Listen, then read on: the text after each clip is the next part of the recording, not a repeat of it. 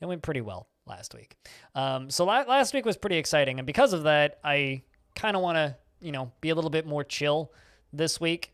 I mean, what did we do the week before? Right, yeah, the week before we were like on the edge of an evil biome and like had to deal with fucking weird horrors just walking on the map, like this dude that killed a bunch of my dogs and tried to attack my dwarves, like that kind of stuff. And we realized that the whole faction was in civil war, so that wasn't going to go super well.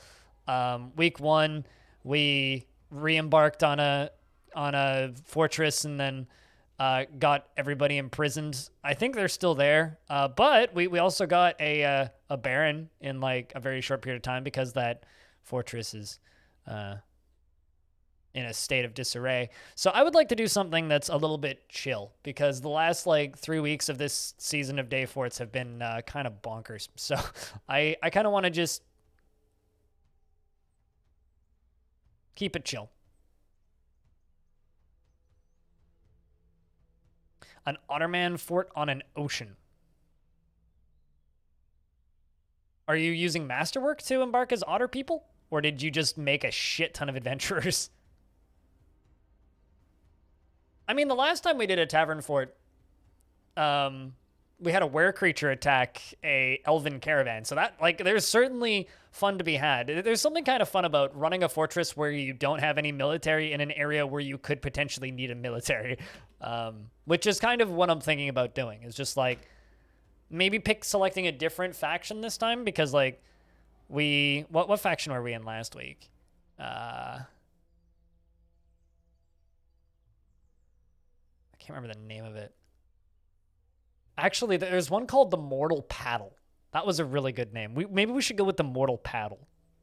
But anyway, if you want to get that document that I was showing, there is a link in the chat now. Just go to the Season 2 tiny URL. And you should get a link to a bunch of things.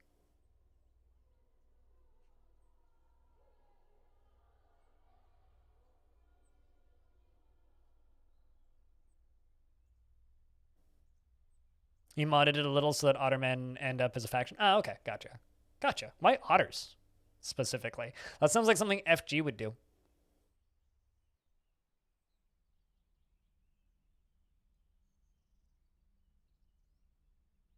Although after this isn't really modding DF related. After hey Diamond, what's up? After talking with the developer of Warsim, I really want to try the Dwarf Fortress mod for Warsim, so I might have to do that after I finish the current playthrough that I'm doing for the Kingdom of Greens. All right, where was there it is, the Moral Paddle. I wonder, that's a weird spot. It's a sand desert that's serene. Humans and dwarves.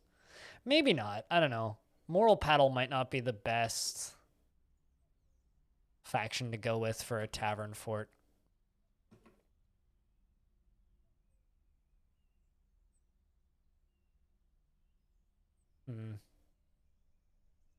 It's interesting how much stuff is actually like in the kind of perimeter around this.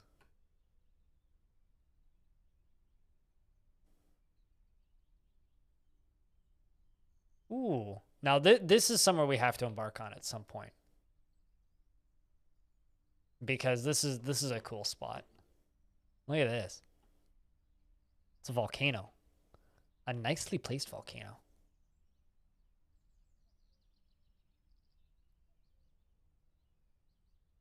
But doesn't really fit what I want to do for this fortress. So yeah, we'll have to come back to the Moral Paddle, I think, because the Moral Paddle is it's a good faction. The Sizzling Citadel was the last faction we were part of, so which are kind of up here and in the middle. The defensive still sacks. Red water is magma? Volcano. But if you're seeing red water, it could be any number of things. If you're seeing red water in your game, I recommend that you hit the K tool and look at it and see what it is. The Tool of Twisting. These guys seem to have, like, a fort. Man, they quite literally have a single fort. There's nothing left.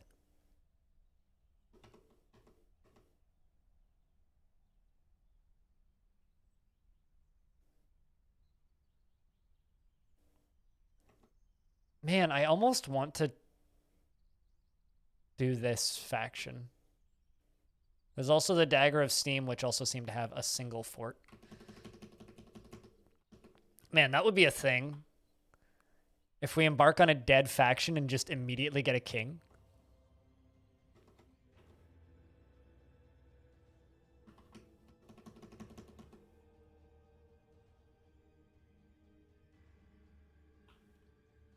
Because there's elves, humans, and dwarves here.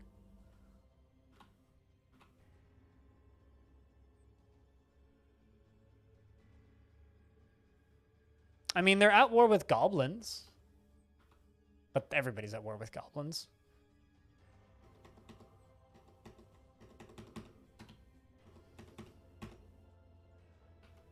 Yeah. No, it's just goblins. And hey, Peter, what's up? It's good to see you. Also, Peter, I don't know if you saw this, but check that little debug boy out.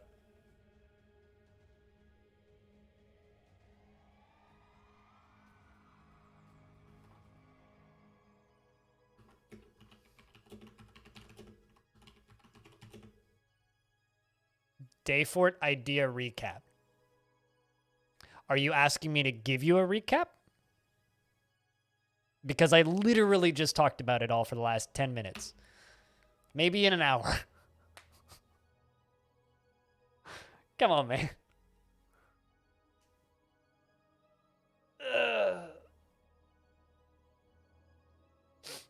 But I think that could be kind of fun if we start like right here.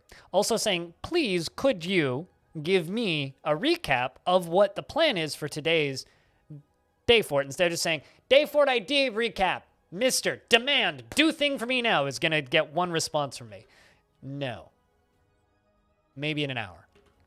But if you said, hey, streamer, please, what's the plan for today? Then I'd be like, okay, I'll give you plan for today. All right. It's all about how you make requests. Tropical freshwater swamp. It's all calm surroundings, though. Although that's wilderness. I kind of like this idea, though. Like, right on the edge of this mountain, there's, like... Supposedly there's multiple constructions? I guess it's, like, the road, right? What are the other constructions?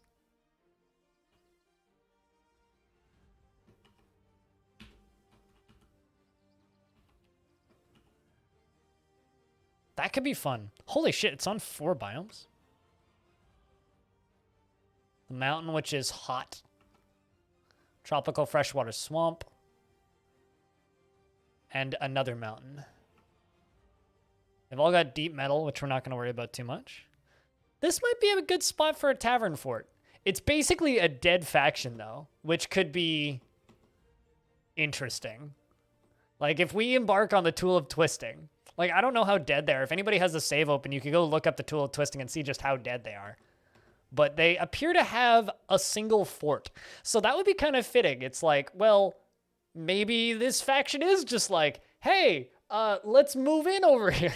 Let's try and build a little tavern. Exactly. I kind of like this. We are at war, but like as long as I keep the population down, we shouldn't have any problems with the goblins invading. I think we're going to go with this. I will be back in a second, though. I got to go quickly use the toilet. And then we can do our tavern fort with bees. There you go. That's your recap, Diamond. BRB, 2 seconds.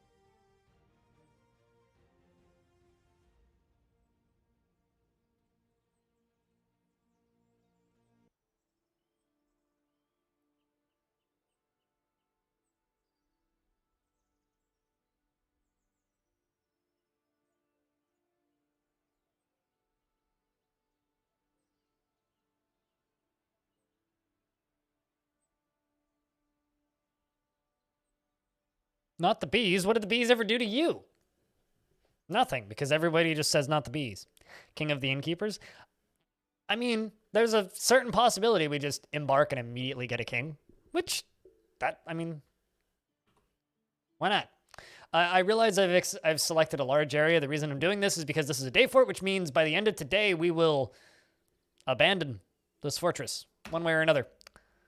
So we will prepare for the journey carefully. All right. So we are... I should have screenshotted the actual embark location. Oh well. We need a group name. The Large Canyon. The Strapping Knife. The Attic of Sacks. The Curious Shields. The Holy Pulley. Sometimes you need a holy pulley. It's the best kind of pulley. All right, I'm open to ideas for names now, chat. So if you happen to have any good ideas for names, chuck them at me.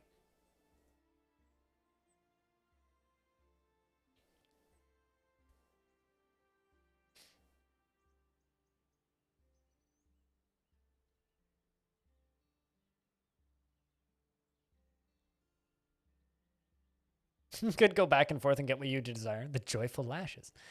The Nick in the Cage. Well, unfortunately, I can't just do that. Fabs. As much as I like Nicolas Cage, I can't literally just call it Nicolas Cage. The Large Flagons. Might be like the Large Goblets, I think. Or the Giant Goblets. Yeah, we need like a good tavern-y sounding thing.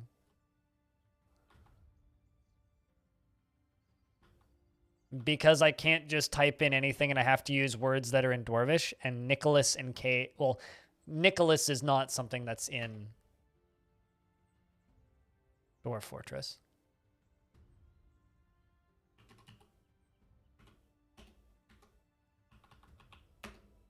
So asking for that is just kind of a non-question. How about the Hopeful Mead? Because we're like the last of a faction.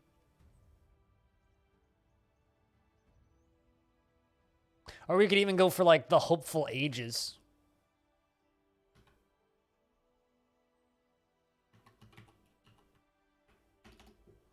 The Hopeful Ages.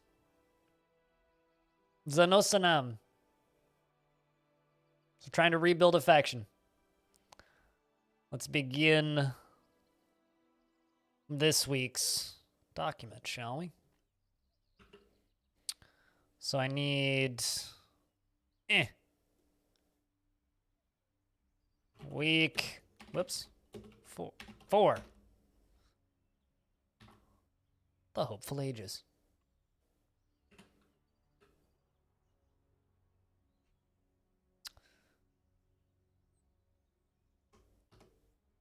So we are now the Hopeful Ages.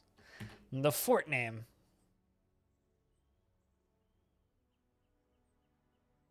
I mean, we could just go with, is scrapping a word? Well, scraped is.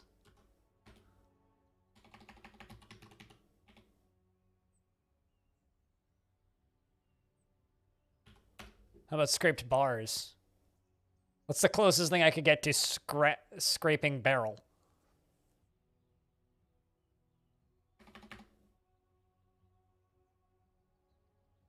Because surprisingly, dwarves don't have a word for barrel. They do have a word for pot, however.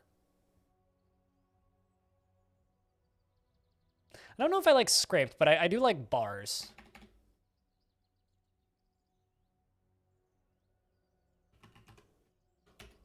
Could call it Last Bars. But that sounds too much like Lost Boys.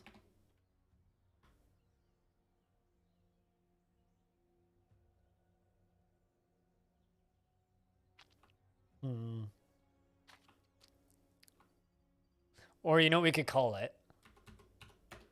Fronts Oh, darn. Bars. No, that's not what I wanted. I could literally call it dive bar.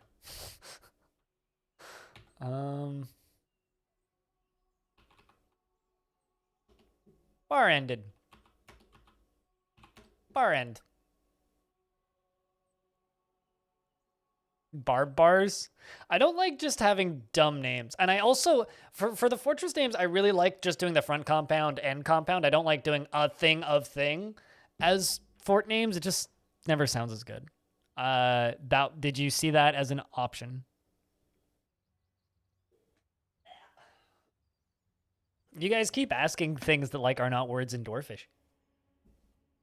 Unfortunately, like that's just not how this game works.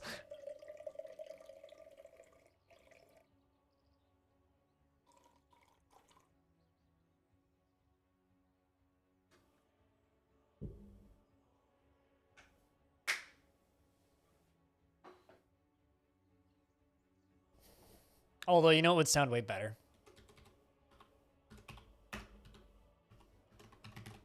Ah, darn. Word tavern is not available as,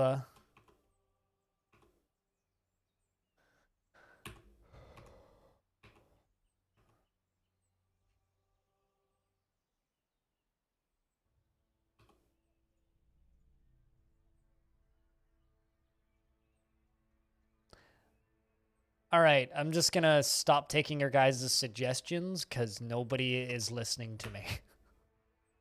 I'll just find something I like and go with it.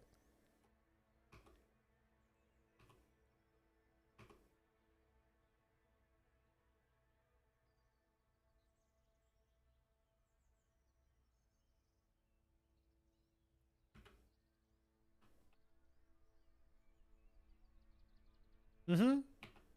I know what you just said, so hear me out. No. I'm gonna go with what I like reading because I'm the one who has to read it.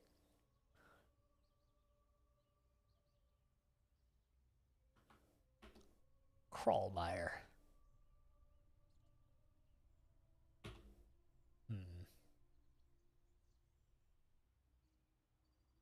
It's just. All right, no one's listened to me. I'm not doing the thing of thing for a fort name. All right, I'll do that for. I like doing that for group names, and names of like taverns and stuff. But for fort names, it doesn't work. But I think I'm going with Crawlmire because I like the way it sounds in Dwarfish, and the way it rolls off the tongue. Crawlmire. And like I said, I'm the one that has to read it a whole bunch. So I'm calling it what I want to call it, damn it. I don't care what you guys think.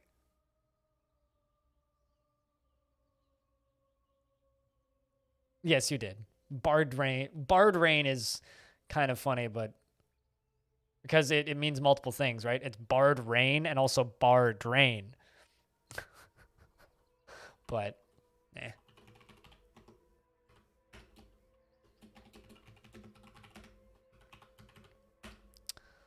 All right, I'm just gonna chuck this into the dock. Crawlmire.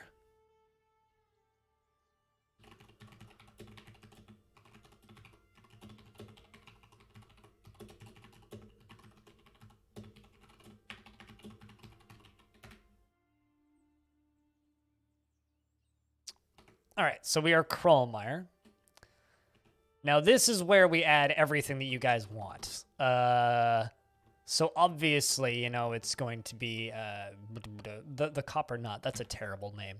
I don't know, Ale, the Copper Ales. Let's call it the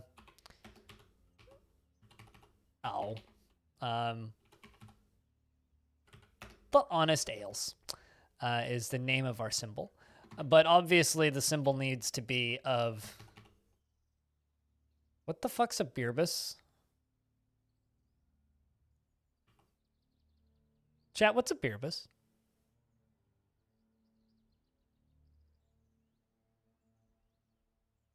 Oh, I would totally go on a Crawlmire. Must be an instrument. But that's a funny name. Beerbus and... yes, Beerbus and Butthead. That's definitely what that is.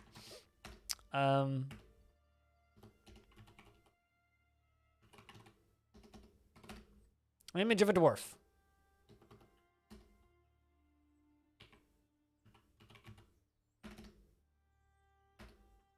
And a goblet.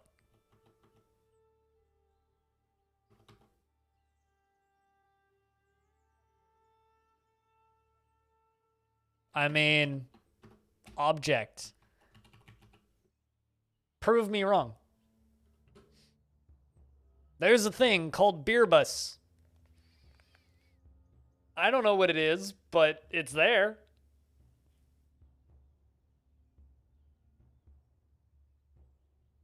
There is such a thing called Beerbus in this world. Get a description? How do I get its just? Oh.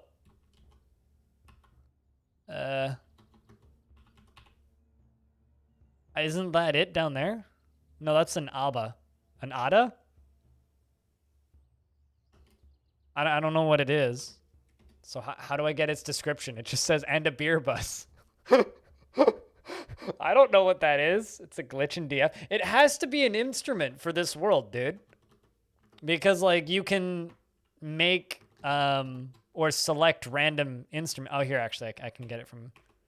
It can't be a glitch. I rode a beer bus once. I mean...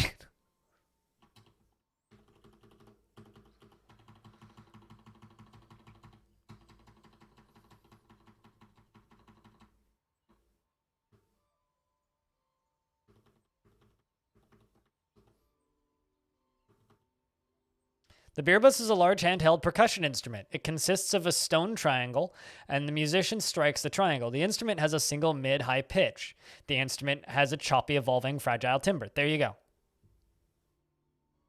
Oh, you meant the description's a glitch. Yes, the searching for description, or searching for an item and then it not giving you a description must be a bug. Yeah. That must be a bug.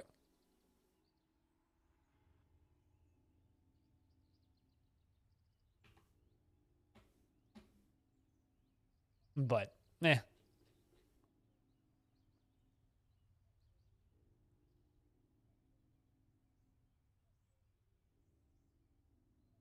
It sounds very DFE to me.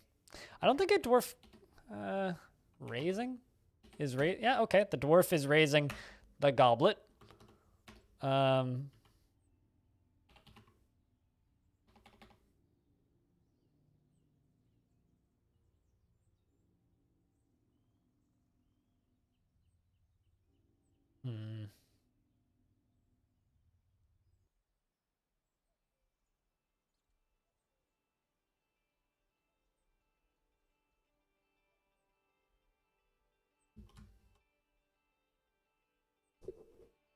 Yeah, I don't think there should be anything else. Dwarf, it's an image of a dwarf and a goblet and a beer bus because it sounds funny. And the dwarf is raising the goblet.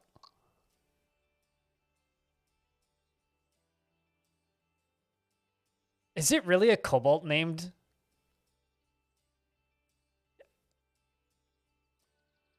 Is it actually a cobalt drum? The cobalt's made a drum? Which means not only would we never be able to make it, we also probably would never be able to figure out how to play one.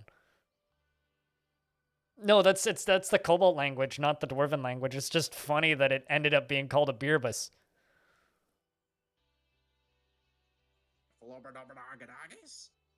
That's amazing, actually, now that you mention it. Huh. That's fucking cool.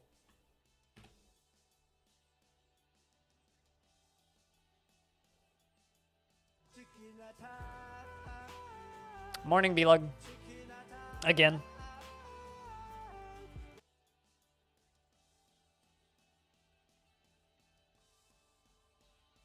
You haven't seen a Cobalt in a long time? They're not super common in a lot of worlds.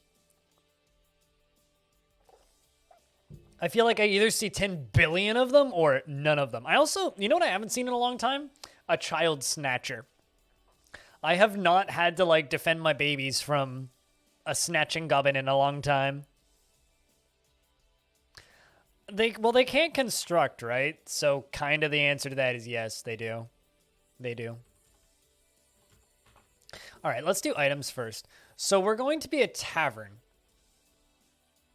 And if possible, I'd also like to make cheese. Maybe I could just bring a bunch of piggies. Piggies and chickens? Seems like a pretty good,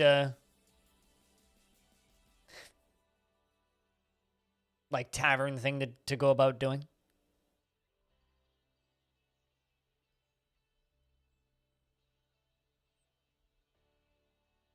You forgot about those? Shows how long it's been. You've only seen one vampire even after you ramped up their numbers? I've seen quite a few I've got no problems finding vampires. Vampires are pretty common.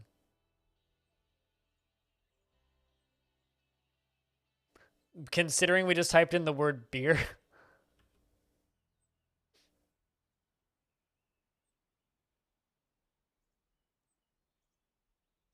I mean, that's cool.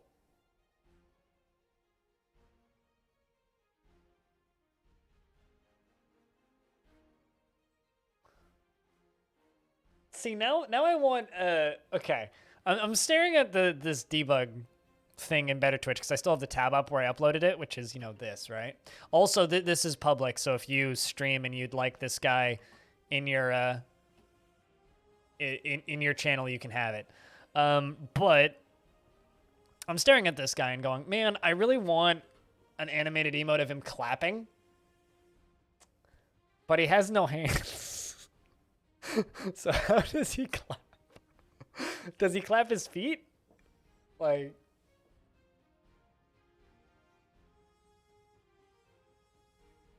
I just want him to be like golf clapping.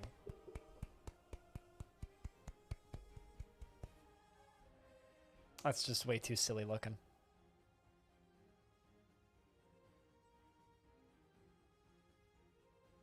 Also, I should grab a picture of our symbol real quick. But yeah, I'm thinking like we'll bring mostly like piggies and chickens and try and get our hands on some cattle after the fact because cows are expensive.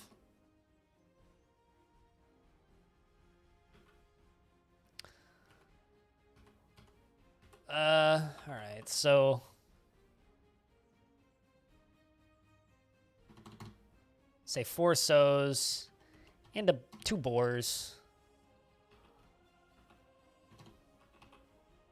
Actually, you know what? Let's say chicks and chicks, so I don't have to worry about doing anything with them right away.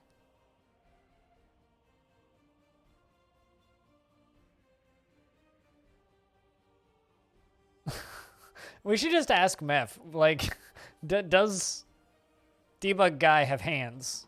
If so, where do they come from?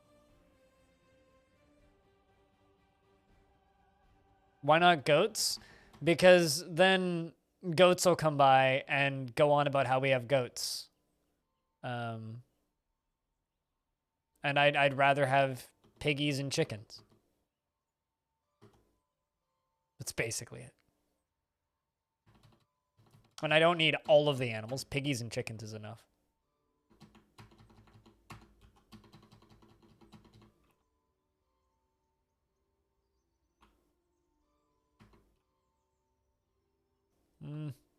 So there's no limitations on what I can make, so I'm not too worried about food and stuff, but I do just kind of like embarking with more beer. And more food. It's like, well, just not having to worry about that shit off the start is nice. All right, so I think that's what we're going to do for embark stuff is just some chickens, some piggies. We'll worry about dogs and cats later.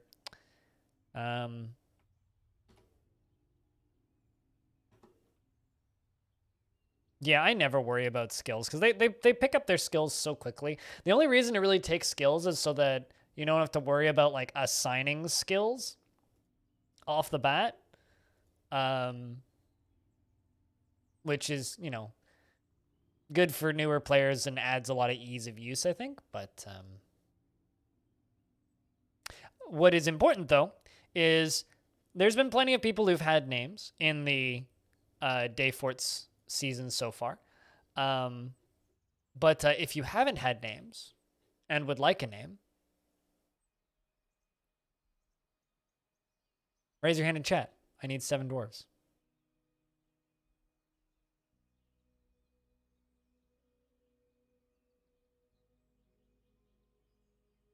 Bastet, you've had a name. You were in the last fort. So let's try and get some people in who haven't.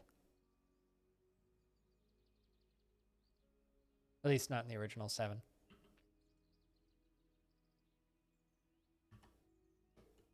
Going by people who haven't had names. Shad. Or at least names in a while.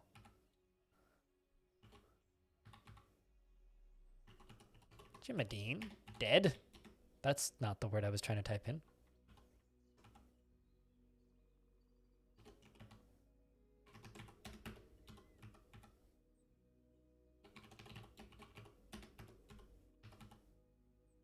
Saw someone in my chat relatively recently named Big Joe. I think it's your arch nemesis, Little Joe.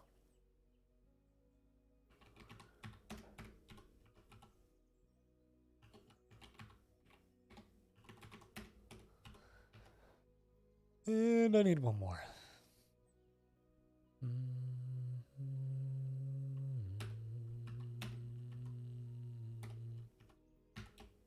Sure, we'll give you Krugs. Because everybody needs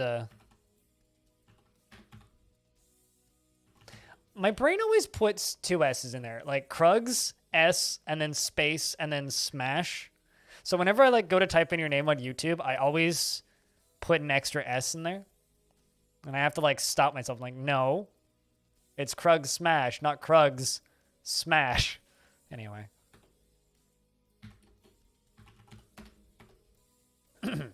Let's read some descriptions, shall we? So I haven't done anything with this faction before. Based on the world map, it looks like they have one fort, not even a fortress, just like a fort. So I have a weird feeling we're going to embark and immediately get a king, but it's hard to say. Do you have audio in for records?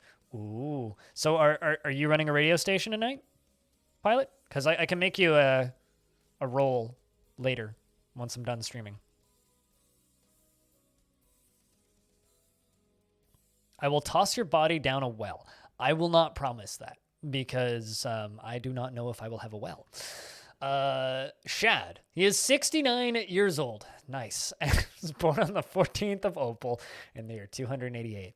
Sideburns are clean-shaven, and his medium-length mustache is arranged in double braids. His very long beard is neatly combed, and his very short hair is neatly combed. His free-lobed ears are extraordinarily broad, and his hair is flax. Flax?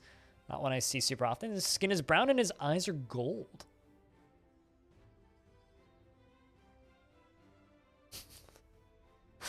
Chat just is just like, nice. Ladies. Oh, boy. He personally finds romance distasteful. Not nice. Sees perseverance in the face of adversity, bullheaded and foolish, and doesn't care about art one way or another. Dreams of crafting a masterwork someday. Likes nice aluminum, bandfire opal, and muscle leather. How the heck do you make leather out of muscles? You can make... When it says muscle leather, it means like shellfish muscles, right? That's a thing? All right. Tapir tooth and pond turtle shell. The color carmine and bug bats for their freakish insect heads. When possible, prefers to consume black-headed gibbon, buckwheat beer, and can't stand toads. Sorry, Toady. Dislikes abstract discussions and would much rather focus on practical examples. Forms only fleeting and rare emotional bonds with others and prefers that everyone live as harmoniously as possible. Doesn't seek out excitement and prefers and does not have a great aesthetic sensitivity. Occasionally overindulges and takes offered help and gifts without feeling particularly grateful. Doesn't mind wearing something a little special now and again and doesn't cling tightly to ideas and is open to changing his mind. He has a greedy streak and generally acts with a narrow focus on the current activity. Often lowers his eyes when he's thinking and needs alcohol to get through the working day. Flax hair and brown skin. Yep. You have a ton of fish. I never fish because I find like fishing is way too effective and I always end up with way too much of it. Jimadine. She is 51 years old, born on the 7th of Malachite in the year 306. Very short description. She is broad yet weak. Her hair is clean shaven. Her ears are free lobed. Not her eyes are free lobed. That would be disturbing. And her hair is flax. Her skin is brown and her eyes are gold. She personally hates those that wield power over others, values hard work, and does not respect the law, and doesn't care about friendship. Dreams of crafting a masterwork someday. Likes gold, cassowary leather, olm tooth, and goats for their eating habits. Hates lizards. Prefers to consume grade langer and apple cider. Yeah, that's more what I'm wondering is how much leather can you actually get from a mussel? Probably not a lot, I would assume, troll potato, right? Probably not a lot. She enjoys being in crowds and often feels discouraged, tends to consider what others think of her, and has a greedy streak. She has an active imagination and a tendency to consider ideas and abstractions over practical applications. Is quick to anger and is slow to trust others. Generally acts with a narrow focus on the current activity. And she is very humble and tends to not reveal any personal information and laughs loudly when she's excited and needs alcohol to get through the working day. Tub Goats says, I've been well. She is 70 years old, born on the 17th of Slate in the year 287. Her nose is upturned and her bridge is slightly convex. Her ears are free-lobed and her hair is straight. Her medium-length hair is neatly combed and her somewhat tall head is somewhat narrow. Somewhat tall head is somewhat narrow. Okay. Her hair is flax. Her skin is brown and her eyes are gold. Very strong in this faction. Strong looks. Yellow eyes. Yellow eyes are creepy. You don't see that. Likes Adderite, nickel, and fire opal, giant desert tortoise shell, and papyrus. I wonder how big a giant desert tortoise is. Shields and goats for their eating habits. Okay, you know what? Maybe we do need to bring goats, because everybody here likes goats. Personally is disgusted by merrymakers, and has a great respect for fairness, and considers craftsmanship to be relatively worthless, and dreams of mastering a skill. I saw somebody with the whites of their eyes that had been tattooed yellow, and it did look very strange. Can confirm.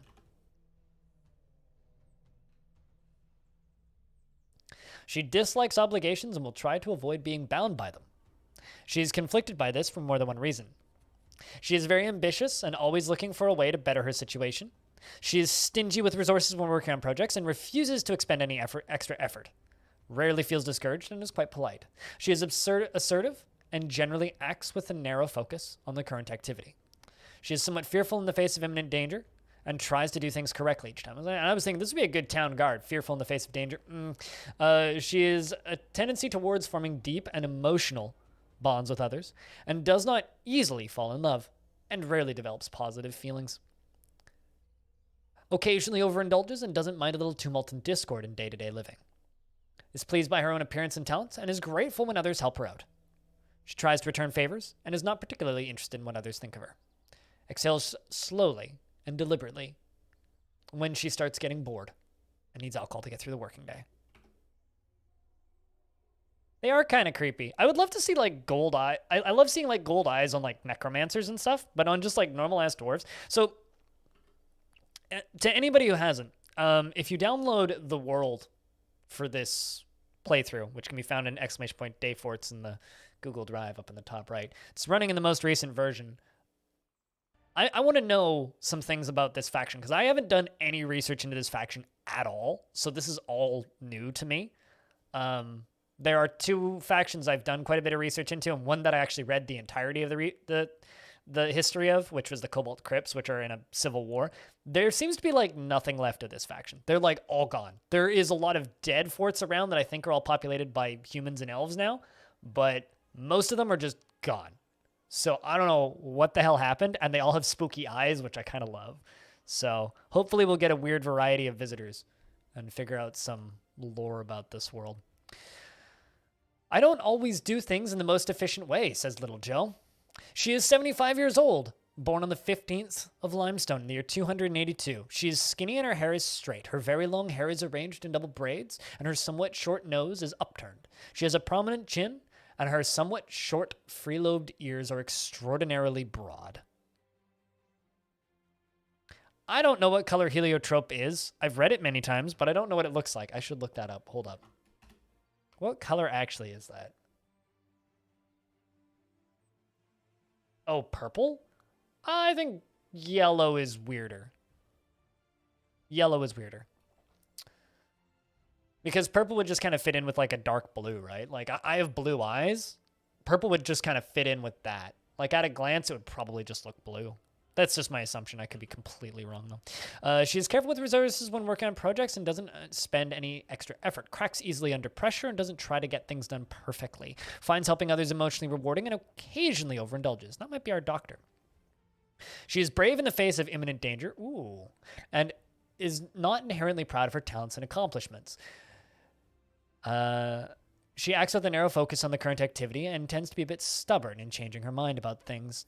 Often touches others during conversations when she's nervous, and when she's bored, she scratches her nose. Needs alcohol to get through the working day, and doesn't mind working outdoors, and only grumbles mildly at shitty weather. Victorium. She is 54 years old, born on the 17th of Obsidian in the year 303.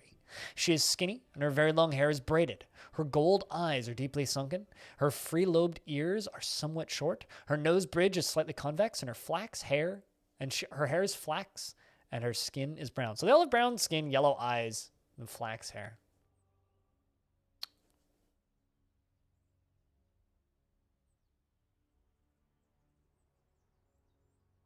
But it's so damn hard to pick through it.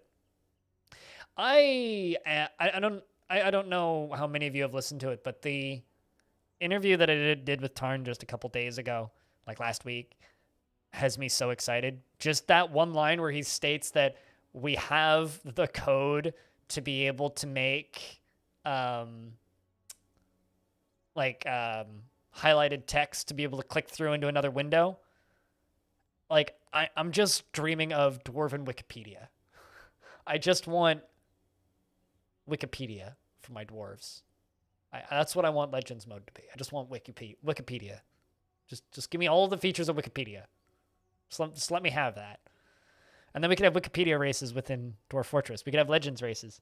What words do you need to click to get to a vampire or necromancer or a demon? More hyperlinks. More hyperlinks. I don't need it in Fortress mode, but like I'm totally fine with them being separate. I'm not one of those people who's like, oh, I think they should be completely connected. Because I think the little bits and pieces that you kind of get through like looking at stories that poets are telling in your tavern are kind of neat. But I don't know. To me, Legends mode is the coolest part of Dwarf Fortress. Which is so unfortunate that it's kind of missing. That'd be so good. I mean, I guess it's time consuming is the main problem with Legends right now, right? Like you can pick through Legends for like 3 hours and find one really cool thing. Is it worth the 3 hours though? Hard to say. Who can say? She generally is unhindered by the thoughts of others concerning her actions and desires little for herself in the way of possessions, forms strong emotional bonds with others and at times to her detriment, isn't readily moved by art and natural beauty, and she is conflicted by this as she values artwork and its creation. She dislikes receiving advice, preferring to keep her own counsel, and she is slow to trust others. She tries to keep her things orderly, and she doesn't seek out excitement. She isn't particularly ambitious, and she finds helping others to be emotionally rewarding. She is not inherently proud of her talents and accomplishments, and she does not reveal personal information. She is always points at others when she's greeting them and needs alcohol to get through the working day. Shrimp Sama. She is 70 years old, born on the 28th of Hematite in the year 287.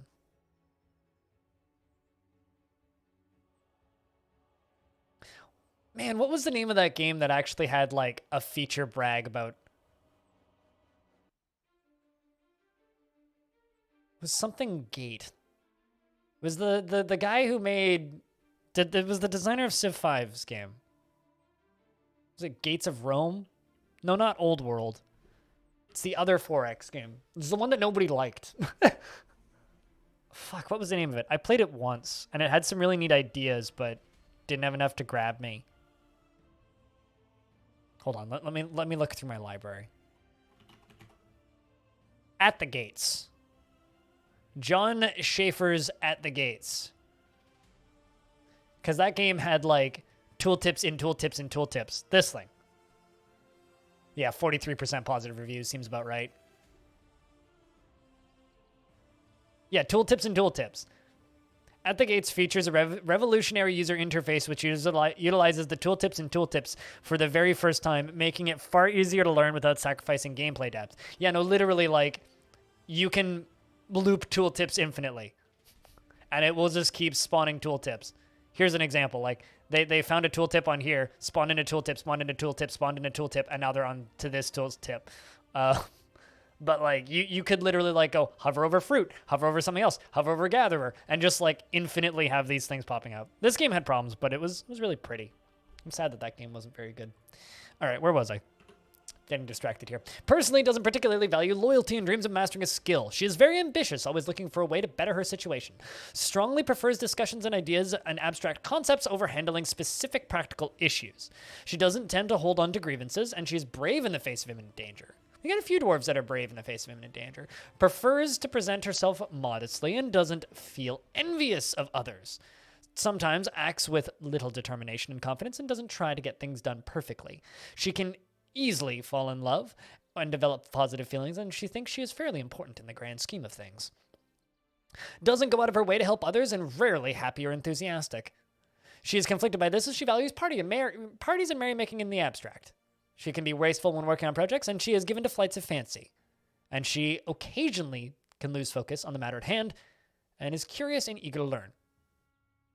She has an active sense of humor and doesn't seek out excitement. Stiffens when she is surprised and needs alcohol to get through the working day. Shrimp Sama has is 70 years old, born on the 28th of Hematite in the year 287. Her nose is upturned, her hair is clean shaven, her free-lobed ears are extraordinarily broad, her hair is flax, her skin is brown, and her eyes are gold. And finally, we have Krug Smash. He is 62 years old, just like real life, and born on the 16th of Felsite in the year 295. He says, my goals are important to me. His very long sideburns are braided. His very long mustache is arranged in double braids. His very long beard is arranged in double braids. I'm sorry. And his very short hair is neatly combed. His head is somewhat narrow. His ears are free-lobed. His hair is flax, and his skin is brown. His eyes are gold. He personally values eloquence and finds the pursuit of skill mastery off-putting, does not care about friendship, and doesn't particularly care about craftsdwarfship. Dreams of creating a great work of art. He likes orpiment, gold, pyrite, two-humped camel leather, the color cinnamon, warhammers, quivers, and rabbits for their ability to burrow, and the sight of the satins of style. Prefers to consume garden cress, durian wine, and squashes. I wonder what durian wine would taste like. Just the thought of, like, durian and alcohol is just strange to me. And absolutely hates fire snakes. Yeah, that's just relatable. He's very curious and sometimes to his detriment. Likes a little excitement now and again. He's quite ambitious. And he is somewhat uncomfortable around those who appear unusual or live differently from himself. Tends to think before acting and can handle stress. Tends to assume the worst of two outcomes will be the one that comes to pass, mood. And he has a tendency to go it alone without considering the advice of others. He tends to form tenuous emotional bonds with others, and he is moved by art and natural beauty. He's troubled by this since he dislikes the natural world. He needs alcohol to get through the working day, and likes working outdoors, and only grumbles mildly at shitty weather. Also makes great YouTube videos, and you should watch them. All right, I'm just going to screenshot the starting 7 so I don't forget them. I'm very curious how this fort's going to start.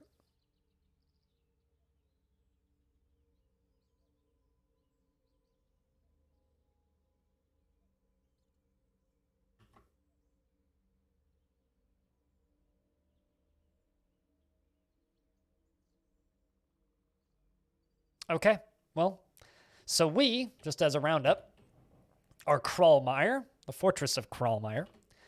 The name of the group is the Hopeful Ages, and our symbol is the Honest Ales, an image of a dwarf, a goblet, and a beerbus, the legendary Cobalt Drum. And the dwarf is raising the goblet. It's just like a big Cobalt drum. It's percussion instrument made by kobolds. Anyway, I think it's time for me to press E.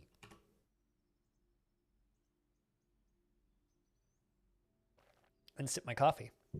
You have arrived after a journey from the mountain homes into the forbidding wilderness beyond. Your harsh trek has finally ended, and your party of 7 is to make an outpost for the glory of all Lord Gim. There is almost no supplies left, but with stout labor comes sustenance. Whether by bolt, plow, or hook, provide for your dwarves. You're expecting a supply caravan just before the winter entombs you, assuming there are any dwarves left at the mountain home. But it is spring now, enough time to delve secure lodgings, ere the leopards get hungry. A new chapter of dwarven history begins here, at this place.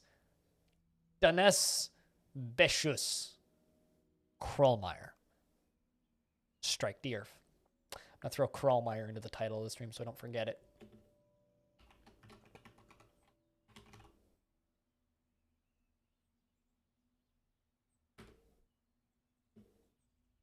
All right. So, so far so good. I see a great horned owl. Just going to grab a shot of this real quick, and then a shot of the map, and then we'll figure out where we're going to go. So if you want to know where I'm putting these screenshots, if you go to the document that is linked under the day forts command, go to week 4 down at the bottom on the tabs. You can follow along with the screenshots. The theme for today is we are building a tavern fort. And our faction, from what I can tell, quite literally has this. The Dwarven Fort of Mannerheim. Of the Tool of Twisting.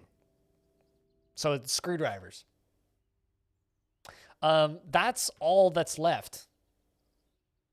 And then this hillocks. So it's this hillocks, and that's about it.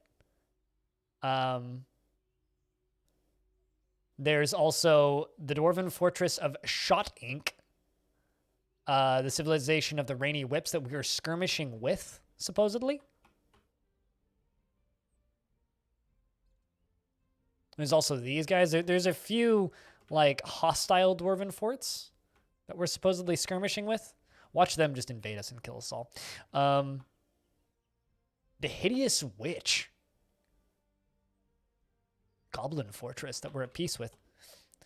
But yeah, no, so this whole area seems like the apocalypse happened.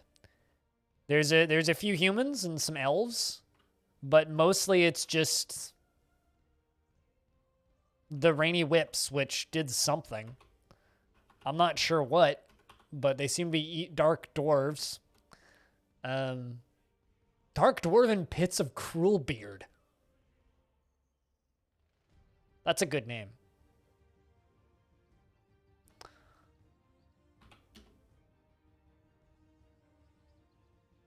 Okay, so we do have a queen named Mato. That looks like a goblin name. Cruel Beard is a really good name, yeah.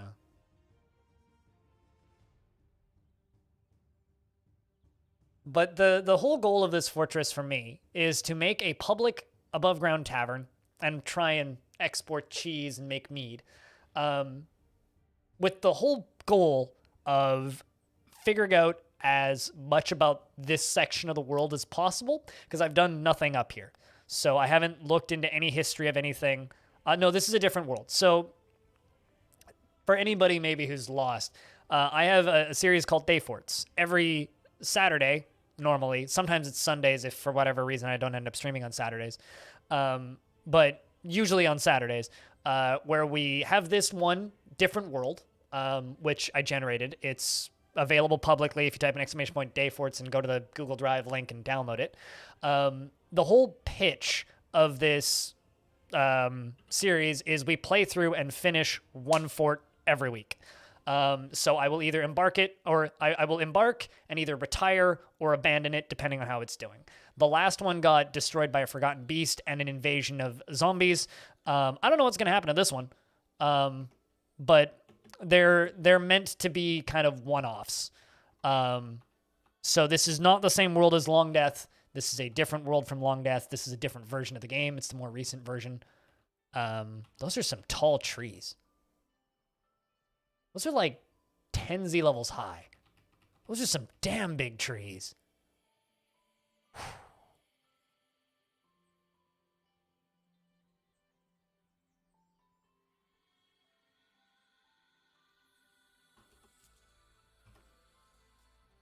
Let's just look around, whatever. Stroke gems. Sometimes you gotta stroke them gems. But yeah, that's us, Crawlmire. Let's just hit... Well, there's obviously no news and rumors from the area. What's the button I want to hit here? Holdings, that's it. Okay, so part of our... We have Mannerheim and Gully Crafts. So there's 2 helixes in our control. Or there's a helix and that's it. And then there's these guys, Shot Inc., who are skirmishing with us. That is incredible. There's just so many artifacts in a fort. Like, it's not even a real fortress.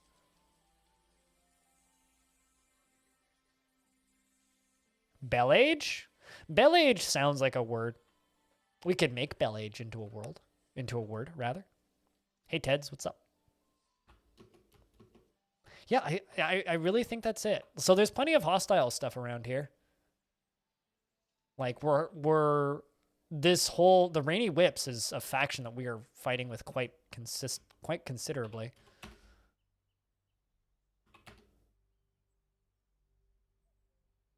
I like that their queen's a farmer. All right, well, let's just let time run for a second. Whoa! Where'd the frame rate go? Something's stuck somewhere.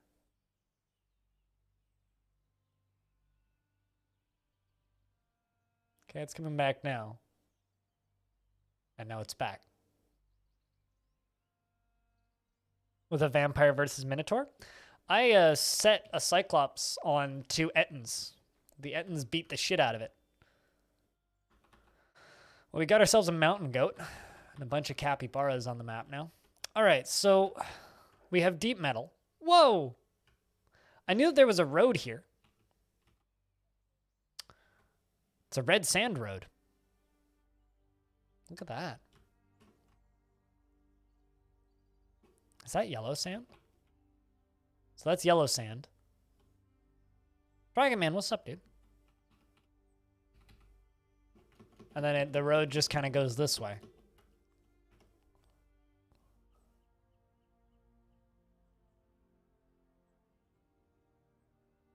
And brought artifacts to it. I really hope people do that sort of stuff with Long Death when I'm done with Long Death. And then we have this area here that has sparse trees. Like this one peak here, just like no trees. What kind of stone is that?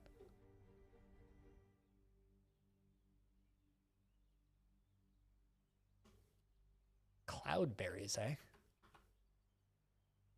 Oh, it's cert.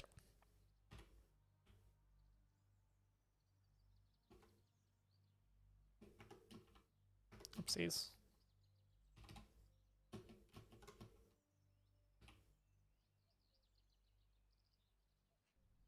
And Heyo Super.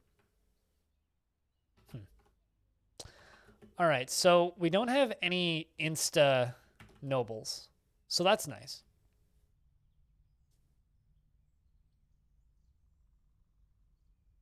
I hope it was a good thing.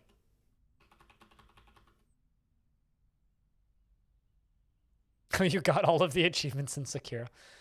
You crazy madman. I like that.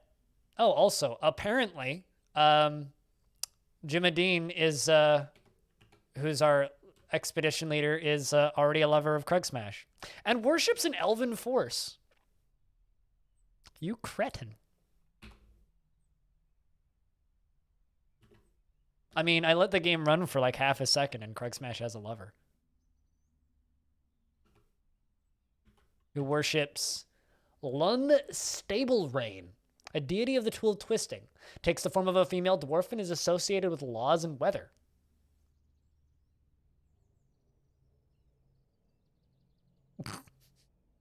I mean, so what you're saying is this fort will be historically inaccurate unless every single dwarf becomes a lover of Crugsmash?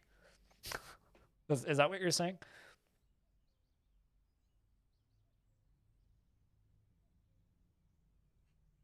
I'm so sorry. I cataract. I hope that you make it through alive. But best of luck. You don't need to mod in polygamy. I had a dwarf in Long Death who was married and was also a lover with every other dwarf in the military. So was in the military, was married to a dwarf in the military, but had like 11 lovers, which was kind of amazing. Dwarf Fortress also has inbreeding, as I've learned in Long Death. Yep. Yeah, that was Axon. I think Axon's here right now, too. He could explain himself if he wanted. We've seen some, okay, you want to know about, this has nothing to do with what we're doing right now at all, but my favorite bug that I found in Long Death is if a parent, okay, so children inherit the gods that their parents worship, right? So if a parent is a dubious worshiper of one god and a casual worshiper of another god, and the other parent is a worshiper of two different gods, the baby usually will worship some combination of all four of those gods, right? But if the parents both worship the same god at different levels of worship, it's possible for the baby to get both of them. So I have babies that worship gods 2, 3, and 4 times now. So it'll be like, oh, they're a dubious worshiper, a casual worshiper, and an ardent worshiper of the same god 3 times. So I have a feeling Long Death is going to crash and burn because dwarves really, really, really want to be religious.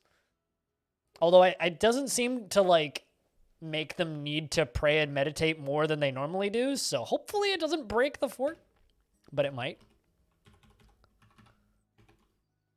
There's another Lun. Oh, we already checked you.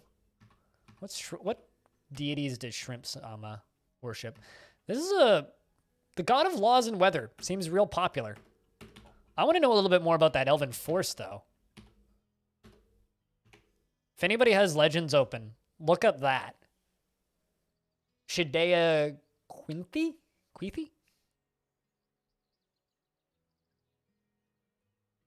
That's an interesting broken religion mechanic. It's a big bug, which probably no one else has noticed because no one else has kept the fort alive that long. Little Sama.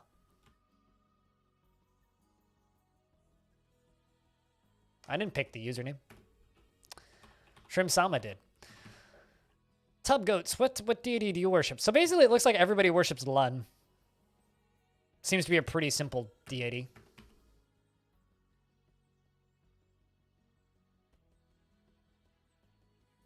What does force mean? So dwarves worship gods. Elves worship force. Forces are like rivers or wind or the sun. It's what the elves worship. Yeah, and I just whacked my elbow on the thing that my record player sits on. Ow. Didn't feel great. Damn hippies? Sure, yes. Damn hippies. I'm trying to decide. I kind of want to like just dig into this wall here and build in the side of this mountain. Because this clay's, the red sand is a little harsh on the eyeballs. So I'm thinking about like digging up here and then like constructing out here. So I need a wood hacker downer. So let's just assign somebody on the woodworking. Actually, no, we could dig in on this biome, this upper thing up here. have like a little pathway where they can supposedly walk. So let's get a bunch of wood chopped down and bring it up. And we'll just kind of keep an eye on just capybaras. Yeah, it's nothing too threatening yet. No, because that's not a force of nature. Sorry, I should correct myself. The elves worship forces of nature. They're kind of like Wiccans. Like that, I guess.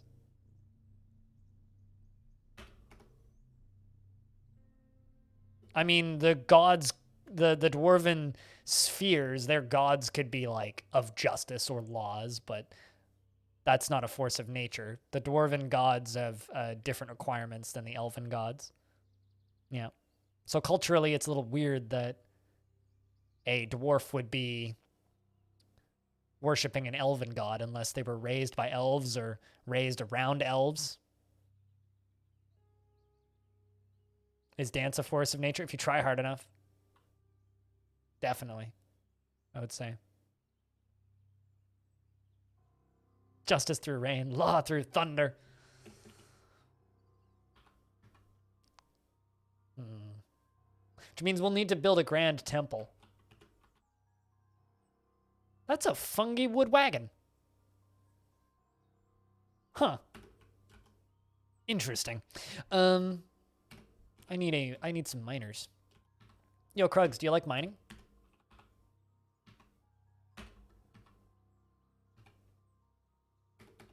You and Shrimp Sama can go mine.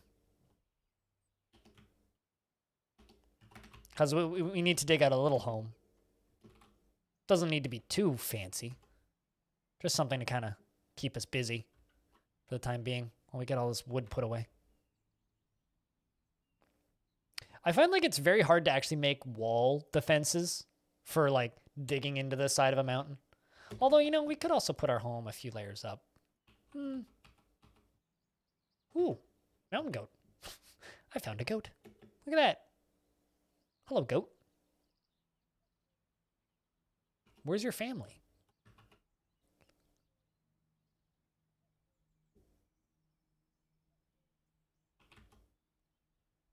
Dance may not be a force of nature, but it's certainly a force of good.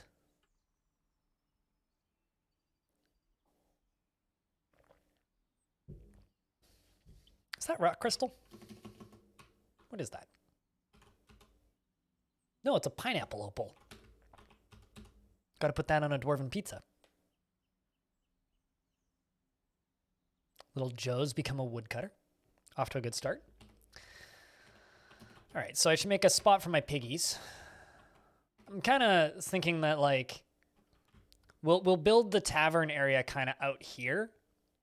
Kind of 50-50 out of rock and wood. Maybe we'll do like a rock base for it. I kind of also want to go down a little bit and see if we can find some more dwarfy materials. Get like granite or diorite or something. Maybe marble. Something that's got a nice ring to it. Thinking about doing ramps down and into the fort so that we can actually bring caravans down and in. I'm not totally certain if we're going to get any caravans though, so maybe I shouldn't assume too much. But I do quite enjoy ramp entrances, so I think we'll do ramps.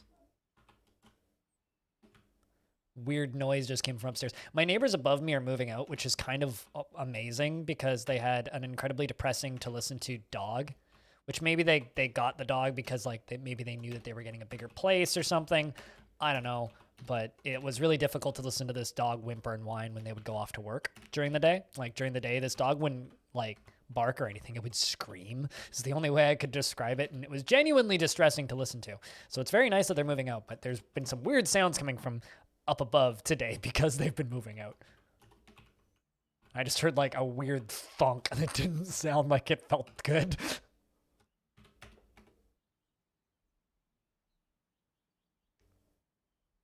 I think we'll go down 2 or 3 layers kind of like that.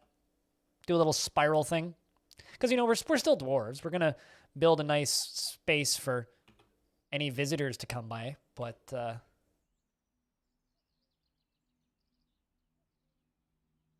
also, if anybody wants the white noise website that I'm using, this is where I'm getting my bird and forest sounds from.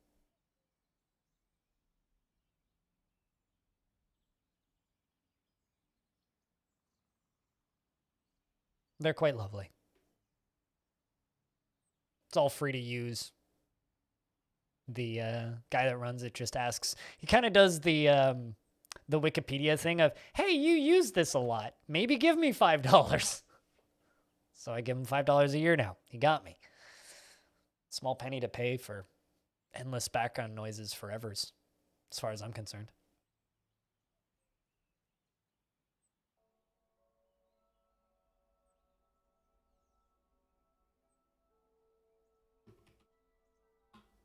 And there they go, digging away. So what kind of temple would a god of laws want?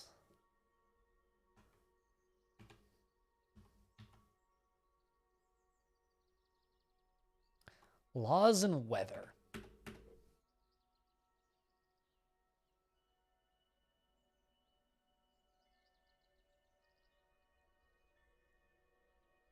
It seems good. It's very nice, actually.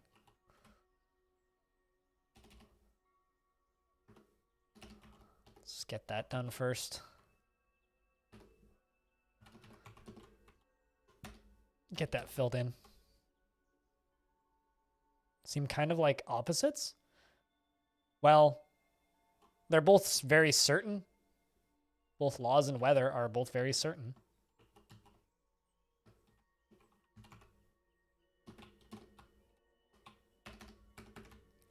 We need water.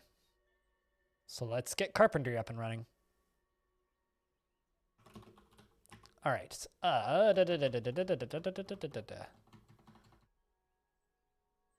Bucket. Don't repeat that. Make a couple barrels, a couple splints, a couple crutches. Let that just kind of run for a little bit. Perfect.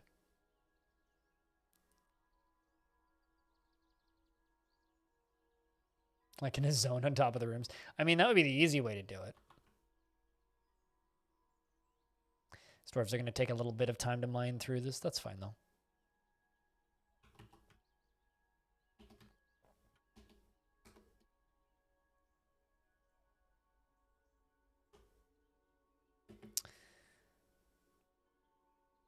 So I guess the next thing to do would be to...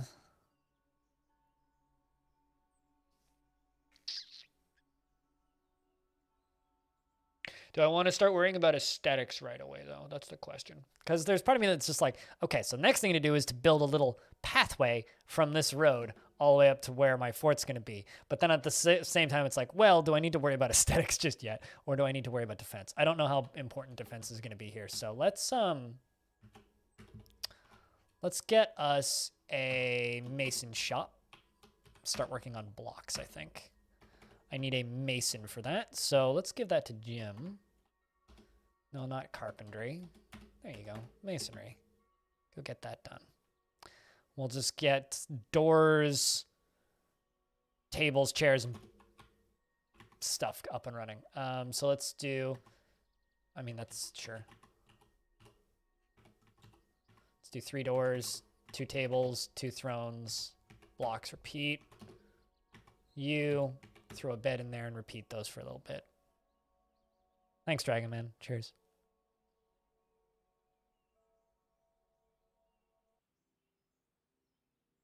For whatever reason, whenever I've read that sentence a few times, Trumpet Dog, I read it as like a trap zone. My brain just puts trap in the word in there for some reason. I'm not sure why. All right, let's put the piggies down here.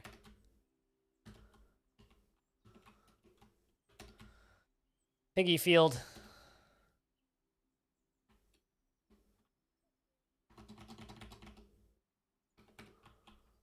Start that off good.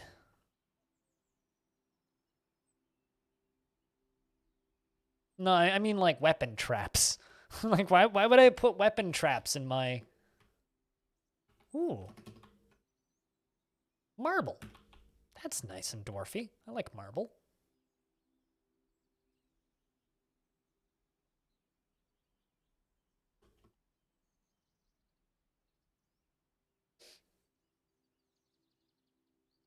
You know what's a thing that I saw, which I've been thinking about doing, but I kind of don't want to like emphasize it. I just think it's funny.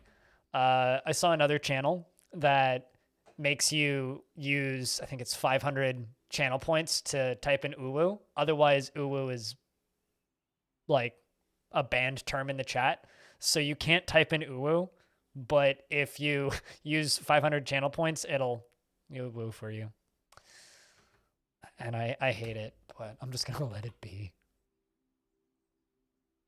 Because then y'all will just fucking spam uwu at me.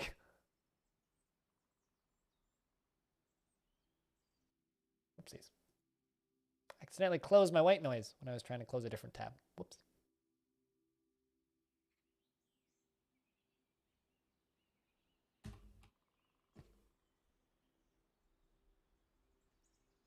Thanks to berries.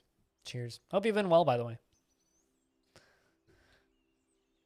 It is a clever use of channel points. Yeah. Like Formal Blizzard or something like that. I don't get to watch Formal's stream because he streams at bad time for me. It kind of suck. You can ooh a lot. Do you really have that many? I think I have like 500,000 in Bellinaires now.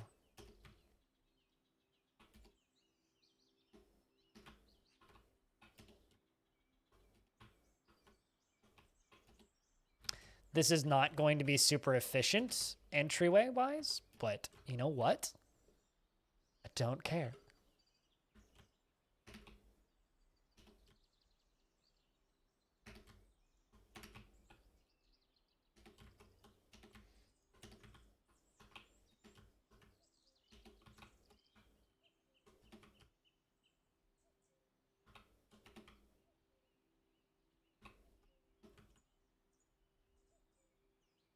You have 740K. Yeah, but see, Peter keeps spending it all, right?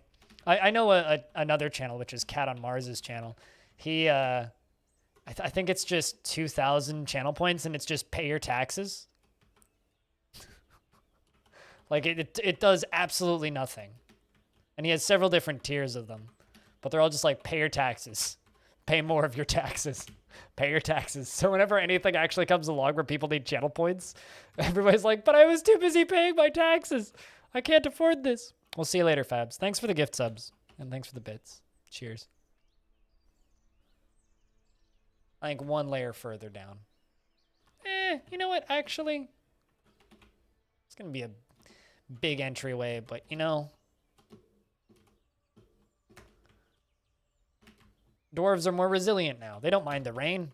I can leave them out for half a year and they'll be fine. Right?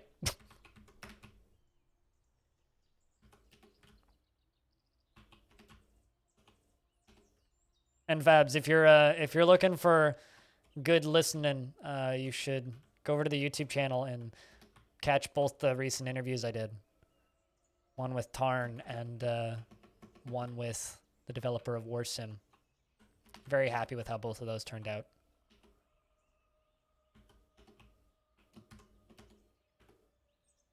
And I swear I'm not just saying that because the one with the developer of War Sim needs like more views, but you should watch them.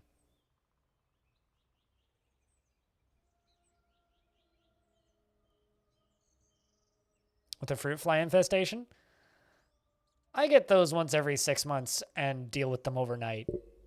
Like, there will be a fruit fly, and then there will be 1,000 fruit flies, and then I will completely clean my entire kitchen, and then it'll happen again in 6 months. Like clockwork.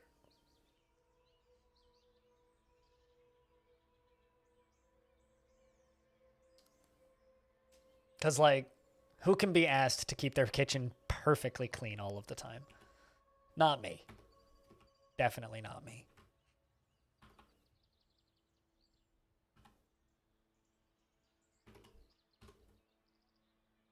storks. Chat, they're going to bring us baby dwarves. You ended up nodding off. Nodding off can be good, though. I slept so much the last 2 days. Like, I went to bed at like 7 p.m. both days. I've, like, just become an old man. Was waking up at like 8 o'clock in the morning, going to bed at 7. I thought I was supposed to play games with a friend last night, but turns out, like, he wasn't available because he ended up working late. So I just slept.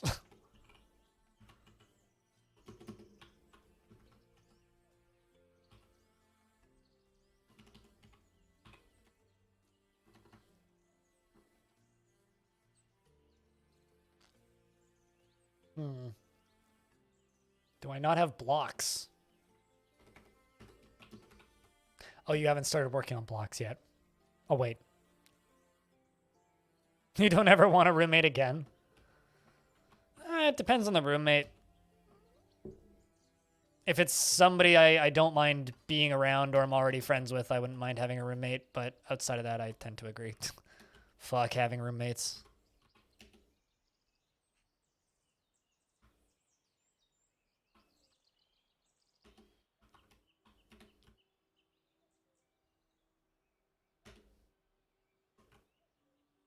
Has anybody seen those legendary photos on the internet of the nightmare roommates? The one that I think about the most is the SpongeBob underpants that have a mushroom growing out of them. I remember seeing that image in like 2007 internet when it was everywhere and just kind of going, man, I never want roommates.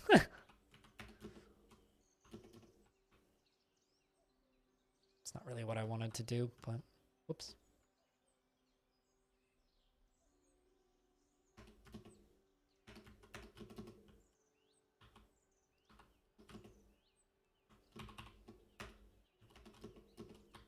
Of course, I had the wrong tool selected. It's fine.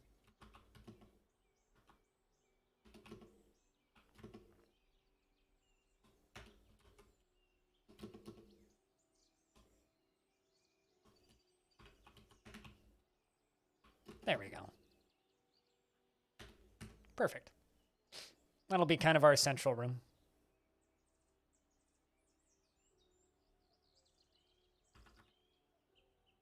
That's good.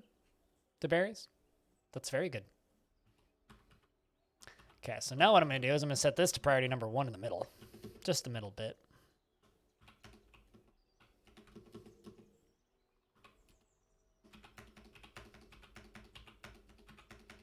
So they get to that bit sooner.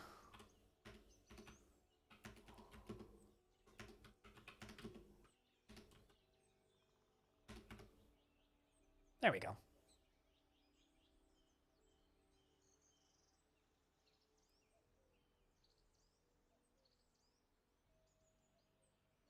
Final Fantasy XIV again?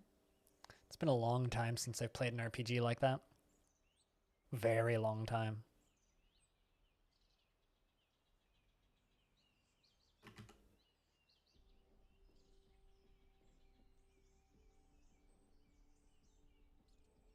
Dwarf fell asleep. Satisfied at work. Satisfied upon improving carpentry. Love after a new romance. Who are you together with? Oh, little Joe hooked up with Shad. A society function without loyalty? We must be able to have faith in each other.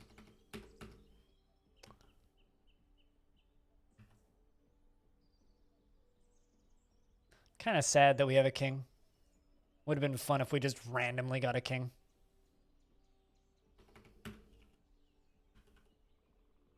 Oh well. Although I'm pretty sure it's a goblin.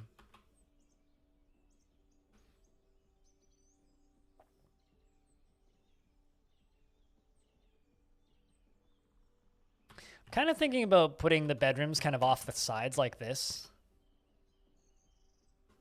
But that wouldn't be super space efficient. I could go down 1Z level and do like trapdoor bedrooms.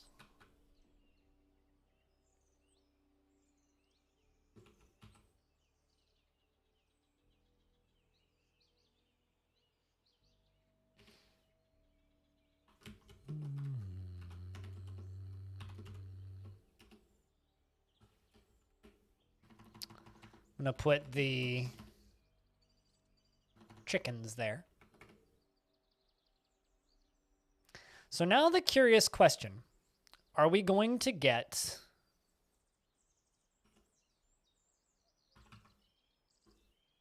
any, and I do mean any, migrants?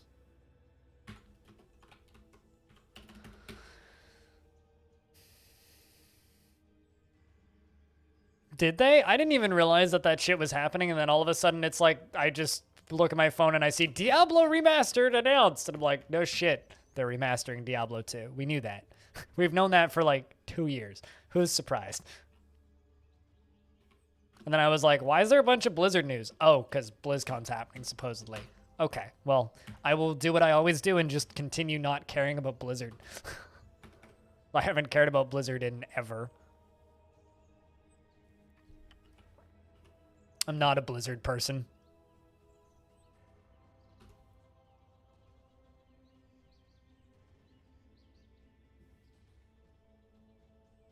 Yeah, we already know. It's like, you did a real good job leaking it to the point where it's old news. I mean, I'm just kind of mad that the studio that made the Tony Hawk Remastered stuff, Vicarious Visions, who also did a bunch of other really good remaster things, all got, like, just absorbed into Blizzard very recently. So, because they got absorbed into Blizzard, it's kind of a, well, no shit. The guys that are good at remastering things are going to be put on the studio that's going to remaster the big thing that everybody wants. So, like Warcraft 3 Reforged. I mean, it'll probably be better because they absorbed Vicarious, which sucks because I wanted them to go and, you know, make a something I actually care about.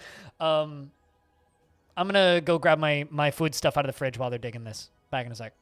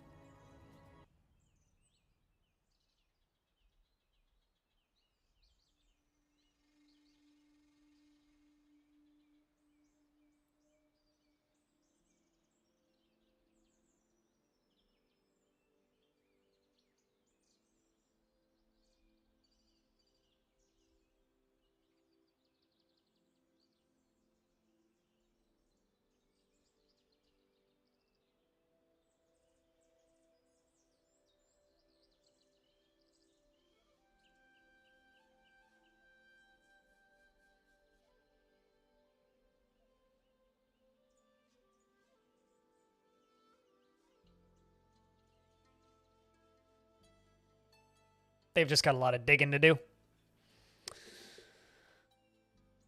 Feels like Diablo team is the only team that still gives a shit about their game. I mean, working for Blizzard is like working for any really big corporate company. It's really easy to stop giving a shit about what you're working on because it's a giant soulless corporation that doesn't care about you or your work. So I'm not surprised that it feels like none of those teams still really care about what they're working on because they have no reason to, because they work for a giant soulless corporation. It sucks, but it's the reality.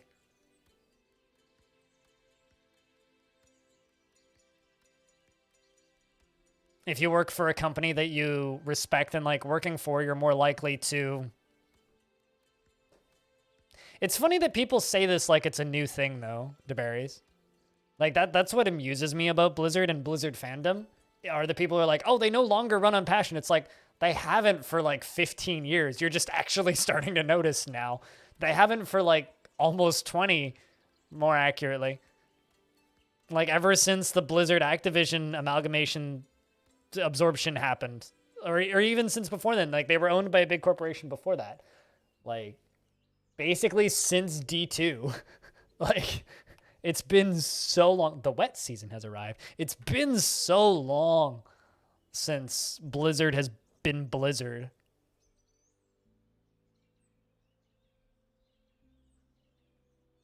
Because corporate fandom's a thing. There are people who bend over backwards for Disney. Disney is just quietly, like, siphoning money and charging you for everything and ruining everything that you like, but people still cry about how much they love Disney, so... I mean, it's the reason that, like, I've given up on Disney, because, like, it's just big corporate company that wants you to love everything that they do. But I can't, because their stuff is shit. All right, so we need to figure out where I'm going to build this. Can I build me a blocky bridge yet? There we go. Insert blocks. Perfect.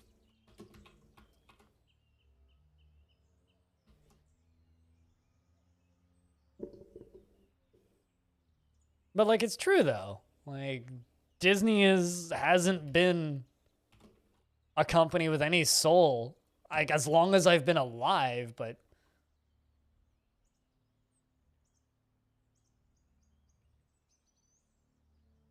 people just seem to think they were.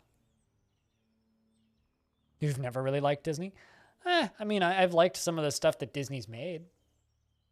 But I too have never really liked Disney.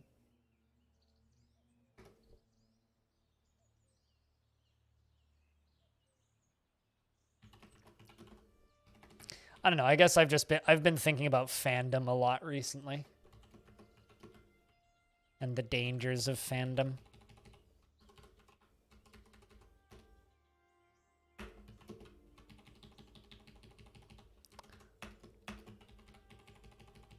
This is just going to initially look like a bunch of floor on the ground, but I swear there's like a thought process behind it.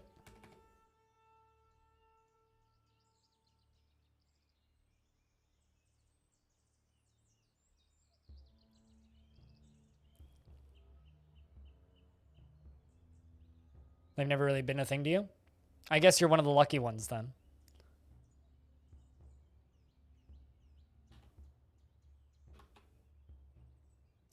I guess you're just one of the lucky ones then.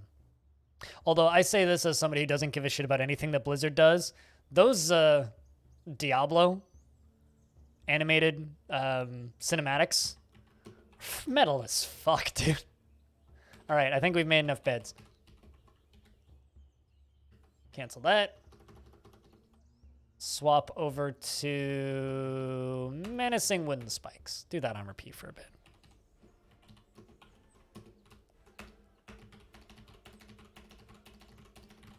Just give my dwarf some bits so we have something to do.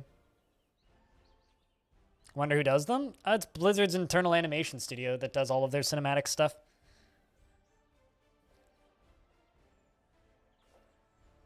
And I've heard tale that the budget for those animations is almost as big, if not bigger, than the budgets that they have for that some studios have for movies.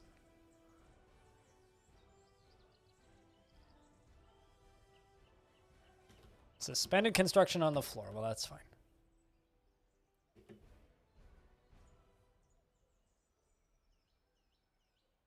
Oh, did they actually, like, announce what that thing is?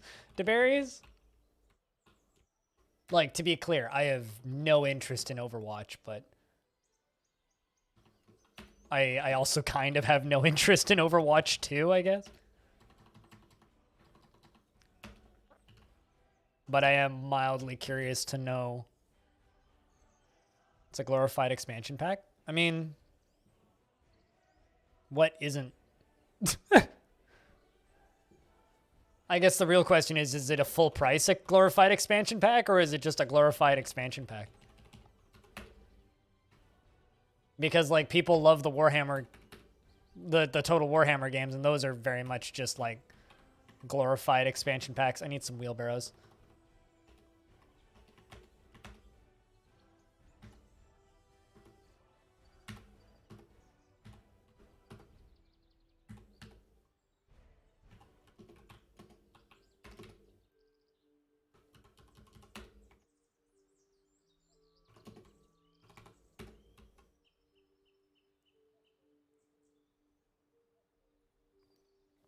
You're going to be lurking for a while? Do what you got to do, man. Do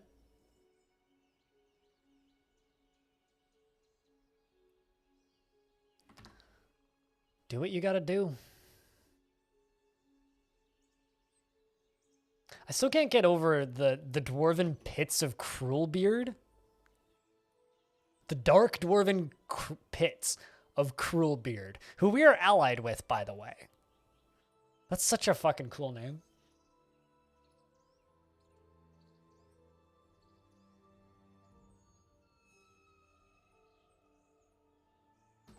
Cruelbeard.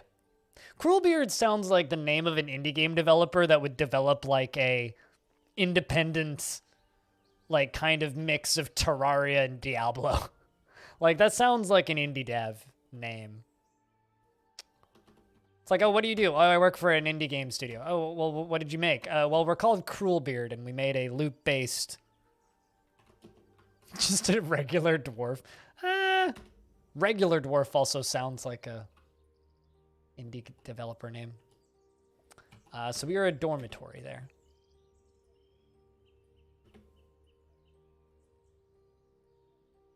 But it's buying 3 times the same game. I mean, you know, that's what the Muso games are, the Warriors games, and people love those games. You know, that's what that's kind of what football and soccer games are, and people like those too. So, I mean, at the end of the day, if people like them, who really cares? That's kind of where I'm at on all that stuff. It's like, well, I mean, if people like it, who am I to judge? Just because it's not for me doesn't mean it's bad necessarily. Didn't feel anything due to inebriation. That's always a weird one. When dwarves don't feel anything due to inebriation. It's like, why wouldn't you? You should. You're a dwarf. Be a dwarf. Yeah, no, totally. I mean, I'm not super into Warhammer Fantasy stuff, so...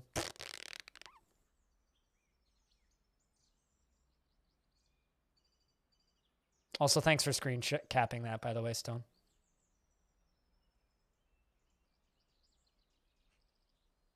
Oh, man. Hobo's at some sort of car thing. I don't know where Hobo is. He shouldn't be outside during a pandemic. Still goes outside, but...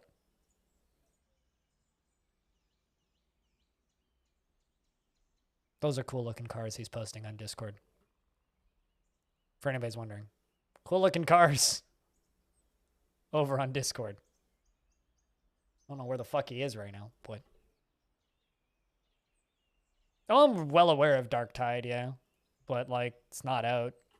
Also, it's Fat Shark, who seems to think it's a good idea to use loot boxes as a main form of progression mechanics. So, I don't know if I... could be asked to give a shit about anything that Fat Shark does. We'll see if they use the same progression mechanics as Vermintide 2. I will probably have to respectfully pass. Looks like we're getting started on that bridge. Good.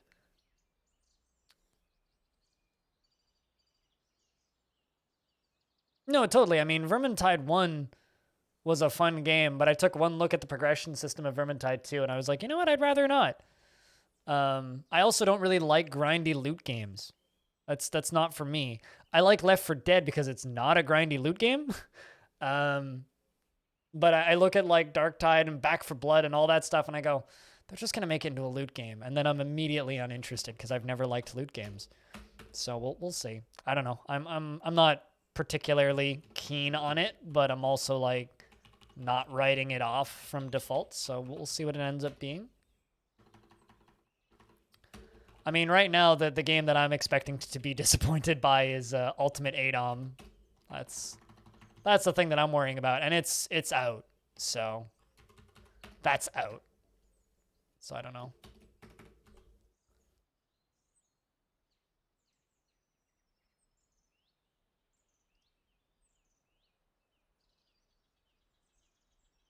I've never heard of that, but I wouldn't necessarily not believe that. I'd be willing to believe that, but I've never heard that before. I'll put it that way. In regards to Disney World being linked to human trafficking.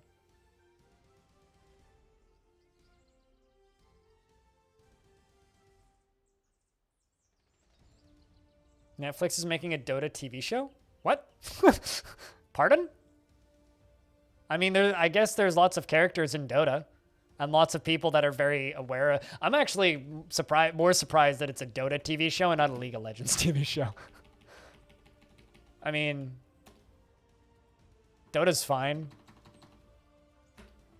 But yeah, I guess how is my question. There's a lot of hauling that needs to get done, so it's just kind of a matter of letting the dwarves do it now. Got no one not doing anything. League is doing that too. Oh, are they? Okay. I just want them to make that fighting game, because a League of Legends fighting game seems kind of neat. Not that I'll play it, but I would like to watch it, because I enjoy watching fighting games. It's an animated series. I mean, there's a fucking animated, but the arc that has Gerard Butler in it and Elliot Page. Like, I don't know. Everybody saw that Castlevania thing and were like, yo, let's do that. That's making lots of money. Also, Bellinaire, is everybody taking days off today? Because you and Jess are both lurking today.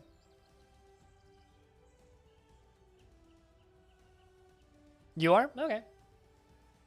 I like this Bellinaire taking relatively frequent days off. It's good for you. You should do it more often.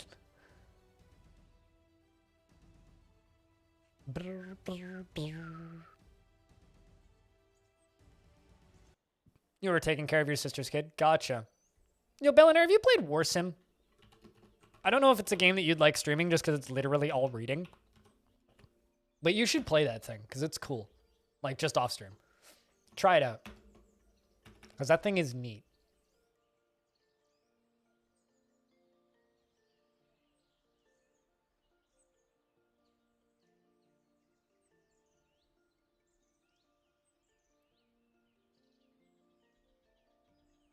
Might just make these walls out of wood. I'm not too worried about materials.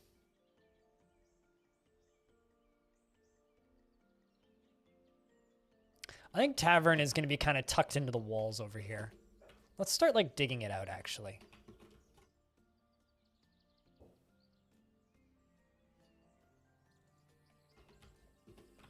I mean, you should just do what I do. You know, take regular days off and then just work all day on your days off on YouTube stuff.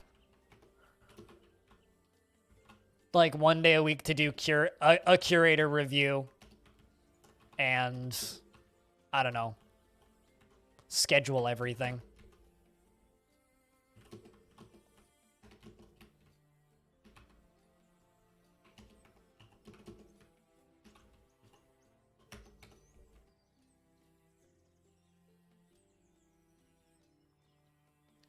This will end up being something once they're done digging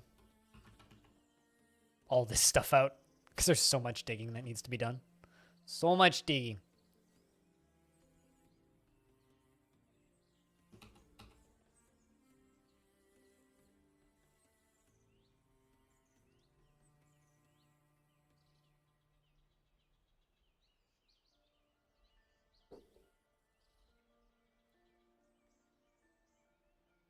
It would work with team stuff as well. Yeah. I mean, it would work for meetings, for sure. Yeah, because we've got a meeting tomorrow morning at 7 in the morning my time. Is it 7 or 6? I need to actually look. We got a lot to talk about, though.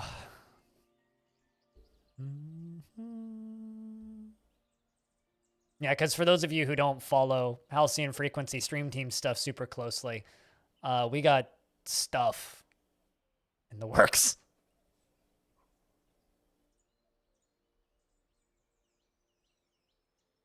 I mean, there's almost part of me that's considering as like a long-term goal. This isn't something I can do right now. But getting to the point where I'm doing enough stuff for YouTube that I take 2 days off, an actual day off, and then a day for YouTube stuff. But we'll see. We'll see what we end up doing. That does seem sensible. Although, Bellinaire, I'm not going to lie, I've been kind of worried about you recently. You've been playing a lot of those multiplayer survival crafty games. And since you're the armchair strategy guy, Well, is everything okay? Do you need assistance? I've been kind of worried recently. Like, from the Belinair that I know, you should be grinding Nebuchadnezzar right now. Like, but instead, like, you're playing Valheim. It's just got me a little worried, that's all. Just hope everything's okay over there. That or it's just fucking cold outside. One of the two.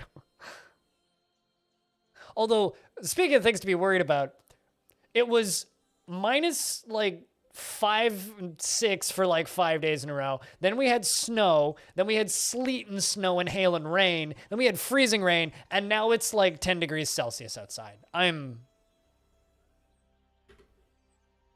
worried. It's not normal.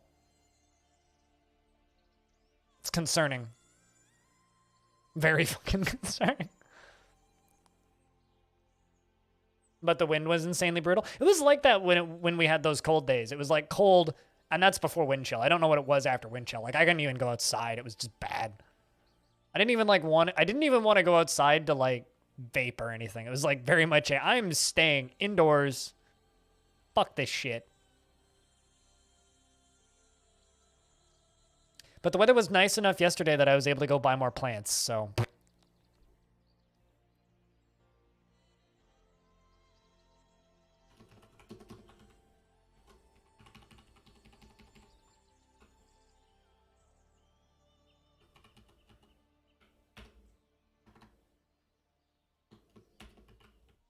think I'm going to try and make the tavern out of marble. Make it out of a nicer material. That's flooring. Actually, you know what? That works. I can put a door there. I can put a door and a drawbridge there.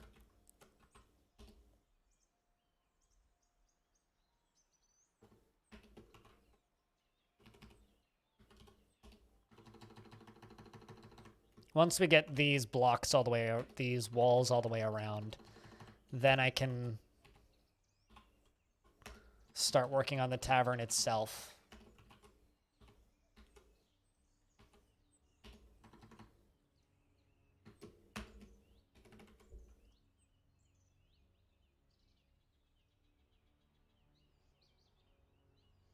Thursday should be 0. You know, you're talking from somebody from the north when they're like, oh, it's only freezing temperatures outside, which will be really nice and warm, and I can go outside and wear a t-shirt and shorts and go for a run.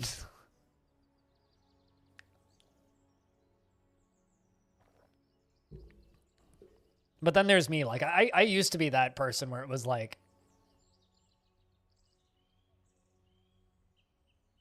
I used to be that kind of person where it was like, oh, it's, you know, minus 10 outside. T-shirt weather. That used to be me. And now I'm very much the, oh, it's like below freezing. I guess I'm wearing a long sleeve shirt, a short sleeve shirt, a sweater, a jacket, another jacket, a scarf, a toque. I don't have the kind of body heat that I used to have. It's called I need to go to the gym more. So now is the question of, do we have bees on this map anywhere? I don't see any. I see flies. I don't see any bees. So I'm not certain, guys, that we can actually do bees.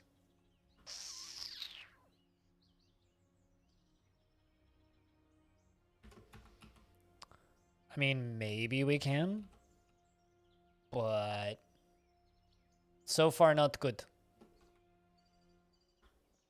Oh, a big old plateau up here.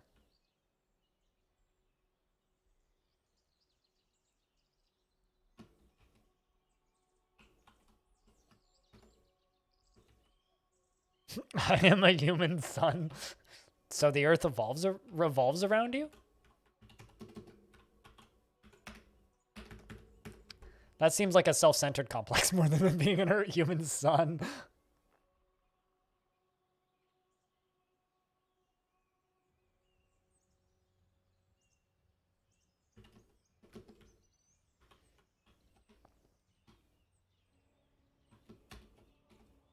Make a trading depot out there. I don't know if there's going to be anybody to come and trade with us.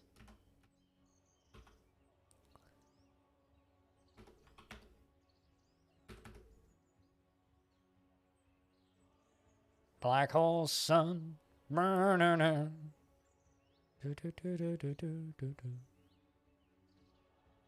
I need to listen to Black Hole Sun again. I got that on tape.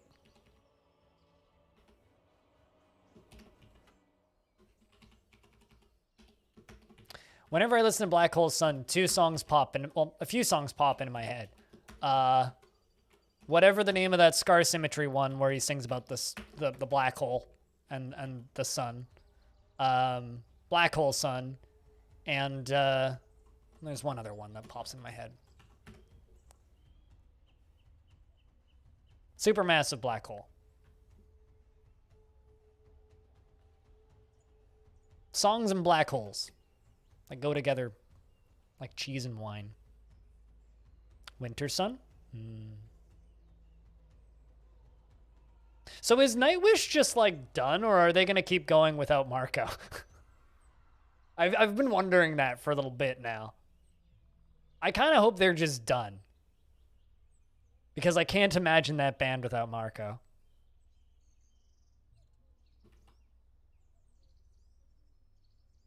They're replacing him? Nah, they're done. I'm assigning that now. They're just done. You can't have that band without Marco. You just can't. Holographic sun projection. That's the one that I'm thinking of.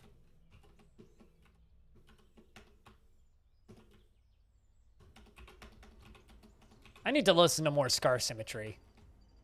I listened to that band a lot at one point.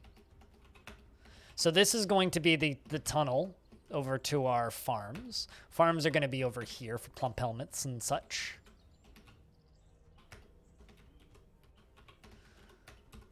I need to make a farmer's workshop. 2 of them.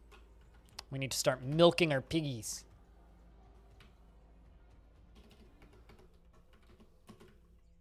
Let's suspend that and make a bunch of buckets.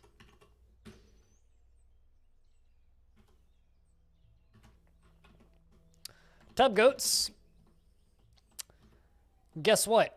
You get to be our first milker and cheese maker.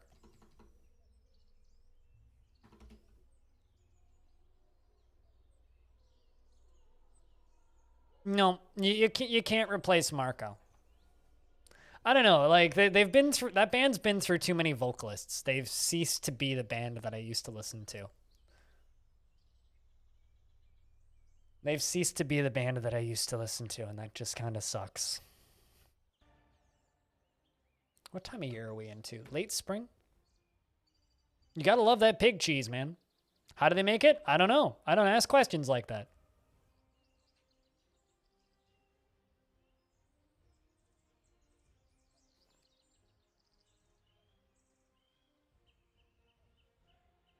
So out of curiosity, how many people here have listened to the interview that I did with the developer of Warsim that's up on YouTube? Did anybody here manage to catch it and watch that? Because I'm kind of curious in what you guys think of the more edited style of that thing. Because it's not something that I can immediately be like, I'm going to do that frequently because, like, Hugh just happens to be an extremely personable, easy to get in contact with public developer who is very much hands-on with all of his own community stuff and is good at that sort of shit. That's not necessarily rare in the, like, indie development scene, but it's not the norm. Like, this dude comments on every single review for his game and is very good at accepting criticism and is just a very easy to talk to person. So that's not something that I can just be like, I'm going to do more of those.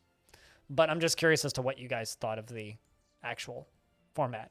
He gave you a key for the game? Well, that's cool. Why did he give you a key for the game? Out of curiosity.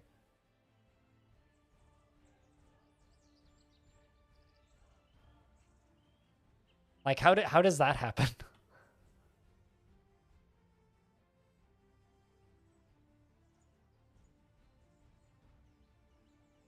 You did, but you missed the premiere? You don't need to actually catch the premiere. We had like 50 people watching.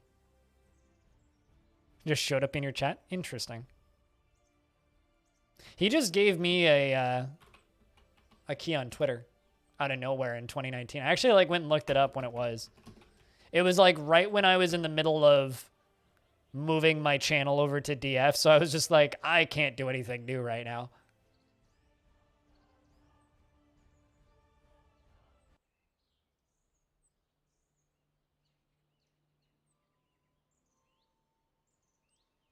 Depending on how long he works on it, though, I could definitely see that game ending up like DF, because there are some things about making a game like that that's harder, but when you're not limited to animations and graphics and you can just kind of jam content in, the options that he has going forward are so much more varied than, you know, anything else, right? Like, he could just add aliens into that game if he wanted. Like, he could go wild with it.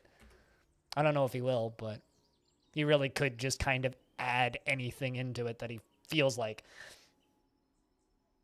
So he kind of has the same possibility space as DF. Even though it probably won't go that deep. He could. Which is why that game's exciting to me. All right. We're going to milk animal. Run that on repeat until we run out of animals to milk and the job cancels. And then we're going to make cheese and run that on repeat until we run out of cheese to make and then the job cancels.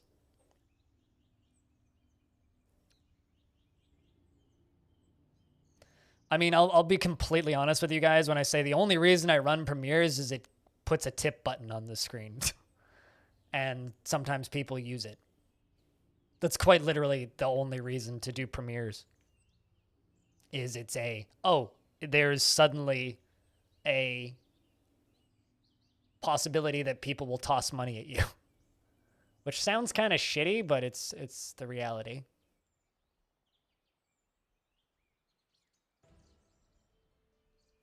Then we can make that cheese into meals. Can you specify ingredients with meals? I don't think you can.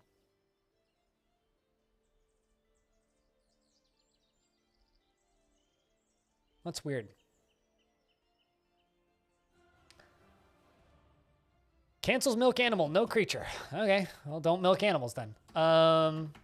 Make cheese, though.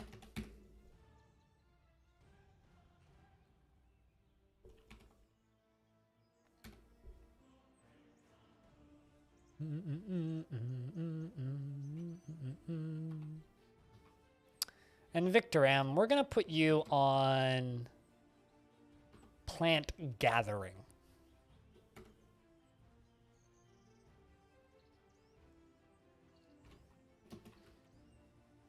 Okay, I know. I mean, taking from a specific pile is basically the same thing, but I'm too lazy to do that. Gather and pick fruit. Set gather information. Don't climb trees, because that's suicide. Are you man enough for all this fucking tea? Cooler, you have no idea how badly that scared the shit out of me just now. Hi, how are you? You did a great job on debug, by the way. For those of you who haven't seen the debug, if you have better Twitch TV or FFZ installed, you'll see that. What is this fort's about? This fort's is a tavern fort, and we are only allowed to export cheese. So the only thing I can export is cheese and cheese products. So currently we are making cheese. Big cheese. Cheese for everyone. So we have piggies. We're making pig cheese. Yeah, cheese. So basically, we are in a faction that I know very little about, which is the Tool of Twisting, which, as far as I can tell, has one fort, which is the Fort of Mannerheim. So we don't have a mountain home.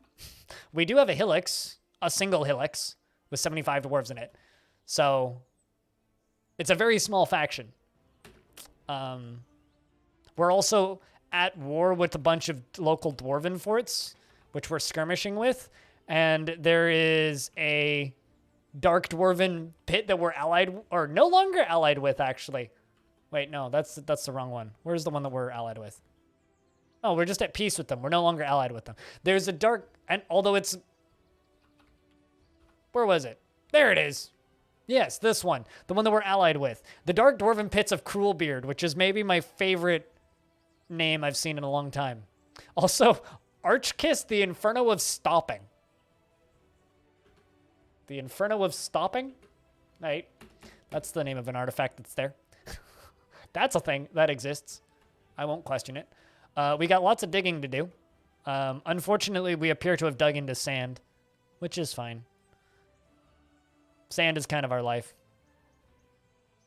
It's a very sandy way of things. But we've got lots of rocks and boulders to haul out, and we're doing stuff with blocks, and we're busy dwarves.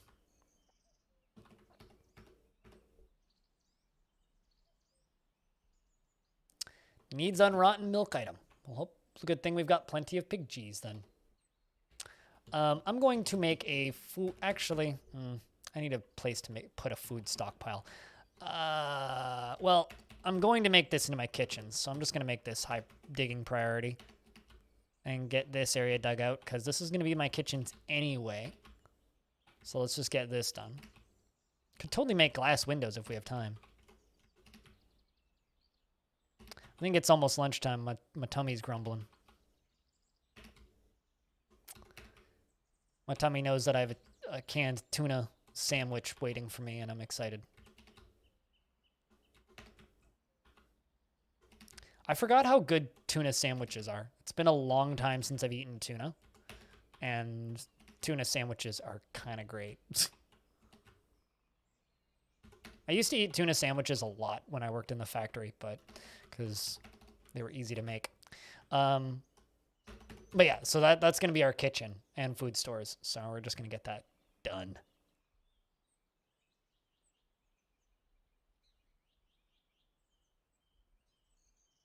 But yeah, that's what this fort's about.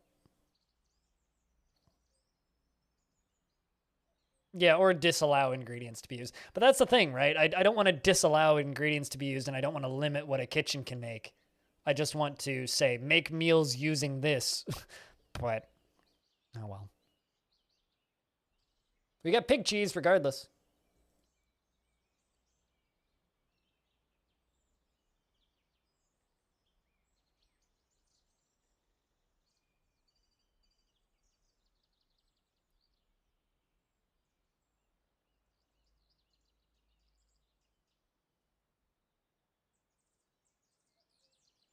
You can't stand tuna? That's fine. More for me. It's cheap. Goes well on sandwiches. What would that be? It would be cheese with roasted cheese and finally minced cheese on roasted cheese. I don't know.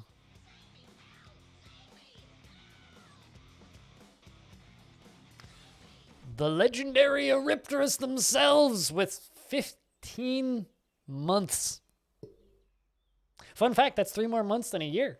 That means you stuck around for a whole year and then added another 3 months on top of that. Thank you very much for continuing to support this stream in one format or another. Cheers. It's good to have you around. We are building a tavern fort and making cheese. So I'm milking my poor piggies to death and making their milk into cheese.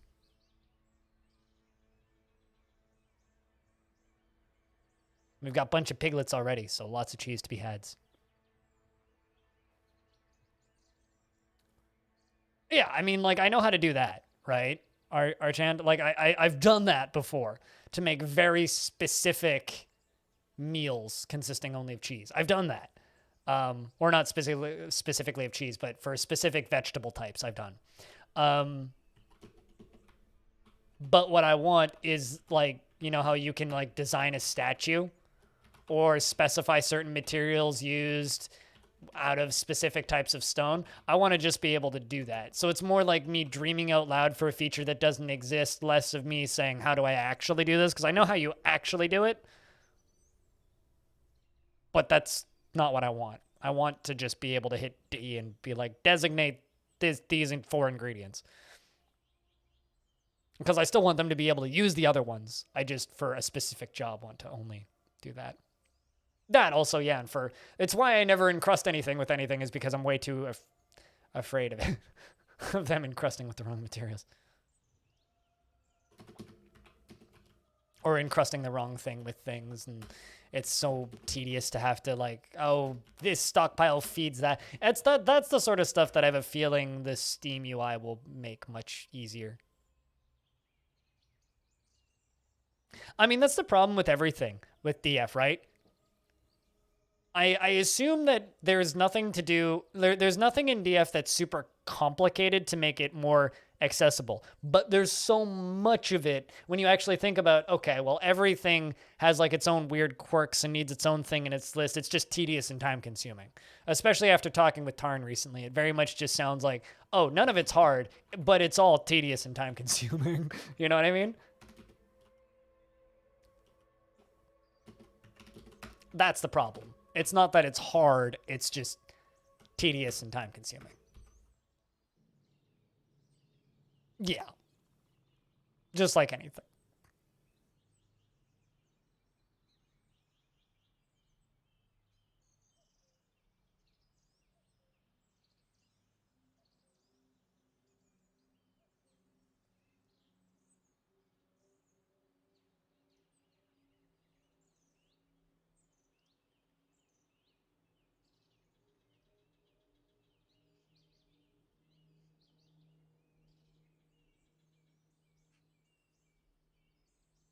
Cancels milk animal, reason no creature.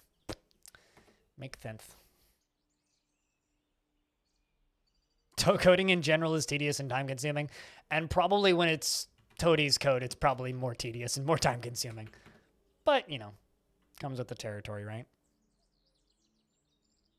I mean, heck, playing Dwarf Fortress can be tedious and time consuming. It kind of comes with the territory. Some migrants have arrived, so we are getting migrants. Okay, well, we got ourselves a gem cutter. Kind of useful here, but could I also, like, give you brewing? And I'll get these dwarves named in a minute. Peasant, what do you like doing?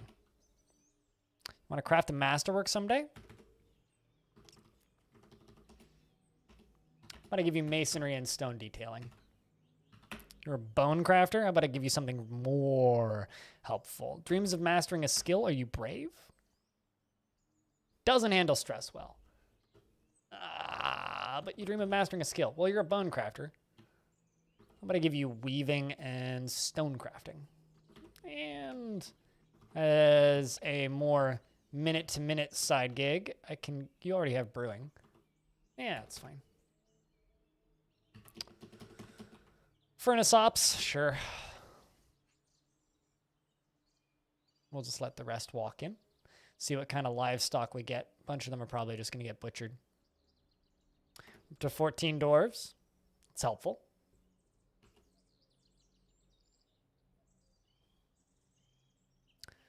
All right, so I've got some new dwarves. If anybody would like a name, give me a shout. We can get you named up in here. Once again, preferably new people who haven't had names in the forts before. Hi, name me. Me name. Me name me what? Deep berries.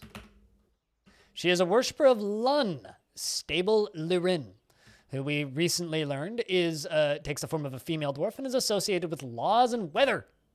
The laws of clouds. She is not careful with resources when working on projects. Often spends unnecessary effort. Friendly individual, sometimes acts without deliberation, doesn't focus on material goods, and isn't particularly ambitious. Generally acts with a narrow focus on the current activity, and likes to brawl. Tends to make a small mess of her own possessions, and inhales sharply when she's angry. Needs alcohol to get through the working day.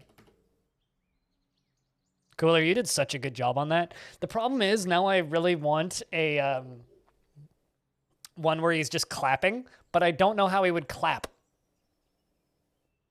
What if he has like a forked tongue and his forked tongue claps? That would be a little disturbing, I think.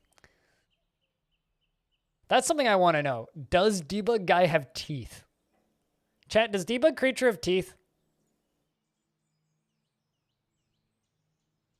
You're wondering how the tavern has come along? Slow going. One thing at a time.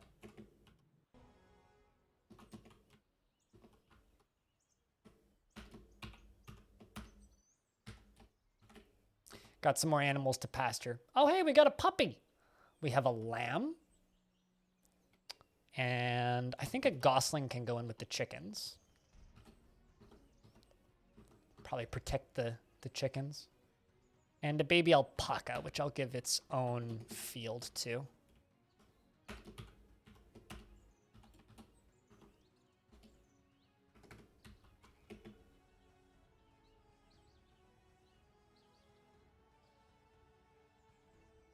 You would say no, so he's just got gums?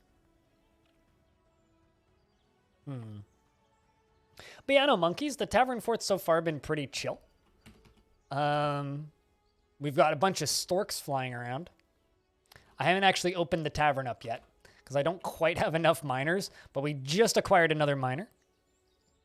You love getting migrants and it's always being like, you may be good at this thing. Have you tried brewing? It's like, hey, you are a fisher dwarf or you're a bookbinder. That's not useful to us at all. But you really like, why do you have all of the healthcare jobs? Are you actually good at healthcare? Frustrating and sloppy and careless with every task he sets out. Sounds like it would be a great surgeon. Frustratingly sloppy and careless with every task he sets to carry out. Fantastic surgeon. Definitely. Prefers abstract discussions, would rather focus on practical examples. Does not have a great aesthetic sensitivity. Well, that's fine, just not a great aesthetic surgeon. Values artwork in its creation. Likes to brawl. Great surgeon. Isn't particularly ambitious and tends to be a bit stubborn about changing his mind about things. Is comfortable with others and has a different appearance on culture. Finds helping others emotionally rewarding. All right, well, Geshud, congrats. You are the chief medical dwarf. Adequate. Does anybody want to be the medical dwarf? I mean, already has the jobs assigned. Might as well give him the doctoring job. You know? And there's a...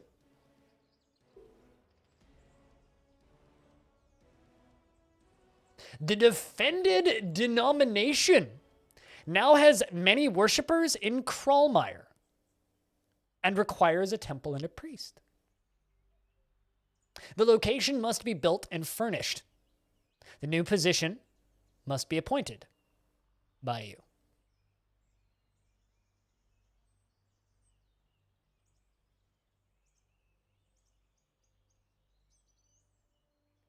But when you get into your new art space you found a few months ago, you're...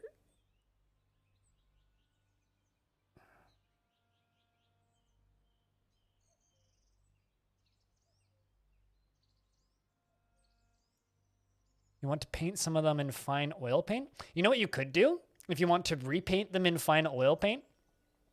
Is you could reach out to the community and ask them to send you photos of their crayon drawings and then redo them in oil paints, if that's what you're saying. Because I'd totally just send you a photo of the one that I have.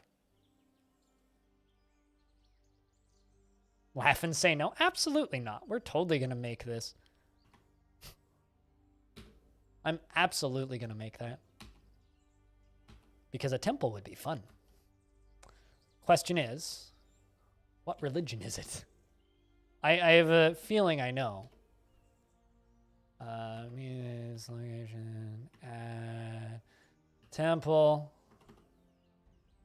Okay, so it's the god of weather and laws. 13 of 14 dwarves worship it.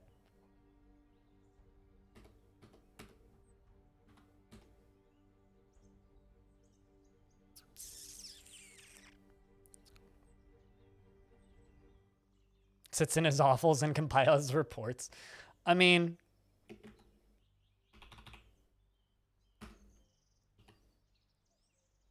could probably make him do both of those things, but pale tuna feels fondness when talking with a new acquaintance. I talked with an acquaintance. I feel fond. Is satisfied after acceptance of the petition for the temple of the defeated denomination. I wonder if they've been persecuted, hence why they're called the defeated denomination. Because they're very defeated. They seem defeated and tend to act defeated. His sideburns are clean shaven and his very long mustache is neatly combed. His medium length beard is arranged in double braids and his short hair is neatly combed. He has a prominent chin and his nose bridge is slightly convex. His gold eyes are slightly protruding and his somewhat broad ears are free-lobed. His hair is flax and his skin is brown. Ponce, thanks for the host. How was your stream, man? How was things? You guys don't know Ponce and you want to watch that fighting league, that League of Legends fighting game that they will make one day maybe, you should go follow Ponce because I'm sure he will have plenty of coverage of that when it comes out, as well as other awful games by Riot Games, such as League of Legends and that card game. Yeah, should go watch Ponce. Ponce is good people. How you doing, Ponce? He plays League of Legends so you don't have to. Oh, what were you playing? Were you playing the new Guilty Gear? I'm trying to think. What other fighting games have come out? Guilty Gear. Gotcha. Is it any different than the last one? Because I feel like I don't follow fighting games at all, but I feel like every time I look up, there's a new Guilty Gear out. Or like that studio is just like on a fucking clip where there's just always a new Guilty Gear out. Oh, also, you're one of my fighting game people. Have you seen the Mortal Kombat trailer, and do you think it's going to be amazing or amazing? Because I think that movie's going to be amazing. I don't know, you know. They said the thing. They had a scorpion, and he threw it a hook, and he said, "Get over here." That's all I really care about, frankly. Should watch that new trailer if you haven't. Yes, the movie trailer specifically. Because I don't play video games. I don't play fighting games. But I do love fighting game movies. Every single one of the fighting game movies I've seen has been terrible. And I can't wait for another one. Although Scott Pilgrim might be one of the better fighting game movies I've seen. Even though it's not technically a fighting game. But yeah. That's our chief medical dwarf, Pale Tuna. Seems like a pretty good little dwarf.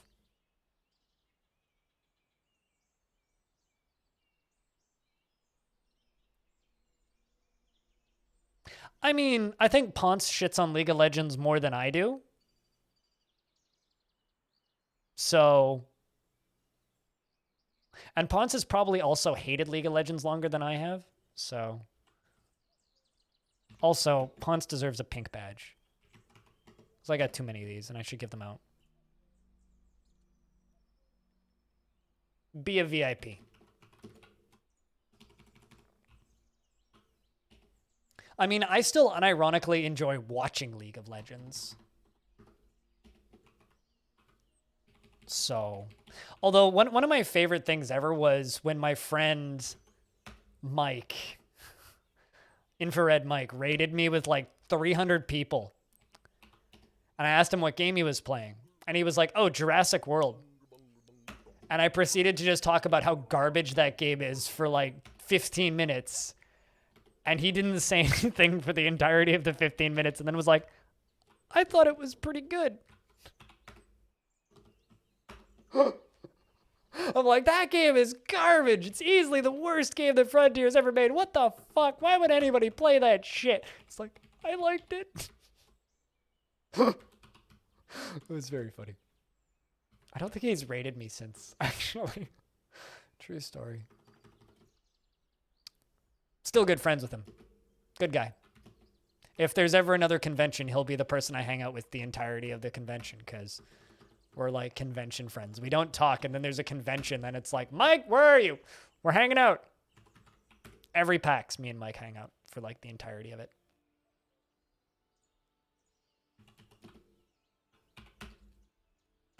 Oh, I need another door. Oh no, I just need the wall so I can actually build the door.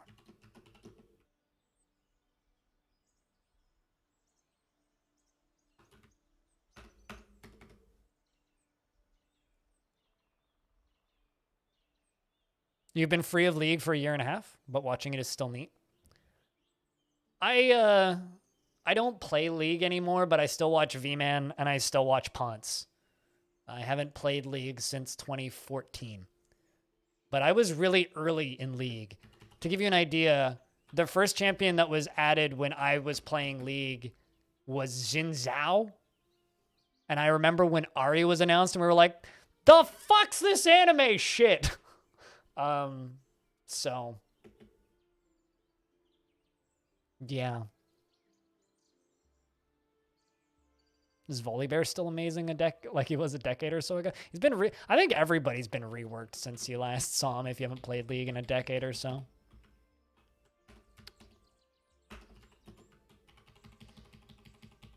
Like I was looking at I saw this really weird champion recently in a League of Legends stream I was watching, and then I was like, wait, that's fucking Nunu? What the fuck did they do to Nunu?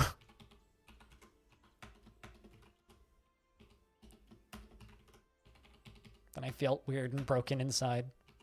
If you're wondering why I'm putting wood all the way around the edges, it's so that trees don't grow right next to my walls.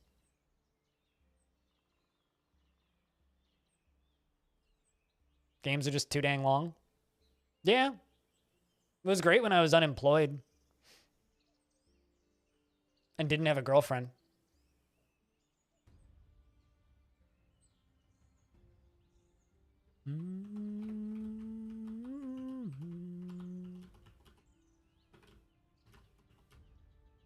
Okay, we're probably running out of booze super quick, so I should get booze up and running. Actually, before I do that, let's smooth this and also get kitchens. Make some more cheese.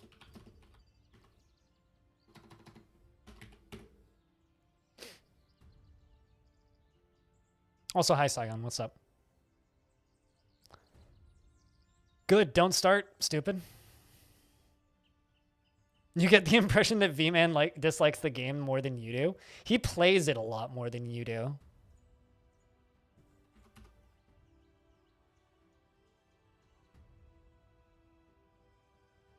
Although I get the impression that V-Man hates everything more than most people. So like, I think V-Man just hates things.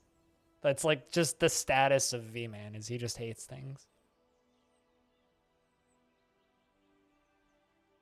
But you also got to remember that he's been banned from League probably more times than I've been banned from anything. So I don't know.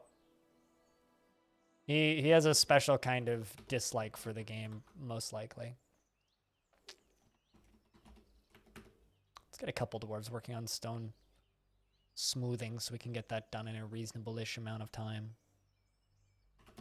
Cancels milk animal, no reason, no creature. Make cheese. Leave on repeat. You go find that lunch. Hopefully they didn't hide it too well. I have to do lunch stuff soon too.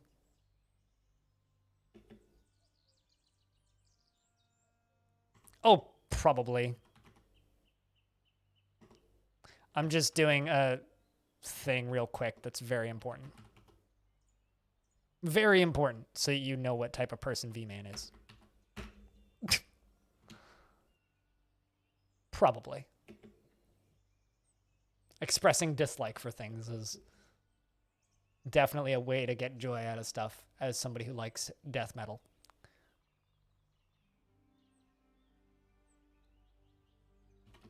Because we all know that that's cheery, happy music for cheery, happy people. Although one of my favorite quotes about metal is angry, loud music for cheery, happy people, which isn't too far off. It's not totally accurate, but it's also not too far off.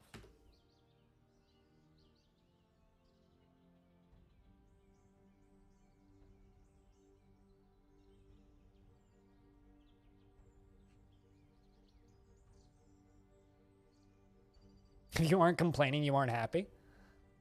I don't necessarily agree with that statement, Tubgoats, but there is a very similar saying that I've heard in the past, which is,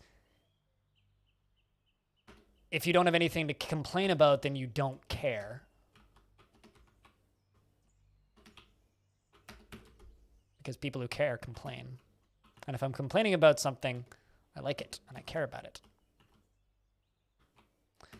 which is why I'm going to be complaining and criticizing a whole lot about ADOM when I stream that later tonight. And I can't wait to stream Ultimate ADOM so that I can complain about it.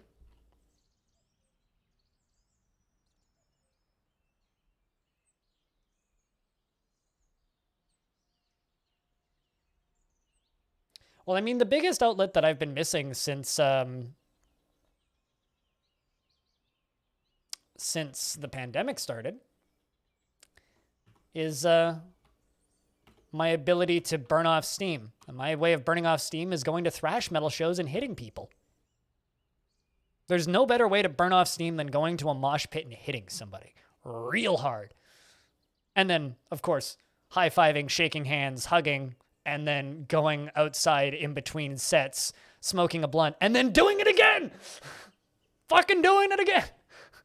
What's the next set? Oh, band we've never heard of. You go inside, it's 5 guys with beers down to their waist going, and you're like, yeah, I'm in. Okay, let's hit somebody. Because that's all I want. Man, what I would give to go be in a mosh pit right about now. I miss that shit so much. Brew drink from Plant. Let's get her going.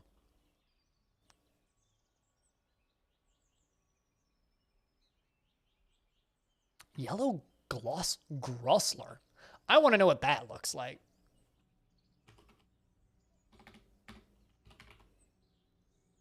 And anybody who's any kind of a metalhead will know exactly what I'm saying. Anybody else will be like, what?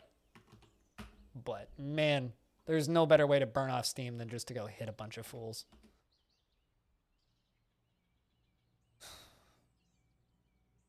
This thing is what they look like. Can we call this the urine gem? Because that's the color of that.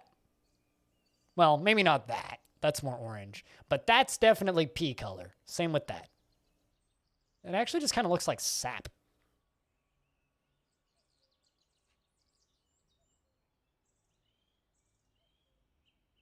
It's a very pea-colored gem. Isn't supposed to be red.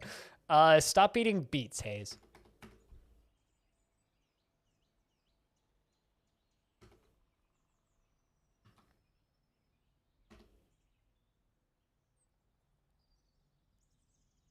Ooh, bloated tubers.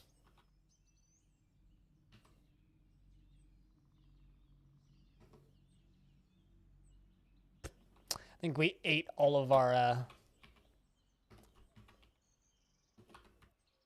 plump helmets, so I can't tell them not to cook them.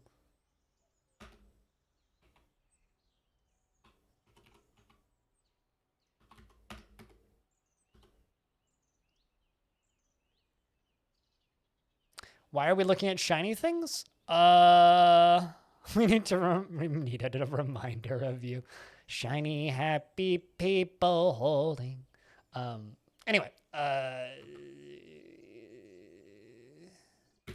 why were we looking at shiny things? Because I saw a gem I didn't recognize in DF, so I wanted to know what it looked like, and it looks like urine. Because you're in trouble.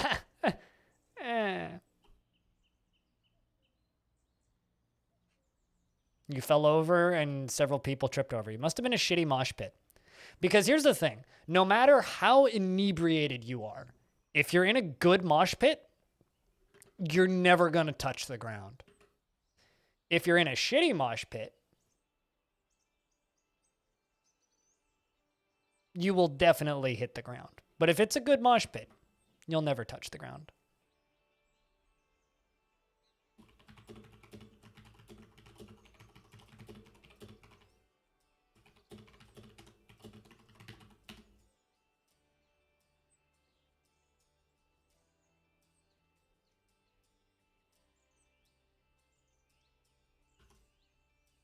Sometimes the zoom-ins is a good feature. I like having this on an immediate hotkey because I can just be like, bah!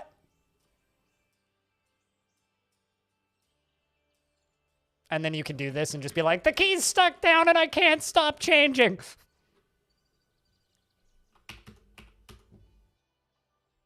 I'm hungry. I think I should go get food.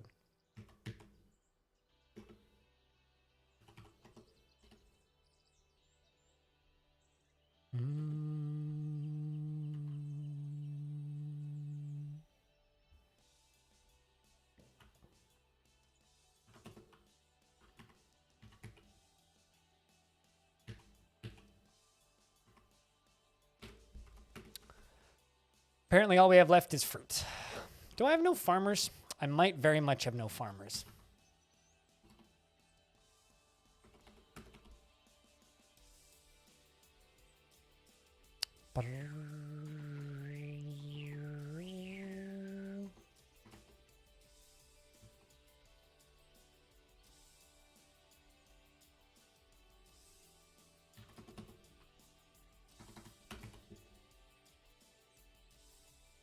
That's a lot of sleeping dwarves. Just put more beds down.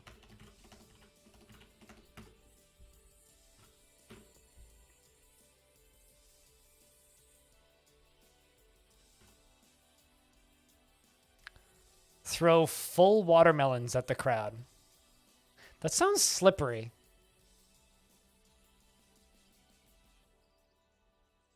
Like, really slippery. Like, I'm sure they would just explode. But I'm just, like, imagining slipping on that and not getting pleasant thoughts.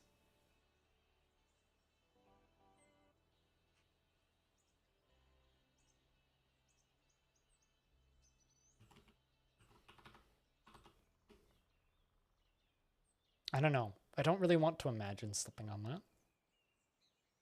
I'm not gonna lie.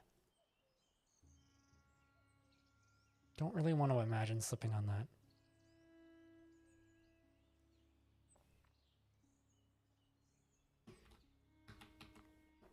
Well, we finally have everything dug out.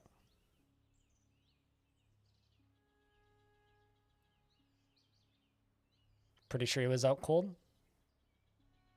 Yeah, there's very few pits that scare me. But there's two bands where the pits kind of scare me. And I've seen both of them live, and that's why the pits scare me. And I've been in both of them, which is also why the pits scare me, and that's Slipknot and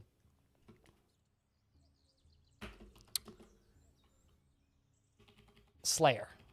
Those are the two that I'm like,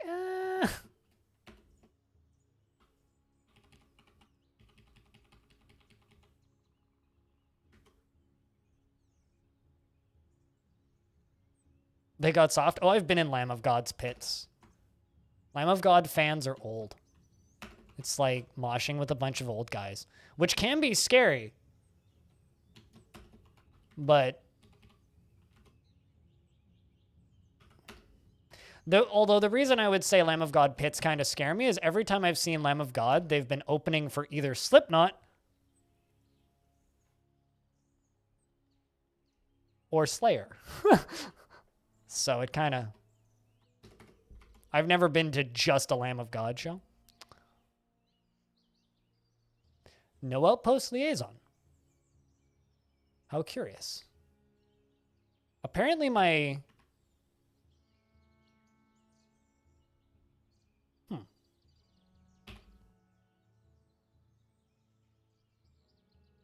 I wonder why there's no Outpost Liaison. I'm also wondering why... Oh, I know why. Because I didn't make a door to it. I'm smart. I was going to make a ramp setup, but I haven't done that yet. Oh, that's fine. We'll just do small trading this time. All I have to trade is cheese anyway, so it doesn't really matter.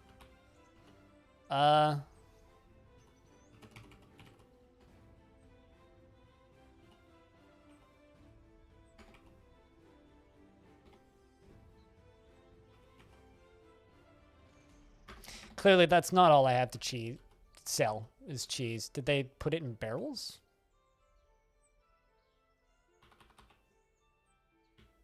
I mean, I guess I will bring menacing wooden spikes.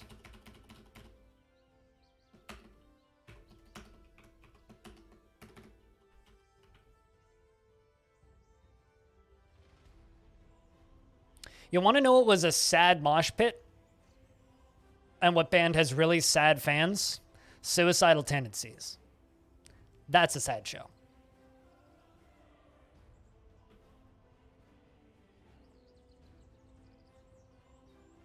Or as me and my friend call them, the suicidal tender babies.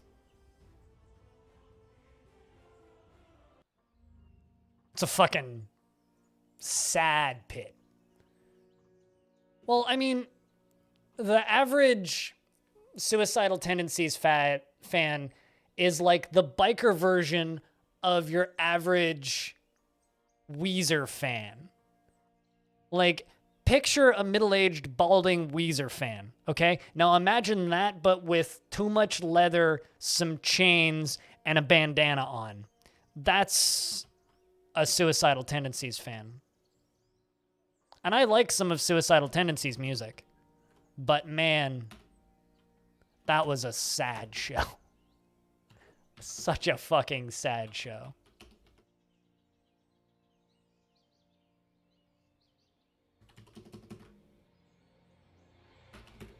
Like, I realize I'm talking shit about rather large swath of people, but that is a sad show, man.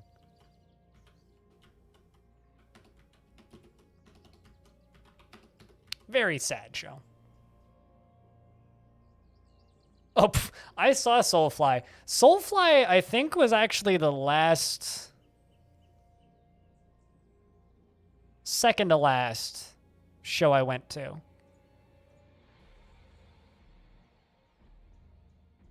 But that was just because I wanted to go to a show, and I quite like Visceral Disgorge shows, and they were opening.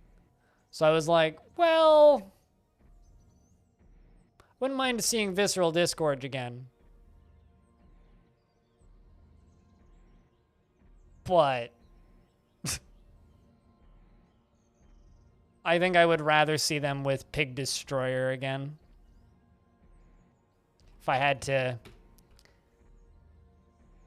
pick a band to see them with. All right, I need a broker. Zon the Armorer is pretty talented and all that stuff.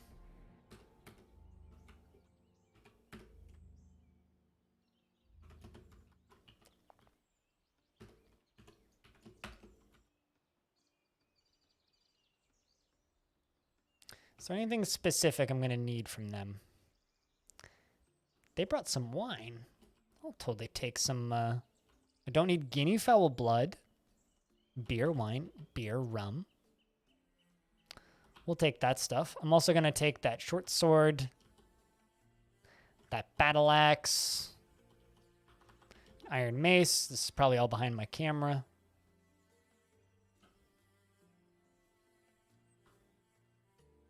Some bucklers and shields. Some various leathers.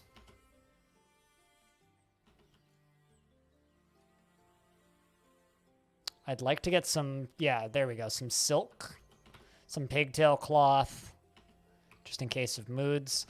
Also, another thing I'd like to grab, electrum, steel, rose, and those just in case of moods.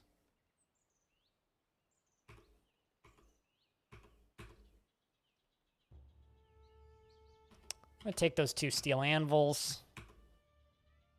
Oh shit, they brought some books. Some copies of books, but I'll take them. They don't need to be the original writings. We'll also take some yak cheese, some kangaroo cheese, all of that stuff. Looks good. And trade. Perfect. 50% profit. Keep them nice and happy with us.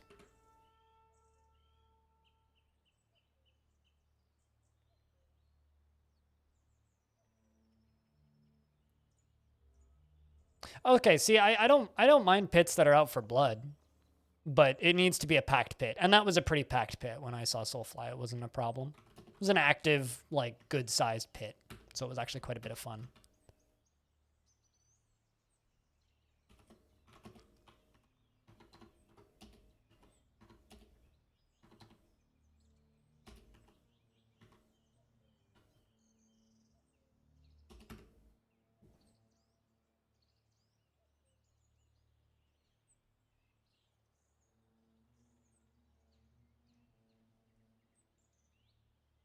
And tend to have a good look. I mean, they'll always hit the person who looks easy to hit, but I don't know what venue you go to or what your venue's like, but the venue that I go to is generally quite respectful of people. Like it's pretty hard to get hurt in the venue that I go to. So, okay, I'm going to make some more doors, some more tables, and some more thrones.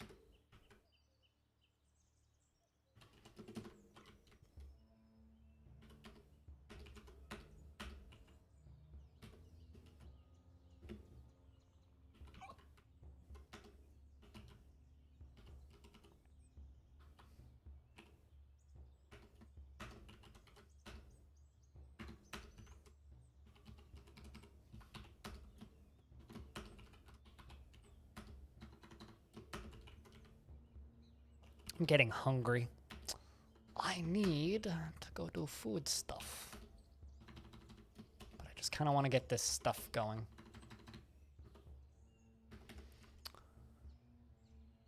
Okay.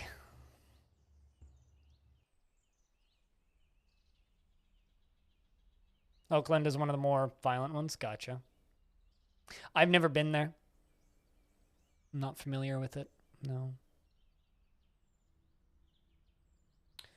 I wouldn't say that anybody's really a target in the pits that I frequent.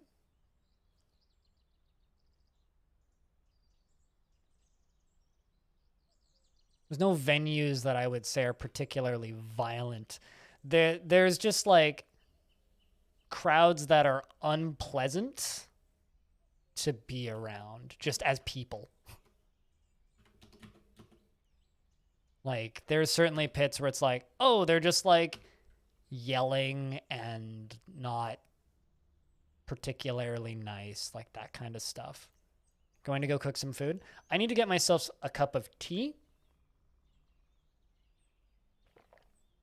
because I'm almost finished my coffee. And I need to get me my lunch.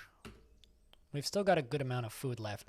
I just kind of want to get a semi-functioning tavern up and running by then before I go do stuff. So just so you guys have some stuff to actually watch. So let's put in 2 doors over here. We also need to get that temple built. But we're a tavern fort first and foremost, so...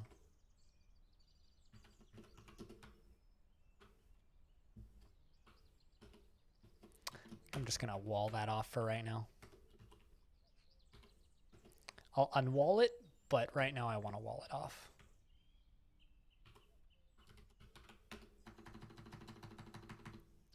Why are you, like, doing what I don't want you to do? All right, you guys, build that wall, and then I'll make this zone. Welcome back, monkeys. Well, I won't be gone too long. I'll be gone like maybe 5 minutes tops. I just need to give myself an injection, stab my fingers, write some stuff down, put cheese on my sandwich because I didn't do that earlier, make a cup of tea, and tea's quick. So I just need to boil 1 cup of worth of water.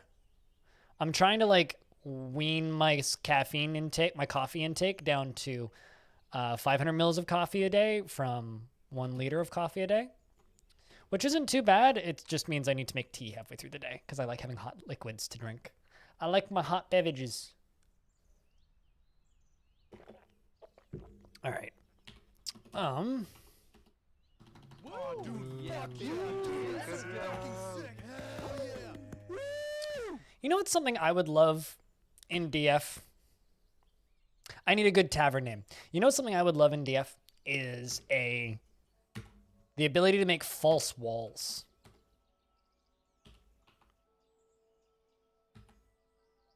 The dinners of oil, the orb of bolting, glad boots, chast helms, the folded paper, the merchants of relieving, the tongs of stones, the letter of towns, the rooms of courage, the gem of dubbing, the ripe rocks, the armor of tools, the metal of respect. That's just the mosh pit. False walls, yeah. False walls. Imagine making false walls that only legendary dwarves could get through or something. Or like false walls that so that invaders would like or adventurers would have to like solve a puzzle to get through.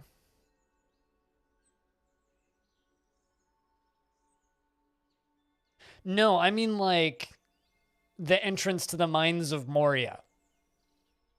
You know, where you need to like speak friend and enter. You know, where you need to solve a riddle to get through the door type thing.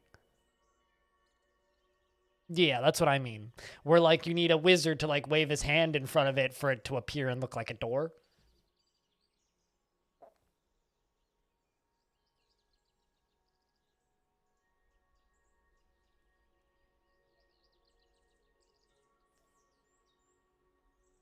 I don't know. I just think that would be neat.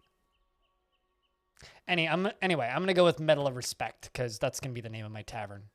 Seems like a respectable establishment, frankly. Also made an armor stand, so you know we'll put a little armor stand up front. Why not? All right, our now public tavern is open for business. All of the floors are set to be done. It is a meeting zone, which means the dwarves will all abandon that now, and they'll go hang out over there.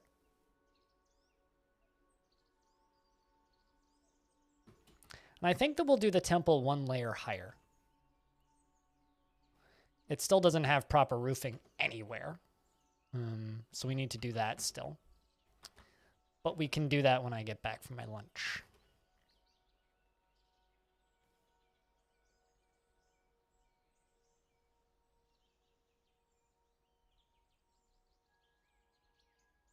You would like to be able to see it, so you could set pathfinding onto a switch to open a door. I mean, I think the player should be able to see it.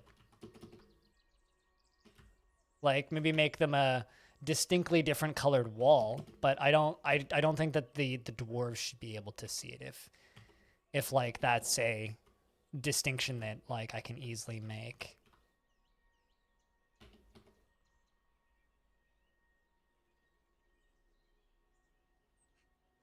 We have plenty of gems that need to be put away. I should also make a crafts dwarf shop, and I should make some rock cups real quick because we're definitely in the need of some cups or rock mugs, wooden cups.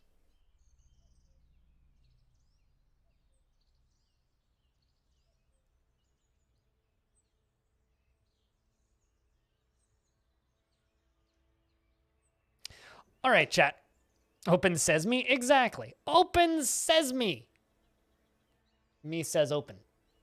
Door open. Speaking of open sesame, lunch sesame. So chat, I just want to say a real quick thank you to those of you who've tuned in and taken part with the stream thus far. I'm going to go on break. I will be back in a couple of minutes. Generally takes me about 5 to 10 to do all my lunch stuff. I thought that dwarf was a ghost for a second there. So you guys get to watch the tavern, and hopefully we get some guests. I mean, there's a very real chance that we don't get guests, but hopefully we do. I will be back in a couple minutes. Could I get a round of beers? And if you happen to have sound commands, now's a good time to use them to entertain the chat. You need to get back to work too. Alrighty. I do want to say a real quick thank you, though, to everybody who has hats next to your name and is supporting me in any way, shape, or form. Even if that's just showing up and chatting, sharing the stream, lurking, doing whatever you're doing. Just thank you for allowing me to do this full time. I'll be back in a couple. BRB.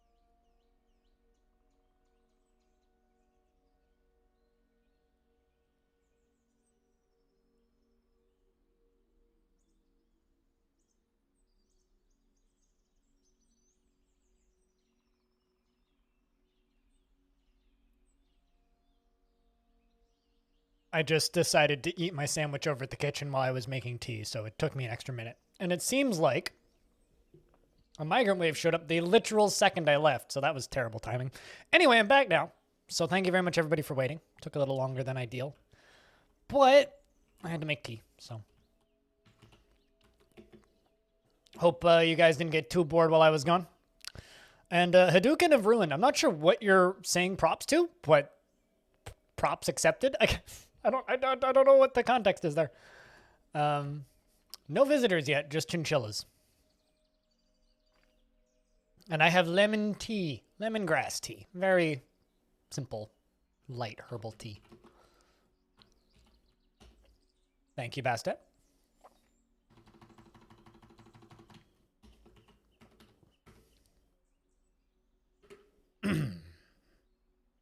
All right, well, we return. 'Tis good to be back. And I come back and I check my email, and the first thing I see in my email is apparently the Assemble Entertainment sent me another key for Ultimate ADOM. But they've offered it to me as a giveaway. So I will give it away.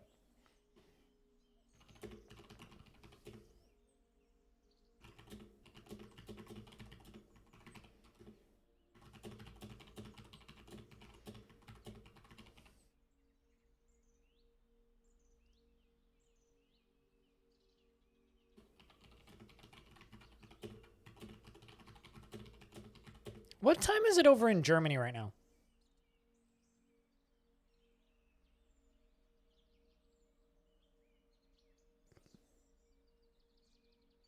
Because this publisher's in Germany. Why are they sending emails at like midnight?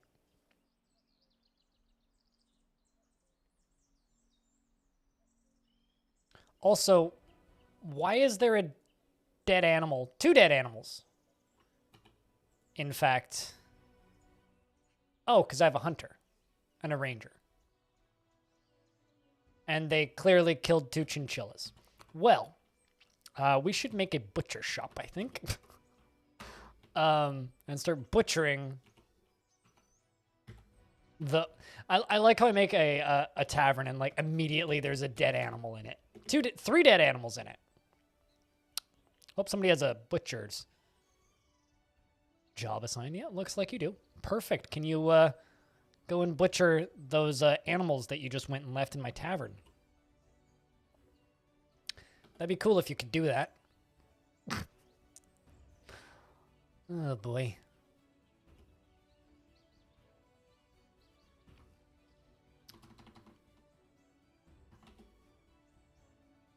There you go. Go butcher them animals. And we'll have plenty of meats. Can you milk animals? And can you brew us some drinks? And I'm assuming, yes, we do. Do not want you to cook plum helmets, just brew. Perfect. You know, I was gonna say, I was pretty sure it was kind of late at night. And it's like, why are they... I guess development's hard, eh? Although this person did introduce themselves as the junior community manager. So maybe late hours comes with the...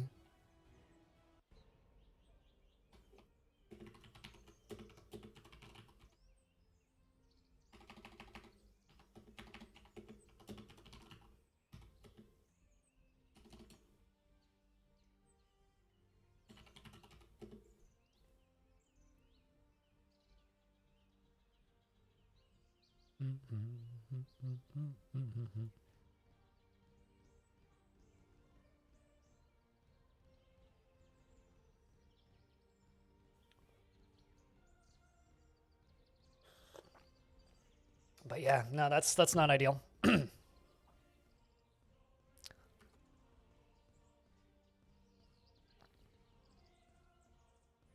Regardless, I have a key to give away for Ultimate ADOM now. So that's a thing.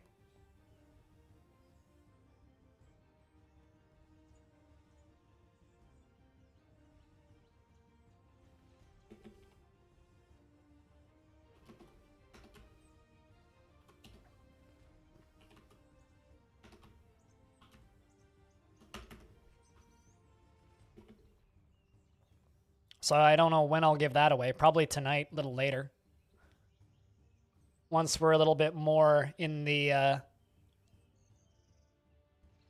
actual ADOM mode, because I haven't gotten to that yet.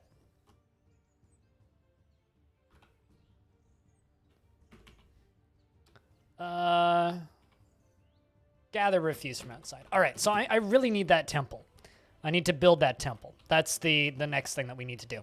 So let's make that temple kind of a fancy looking area.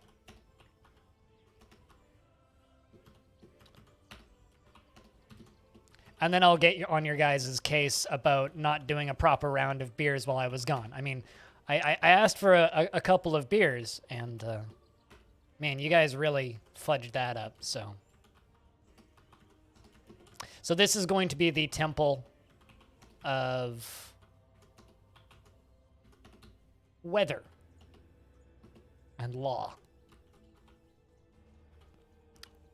Doesn't look like beer to me. It looks like wine. But come on, no, it's too late now.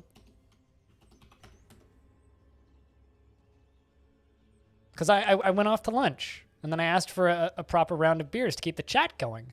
And nobody did it. Like, we got like 4. 5? Not even. Come on. There's 95 people watching the stream right now. And all you guys can muster up is like 4 beers. Like, you guys should be ashamed of yourselves, frankly.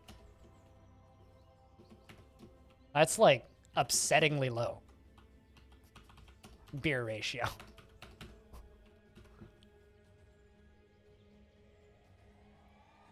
What's up, Userin? Yo, Userin, check this out. I got a new toy. It's public on Better Twitch if you want it.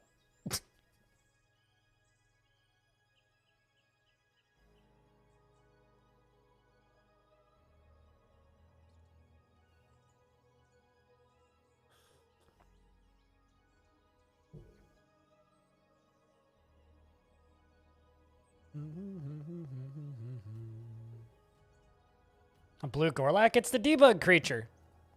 It's the creature that they're using as placeholder creature for everything that doesn't currently have an asset. So it's debug creature. We should also animate that Gorlak. You've never used a debug creature? I mean, it's you have to be kind of like staring at the Steam updates a lot to know what it is, but it's just the debug guy. It's the guy that doesn't exist. Really. I just like how blank his face is, so I got cooler to animate him. It's a very good, like, tapping foot, unimpressed feeling looking thing.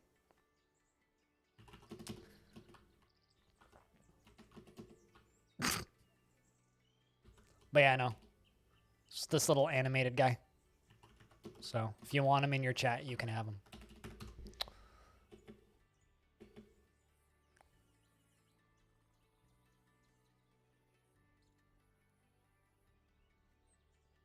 Also, because I haven't been doing the lore videos, I have to find something for Cooler to draw for me. I mean, I don't have to, but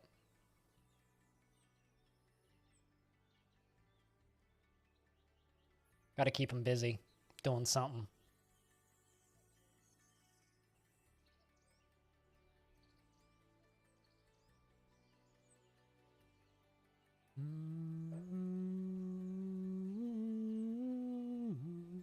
See, this is why I always dread going to lunch, because it completely kills my chat every time.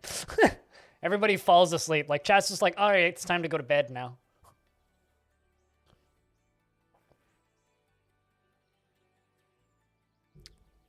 So F the Twitch app? I mean, you shouldn't be using the Twitch app. Nobody should. It's terrible.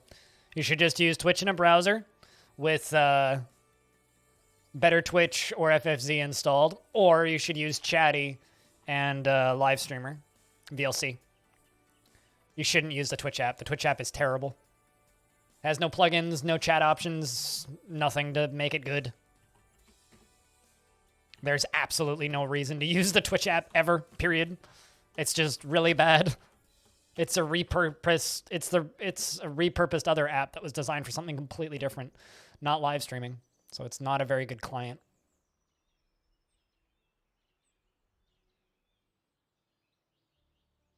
And if you're on mobile, you can use one of the various mobile chat alternatives.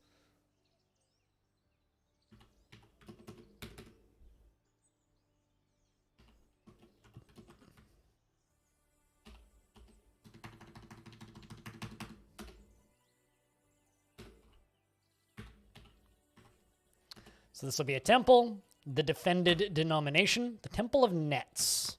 We need a better name than that. So it's the god of earth and law. Maybe the Temple of Judges? Is that an option?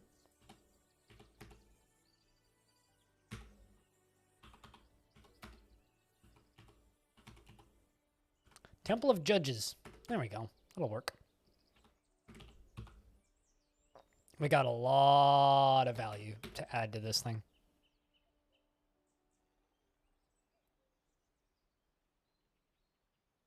Isn't there like a new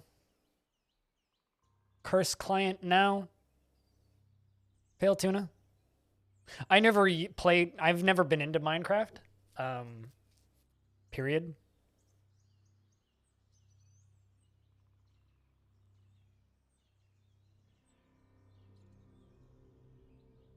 Since when did what happen? Since when did they kill Minecraft modding, or since when did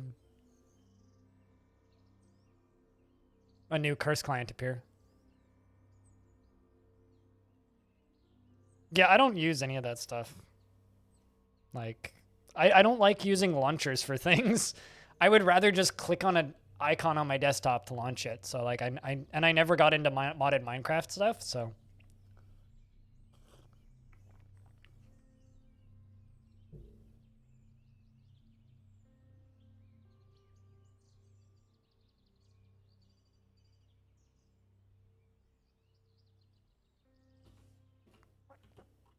I don't know. I don't use any of that stuff. I'm going to slaughter that water buffalo and the yak calf. Milk animal. Leave that on repeat for a little bit. Plenty of alcohol. Any guests yet? Nope. Watch this end up be a total failure of a tavern fort because we get no visitors. It's a very real possibility.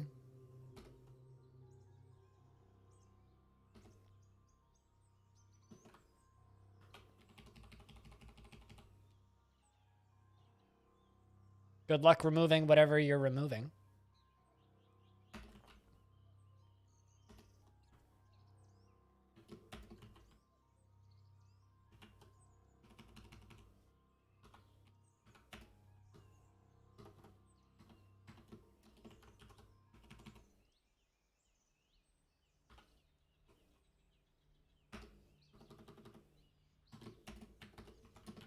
Then I will make a square here.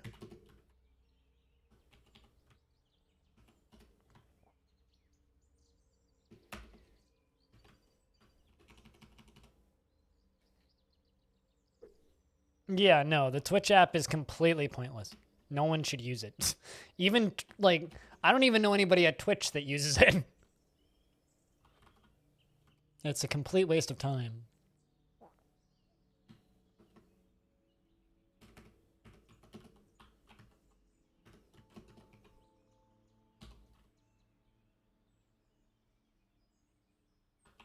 What, for modded Minecraft stuff, Pale Tuna?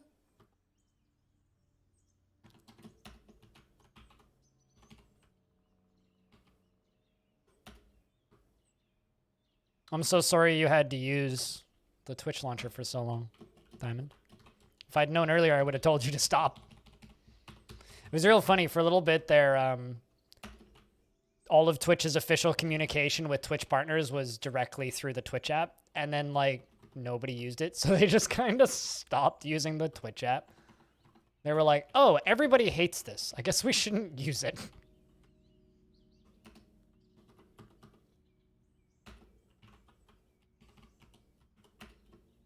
Quite literally, everybody hated it, even Twitch.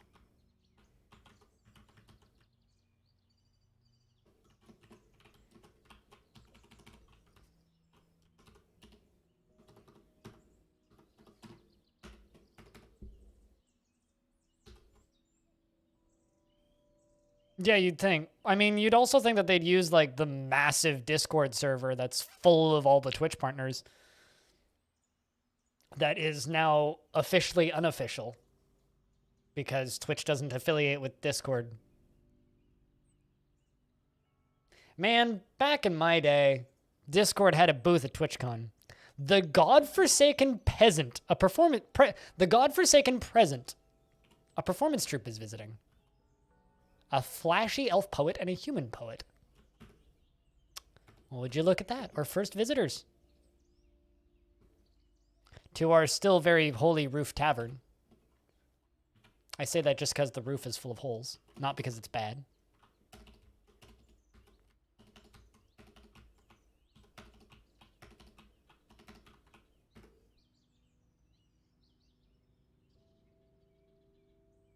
I read it as peasant first, but it's present. The godforsaken present. I mean, the present is pretty godforsaken. As somebody currently living in the present can confirm. It's pretty godforsaken.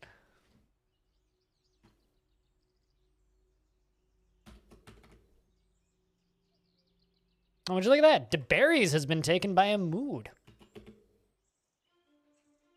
Fey mood.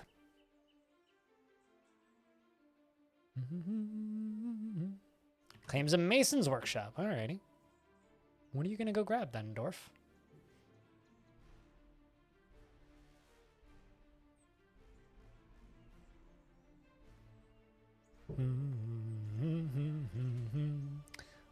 A very, very long distance to go get a boulder. Cool.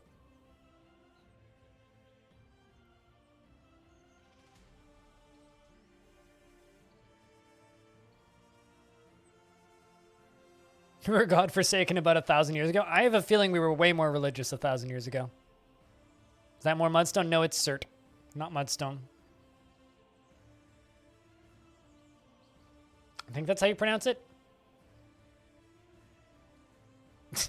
Thank God. Aren't we supposed to bless God if there's more mudstone?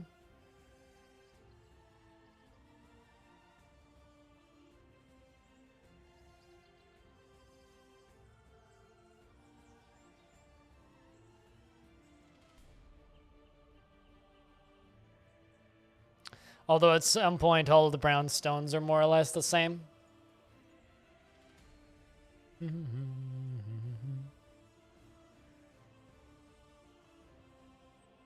When the Romans started their shit? Sure. What about America?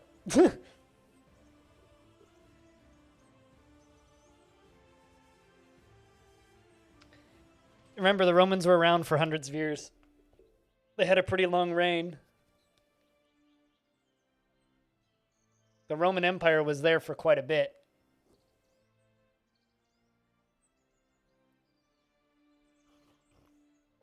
In the grand comparisons, we haven't been around that much longer.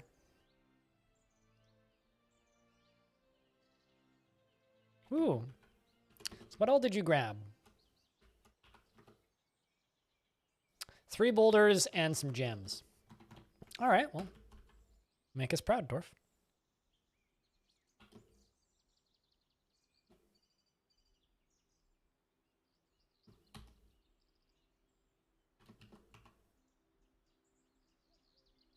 Twitch mobile? I can't tell you for phones. I don't know. I don't watch Twitch on phones, but you shouldn't be using the Twitch app on desktop ever, period. Just don't do it. Just watch on the website like normal people. As for mobile, I don't know. That's up to you, because I don't watch Twitch on mobile.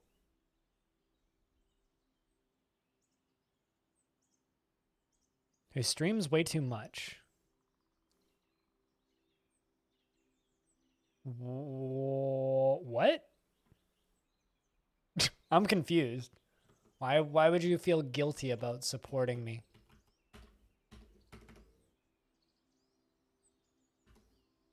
I stream 8 to 10 hours a day, 6 days a week, which, when you do the math, isn't that much crazier than somebody with an hour and a half long commute. In fact, I would say it's less hours a week than somebody with an hour and a half long commute.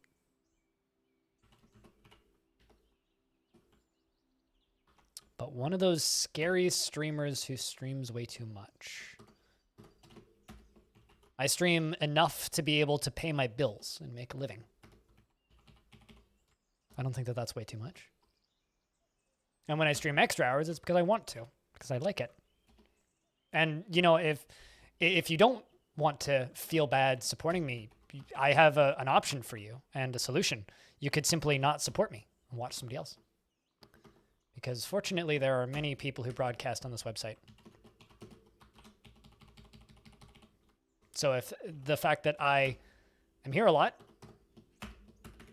providing a lot of free entertainment, is upsetting to you, there's more people that you could watch that could provide you that entertainment in smaller amounts and smaller doses that wouldn't make you feel bad. Whatever works. It's an open market.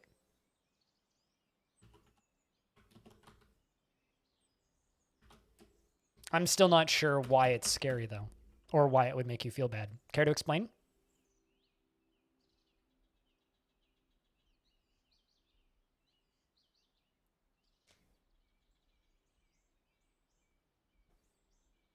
DeBerries, the miner, has created Agseth Rethal, assert gate. Great, not gate. Great. And claims it as a family heirloom. I don't know where I could use that. This is a cert great. All crafts dwarf ship is of the highest quality. It is encircled with bands of cushioned cert cabochons and menaces with spikes of green tourmaline. On the item is an image of a forgotten beast in cert. On the item is an image of oval cabochons in cert. Also, this elf is doing something, reciting poetry, and I can't look at what it is. Meh, I want to know what poetry you're talking about.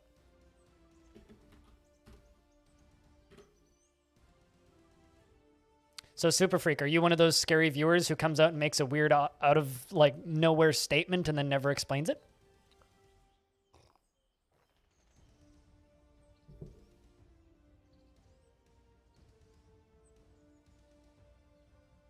Rubs hands.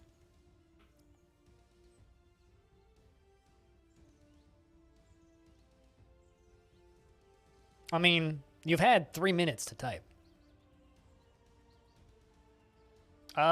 There's almost no wood in this, actually. Most of it is just brown stone. I definitely hacked down a lot of trees to make space, but...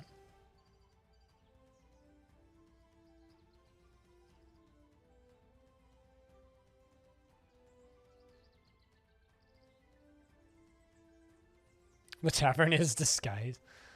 I mean, there's actually not that much wood. Like, the flooring around the outside here is wood, but that's it. The rest of it is all cert blocks.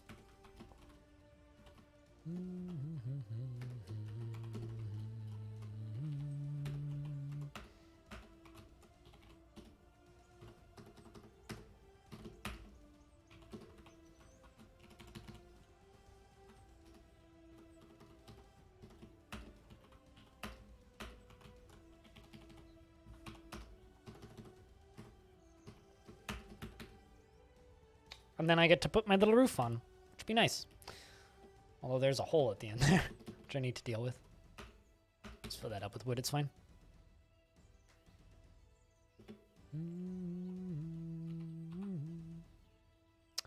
1,300 is the value here.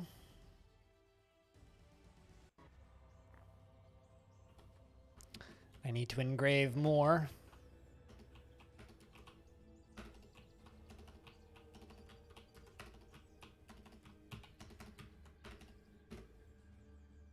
I don't know. Just stating that I'm one of those streamers that streams way too much is mind-boggling to me because I stream like maybe 50 to 55 hours a week. Way too much is like one of my friends who streams like 14 hours daily, 7 days a week. That's too much. I stream a pretty reasonable amount, and I do it quite healthily. streaming a normal work week amount is not that crazy. Like, yes, I work too much, but it's not streaming that I do when I'm working too much. You worry about their physical health. You also see a lot of streamers talk about how being entertaining for that long per day can mess with their heads and eventually tie to their self-worth to it. I said it's a job for you, and I just don't like supporting it as a viewer. All right, well, here, let me do thing. Number one, I'm just me on my stream. There's no entertainingness. I'm just being me. I'm the exact same person on stream as I am in person, so there is no acting, there is no effort in actually streaming. Streaming started off for me as a form of escape for mental health. I have a standing desk and a chair that forces me to sit up straight. I do 20 minutes of exercises every morning, most mornings, before I stream. Sometimes I fall off on that. And I usually go for walks in the evening. Whenever I'm not streaming, I'm not at my computer unless I'm doing editing, in which case, then yes, I'm at my computer. Most of my hobbies include not being at the computer, and the vast majority of the time that I'm not streaming is spent away from the computer for that exact reason. I treat this like a job, and I stream the number of hours one would at a normal desk job.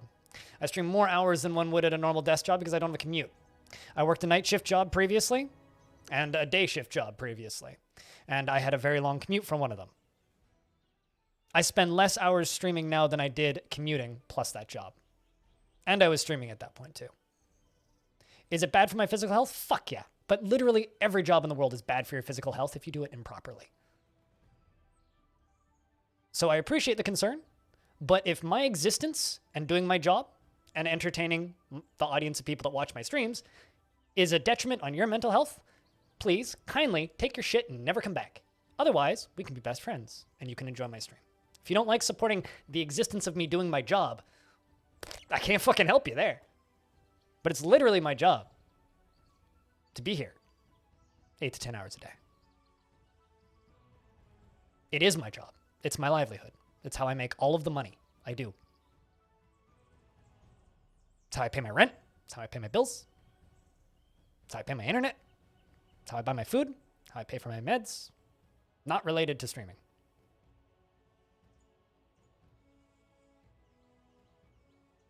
And if that's detrimental to you, you probably shouldn't watch Twitch. Because that's literally the gig economy. You should be worried for every single taxi driver you see outside because they're sitting in a car all day. You should be worried for every Uber driver you see because they're sitting in a car all day. You should be worried for every single game developer working on every single game you've ever played because they sit in an office all day. It's a job.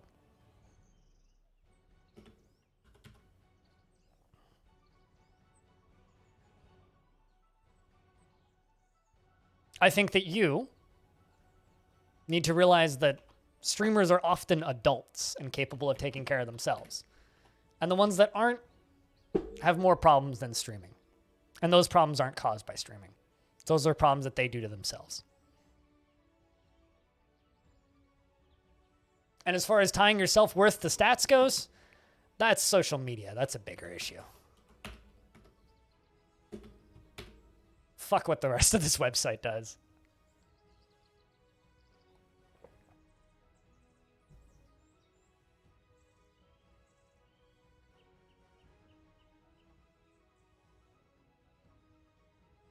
Being worried about people being at the computer all day, it's literally no different than any other desk job in that regard.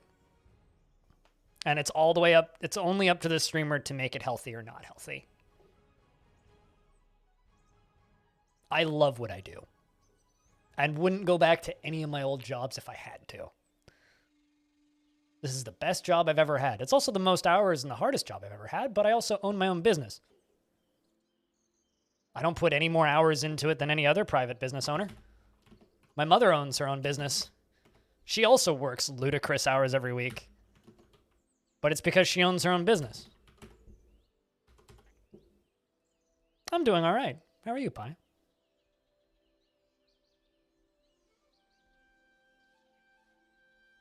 Yes. Like, the literal first thing you said to me is, let me grab the quote. Oh no, you're one of those scary streamers who streams way too much, aren't you? Now I gotta feel guilty about supporting this insanity every time I watch. Fuck you, cunt! The fuck's that mean?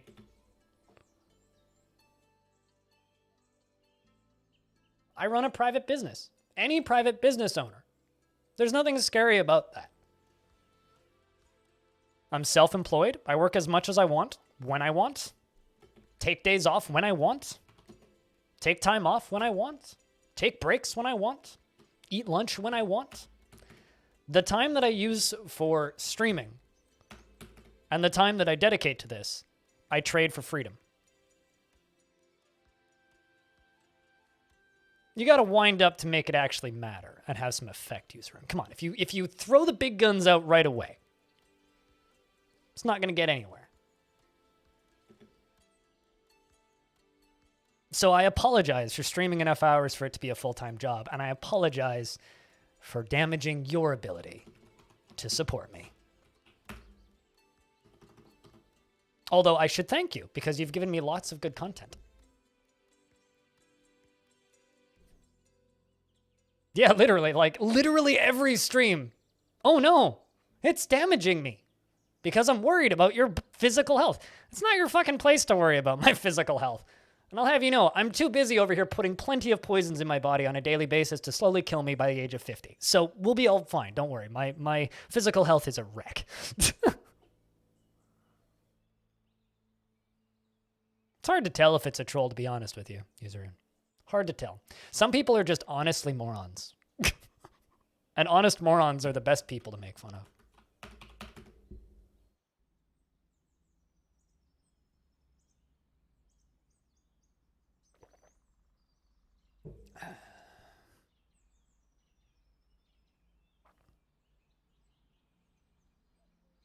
Now, Useroom. Useroom's a good cunt. He knows what's up.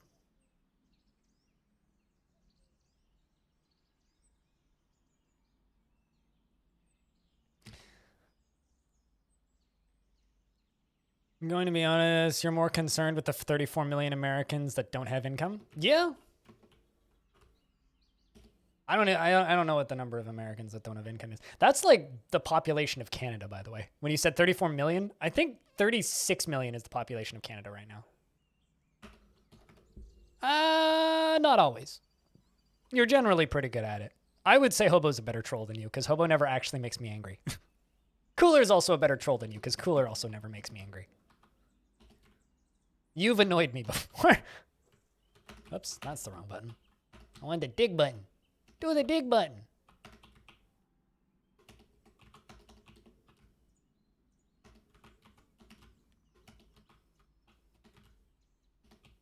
I mean, but on the flip side, like, there are definitely some streamers where I look at their schedule and I go, okay, that's unhealthy. I know a few who I worry for. EJ is one of them. I sometimes wonder how that man's how he functions, but he does somehow. I'm the worst troll. Belug tries to troll and I look at him and I'm like, aw, he's trying to troll. You're the most mediocre troll? I can be a pretty good troll, although I'm better at trolling when I'm typing. I'm more just like, I make dumb dad jokes when they're not called for. But that's not really trolling. That's just knowing good wordplay. It's great. We're making the roof out of wood.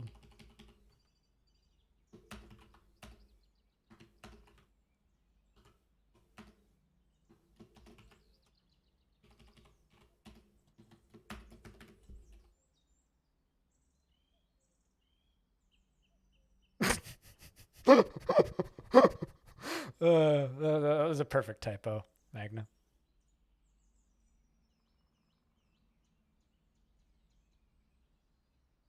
To impugn people who are good faith? What? I don't know what that means. Impugn? What's an impugn? That's a word? News to me. Hold on, let me grab a dictionary.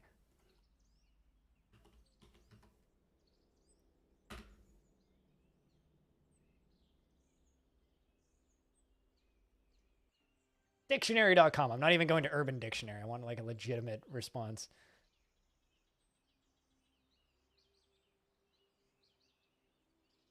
To challenge as false and other statements, motives cast upon. Huh.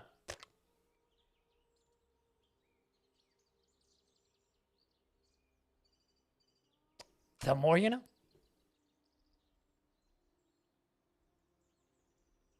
It's probably one of those words I've just never seen written. Congrats, you taught me something. That's easy to do, though. I'm an idiot.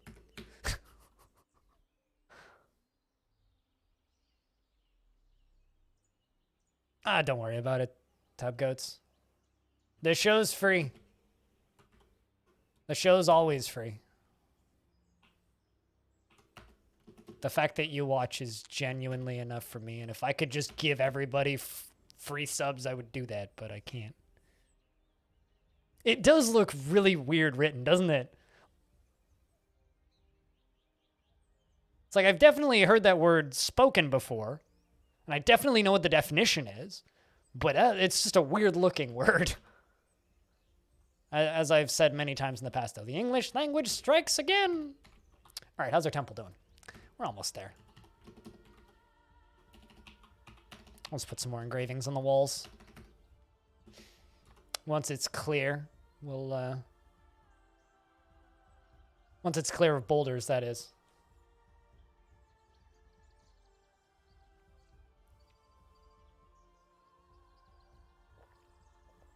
Including bamboo, and you told her that you were really scared of it, and just you whined and answered bamboo. She audibly groaned. So what you're saying is you grew, your dad joking ability grew 3 times that day? Quality. I like it. I like vocabulary. I'm just terrible at it. I'm terrible at it. I think for me, it's less knowing fancy words that I've never read before and more about knowing how to convey something and sound interesting while speaking. Like, I think that it's less vocabulary for me and more speech emphasis. All right, so we need to recognize priesthood. The sacred help. I need some sacred help.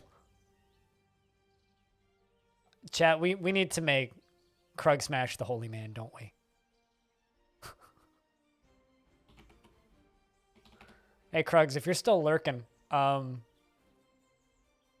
you get to be the holy help, the sacred help.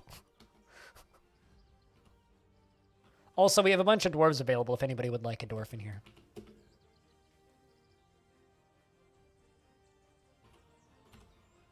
It's just the 2 visitors currently.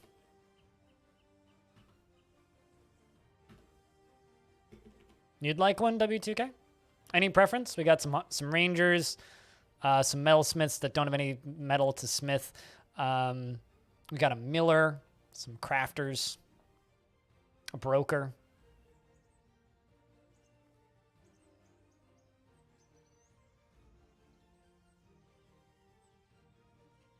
Because normally when you watch, you're watching a specific fort that has very specific types of stone in it. There's lots of different types of stone in Dwarf Fortress, which you don't see mostly in that one fort, because that one fort only has very specific types of stone.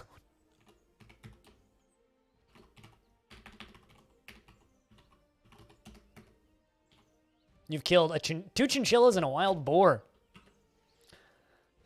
Within the last season, she felt satisfied after the establishment of a temple for the defeated Dominion and felt wonder after communing with Lun. She is 69 years old, born on the 14th of Slate in the year 289, and is a worshipper of Lun.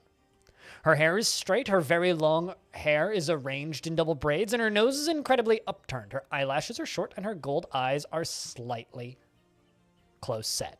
Her ears are free-lobed, and her head is somewhat tall. Her hair is flax, and her skin is brown.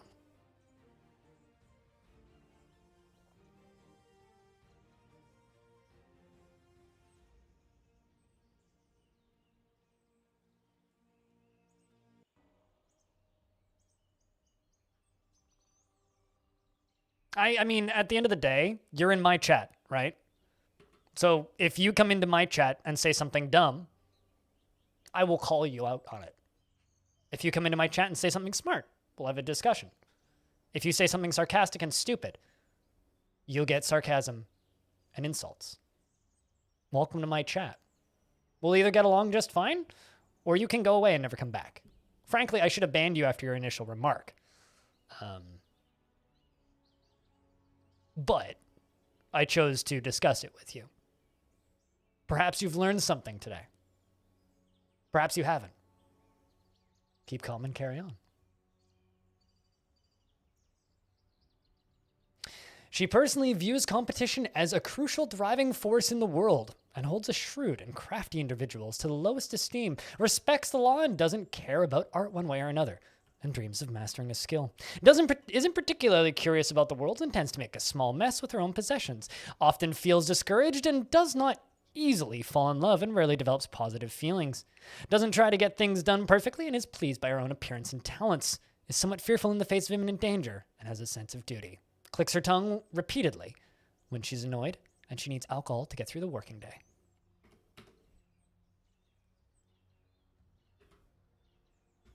This is true, newsroom.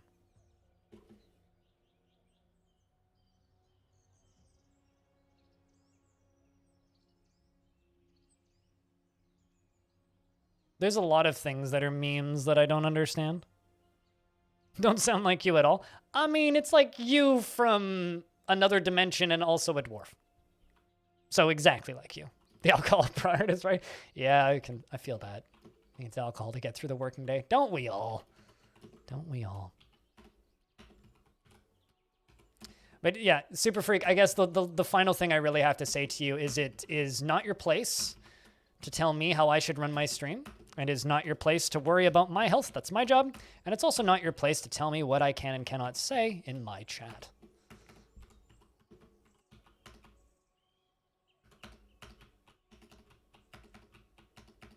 It's mine.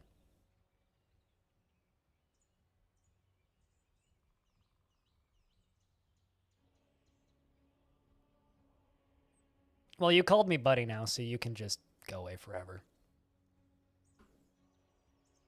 No hard feelings.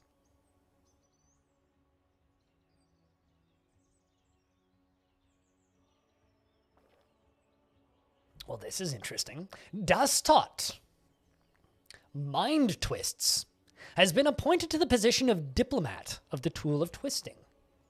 So does that mean we actually have a liaison now? I think that diplomat's liaison, isn't it?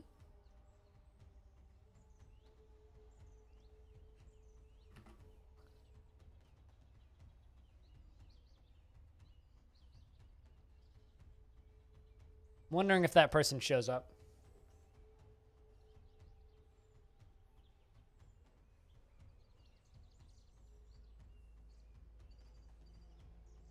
I have no idea what memes you guys are talking about, Magna.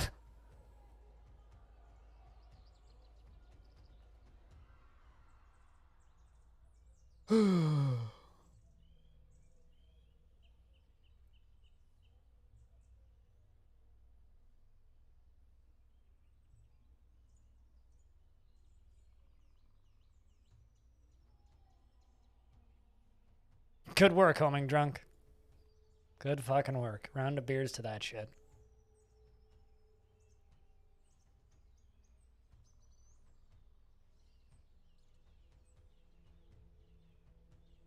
I mean, you can call me a cunt. You can call me twat. You can call me asshole. You can call me guy with the face. You can call me streamer. But if you call me bud, I'll probably just ban you. Like, unironically, basically not joking. You call me bud. I'm wrecking you off the face of the earth. I'm sorry.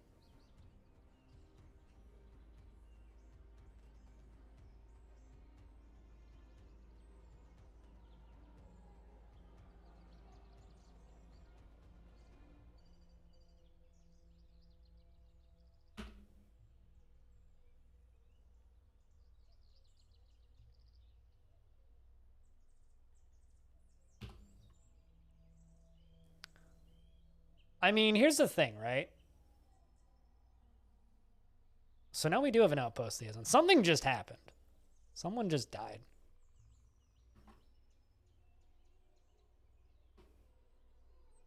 Oh, we also got a... Munum also got Baroness. All right, so we got... What was it? 2 new Baronesses and an Outpost Liaison now?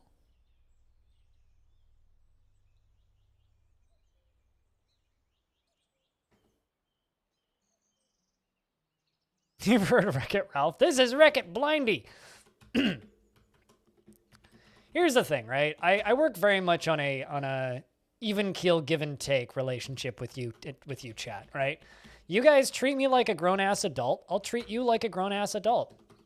You treat me like a child and demean me and belittle me and act like I don't know how to operate with my life. I will remove you because I don't fucking want to deal with that kind of shit.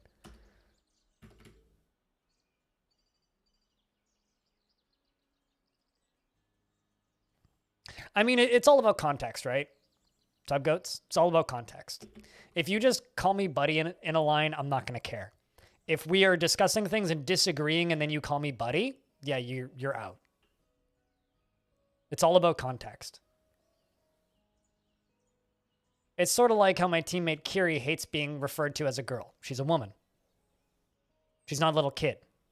You call me buddy, that's like calling me little kid. Fuck you. Get the fuck out of my chat. I ain't your goddamn buddy. You want insults? That's how you get insults from me.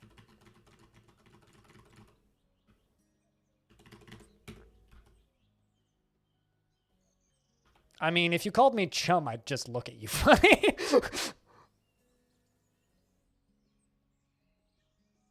That's very confusing. Why would you call me chum?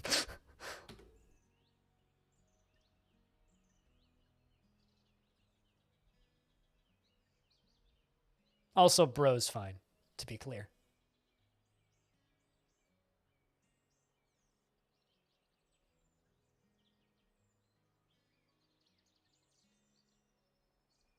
Hombre. I don't even know what that means. I mean, I do, but... The Sunsets of Serenity on Serenity. The Sunsets on Serenity is an example of the pages of scribing. The work has no particular subject. The writing has clear evidence and compassionate of a is clear evidence of a compassionate being. The poetry is inspired. The poet's describing is a dramatic poetic form intended to romance somebody recently retired, originating from the tool of twisting. But here's the thing, though, right? Tubgoats, like, we're totally fine, but it's all about context. It's all about context. If we're just, like, talking and having a good evening, it's totally fine, right? But, like, if we're discussing or arguing and you refer to me as Bud, it's literally just, like, signing your death warrant. I don't care who you are.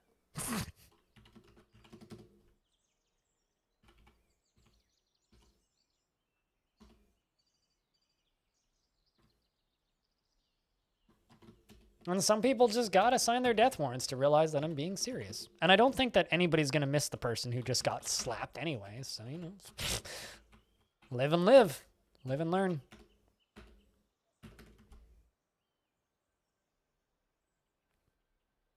Maybe they won't go into someone's house again and be like, oh no, you're hurting yourself doing your job. Thank you very much to whoever just bought that bundle. Cheers. Shout outs to those of you who've been buying those Humble bundles recently, because I got a big old payout from Humble the other day, and it was like random shocking surprise money out of nowhere. I was like, oh, hey, money. I haven't gotten one of those in like 6 months. So that was nice. Which was cool, because it, like, helped me almost entirely pay for my meds later that day. I got the Humble payout and instead spent, I think, $5 less than the Humble payout on my meds. Woo!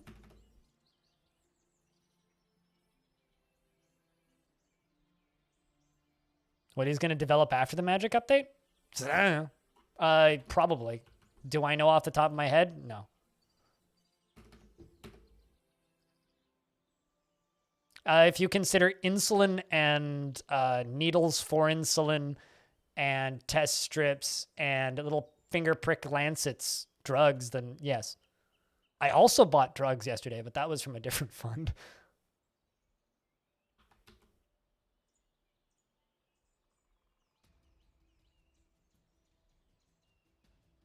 Yesterday was a busy shopping day.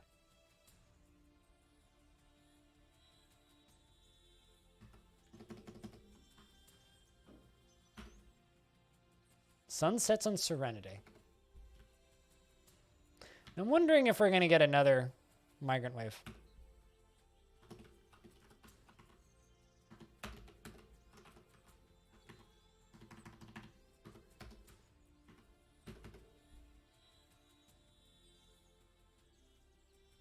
The dispensary had a sale. Top goats.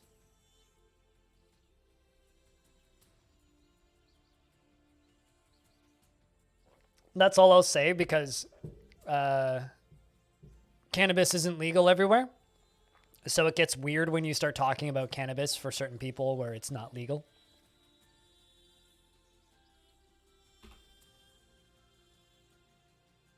And talking about anything that isn't legal is not great as a Twitch partner. Not that I bought anything that wasn't legal.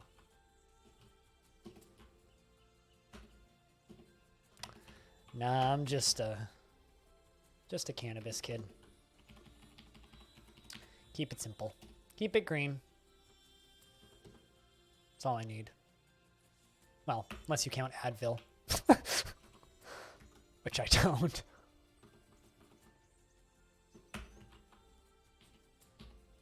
There's a bee emoji? Of course there's a bee emoji. Why wouldn't there be?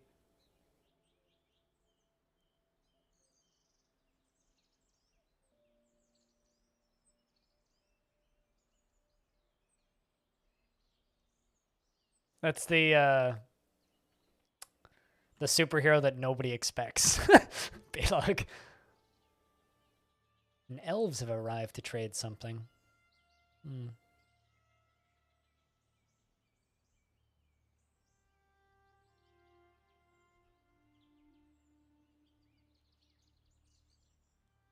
Yeah, my advice to you in regards to figuring out what Tarn's working on after Magic. Really? Huh. Another migrant wave? My advice as to what to look at would be to look at the Bay 12 games.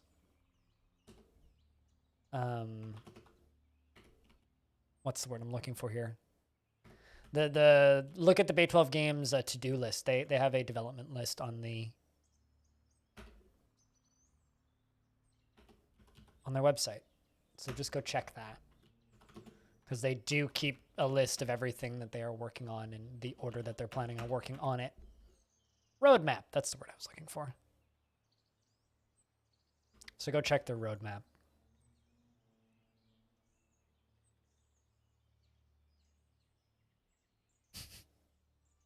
Is it a tuck? No. Is it a duck? No. Is it a train? No. Is it a steamboat? No. It's Can a Kid. That's the Saturday morning cartoon superhero that will never actually happen.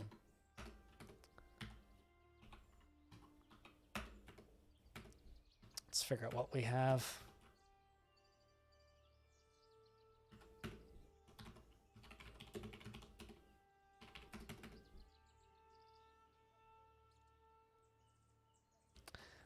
We have, or what animals have the newbies brought? I see a pet cavy, a couple more puppies, some dogs. Nothing too out of the ordinary. You have a good night's sleep.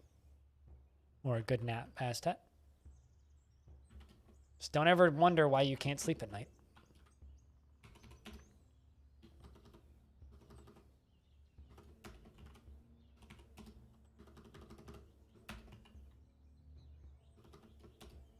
You know, it's a bad idea to dwell on people who are dumb, chat.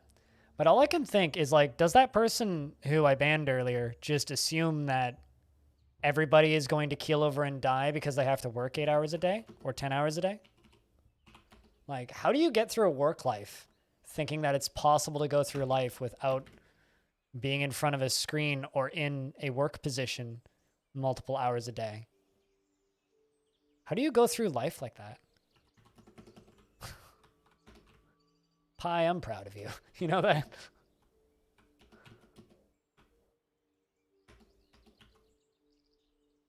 Dad jokes. One of us. One of us.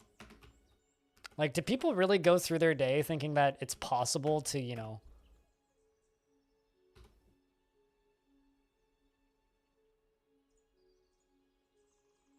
by blowing smoke on them. You're thinking way too deeply into this, B-Log. But I like it. All right, so we have 41 dwarves now. You once went to work and came home dead. I once died while I was working. It was fine. It's aight.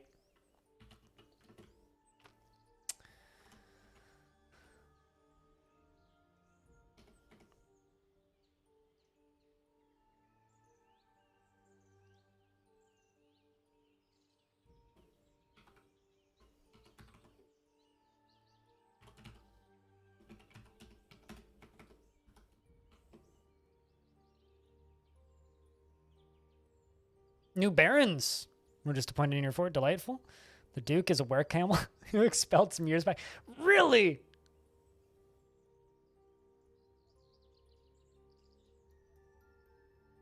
He expects that. What are the odds that the were-camel? I mean, they're just going to appoint a new one. You know that, right? But like, that's kind of funny that it's a were-camel that you expelled. What are the odds of that? I'm very amused by that, I'll have you know. That's really funny.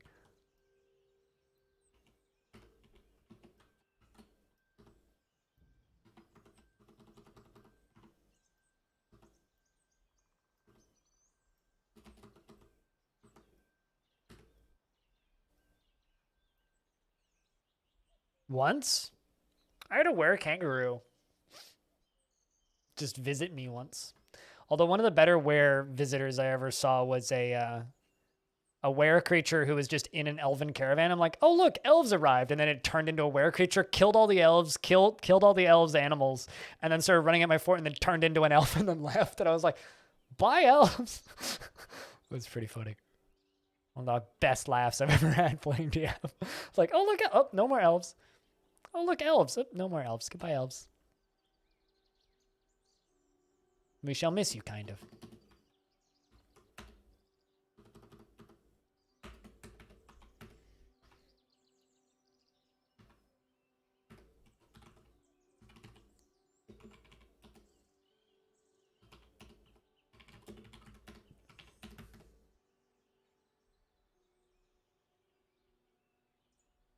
Yeah, no, you need that were camel to not last. That were camel is a threat to the existence of your faction.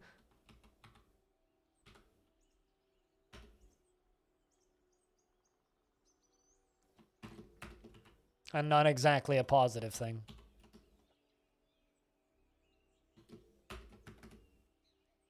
The were camel has to go. Although if it were me, I would try and see if I could keep that were camel in like their own section of the fort and make a little challenge out of it, like the forgotten baron, and then just like lock them in a tower. I would have a good deal of fun with that. What the heck just startled that human who just came booking it back into the fort? You okay there, bud?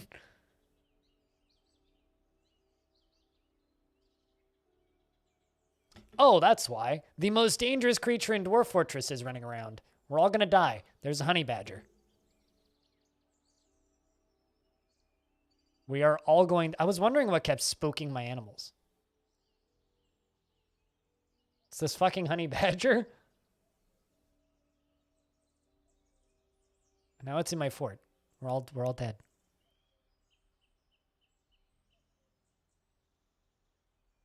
That's kind of wild, yeah. I mean, yeah, at least it's a were camel and not something significantly scarier. You went on a run? Isn't it like really fucking cold over there?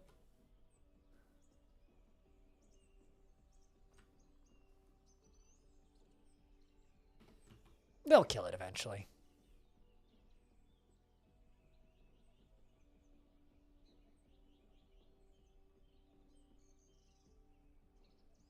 Just wants beer. No, it wants to bite somebody.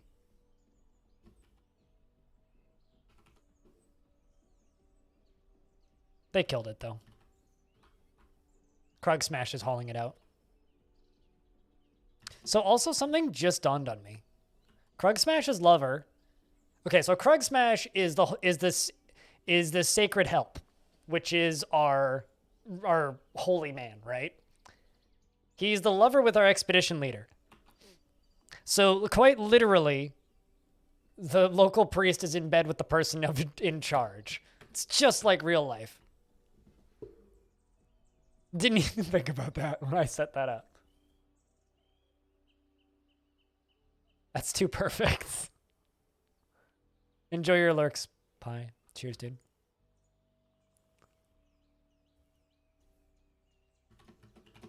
Of course, government's going to be in bed with the local church. Of course. There's no way around it. It is inevitable. Oh, that's a wall, not flooring. Whoops. And you just got back. Picked a good time to get back. You're the sacred help, by the way. I appointed you as the religious person because I kind of was like, all right, so who's going to be in charge of this religion? Well, obviously it's Krug Smash. Fort goes pretty good. We had two bards or a bard and a poet show up. So we've actually had visitors. We're up to 41 dwarves now. I've got a lot of rangers. I'm kind of thinking about making the rangers into a... I gotta make cheese. I'm kind of thinking about making the rangers into a squad of bolt shooters. That's not the right word. You know what I'm trying to think. And I don't know what I'm trying to think, but anyway. Into a squad of crossbow dwarves. That's what I was thinking. So I might do that. The elves were just here. I didn't trade with them, though. We got attacked by a honey badger. It was terrifying, but inevitable. We survived the onslaught from the most threatening creature in Dwarf Fortress. The honey badge.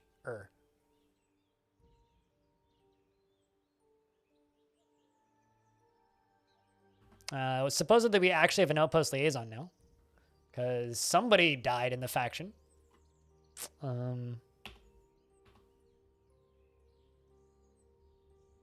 Aside from that, it's been typical fort. Nothing too out of the ordinary. I haven't even given them bedrooms yet, and I don't think anybody cares. Like, who's somebody who's been here for a little bit? Let's check Shad. See, like, perfectly happy. Doesn't even have a bedroom. Although is romantically involved with Little Joe.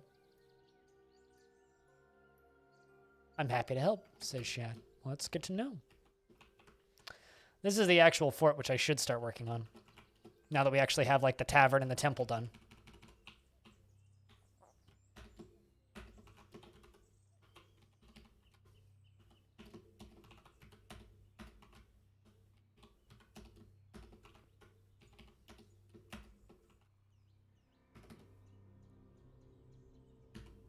Eyeing the weaponsmith. Just keep in mind, I'm not actually making any weapons right now. But you can totally have the weaponsmith. She felt fondness with making a new acquaintance. I talked with an acquaintance. I feel fond. She watched a performance, was annoyed after having a drink without using a goblet, cup, or mug. Well, that's on you. I have about 80 goblets, so there's more goblets than dwarves. Actually, no, I don't. I had about a dozen cups or so. I should probably make goblets. She personally respects perseverance, thinks friendship is important, and sees competition as reasonably important. Dreams of mastering a skill. Is a pessimist and tends to be a little wasteful when working on projects. She generally has a narrow focus on the current activity. And she likes to brawl. And she lives a fast-paced life and doesn't try to get things done perfectly. She tends to be a bit stubborn and changing her mind about things, and she is somewhat fearful in the face of imminent danger. She is assertive, and when she becomes exasperated, she begins to speak very deliberately and doesn't really care about anything anymore. Neither do I.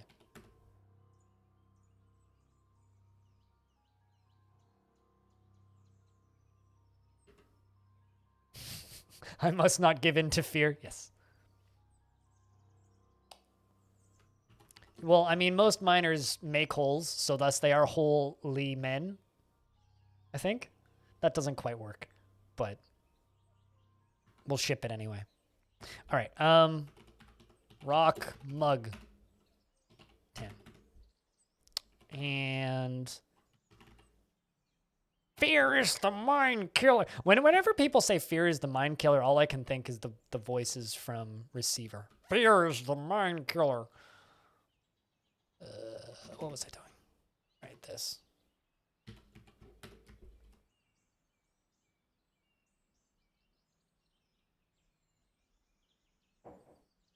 So my neighbors are either popping a really, really, really, really, really, really, really, really, really big bowl of popcorn, or they are jumping on the biggest roll of bubble wrap on Earth. I don't know which one it is, but I've been hearing this pop pop pop pop pop pop pop pop pop pop pop pop pop pop pop pop pop pop pop sound for the last 10 minutes or so. I know they're moving out, thank Christ, because their dog was obnoxious. But the fuck are they doing up there? I don't know what else that sound could be. It's either bubble wrap or popcorn.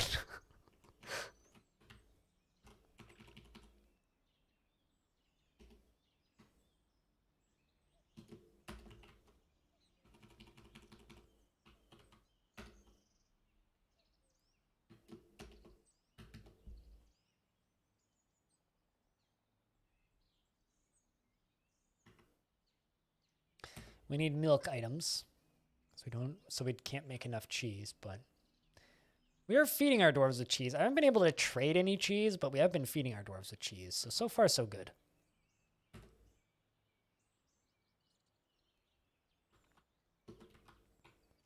Going to make a side room for seeds, mostly because I want to cut out those gems.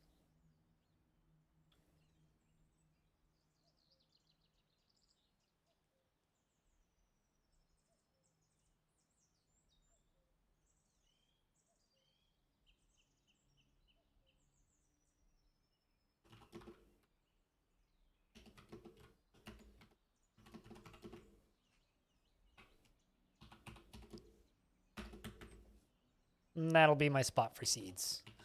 So food stockpile, down to there, Q, S, everything except seeds, remove all barrels. There we go.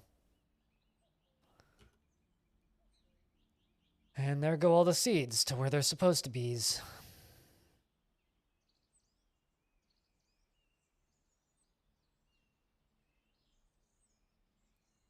Really hope bags get moved up there.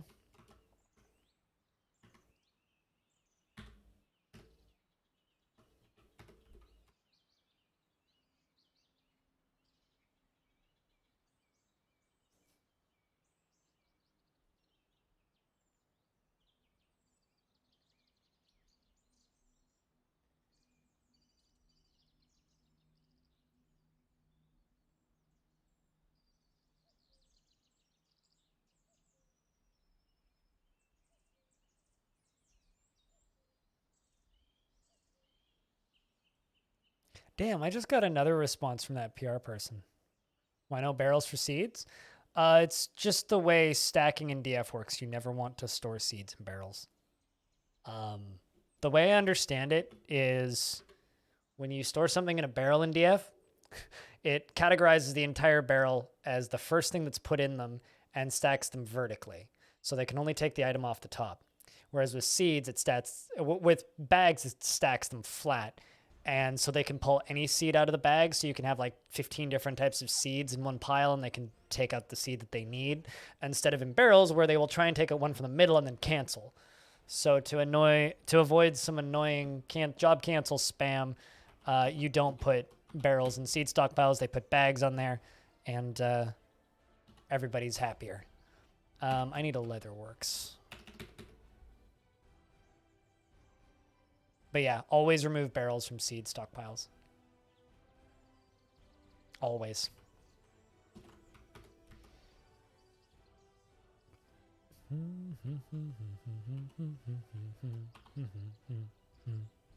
You didn't know that? Do you ever like get weird farmer cancels trying to plant because they can't get X seed? Do you ever get that? Because that's what that is. If a farmer can't find X type of seed, and then they cancel the job because they can't find that type of seed, that's why they're canceling. All the damn time? Yeah. So like what you need is you need bags. And once you have bags, then just remove the I'm actually literally giving a dwarf leather working right now. Then just remove all of the barrels from that stockpile, and then they can take them out. You know.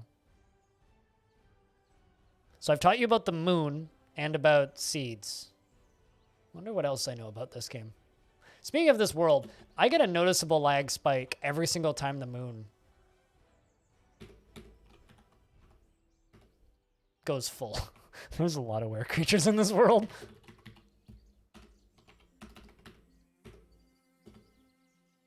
I thought I had bags, but I guess not. A white stork is fighting. Oh, well, I mean, clearly it got hit by a bolt. And I went, wee, splat, probably. Oh, yep, it dead. Good job, Dwarf.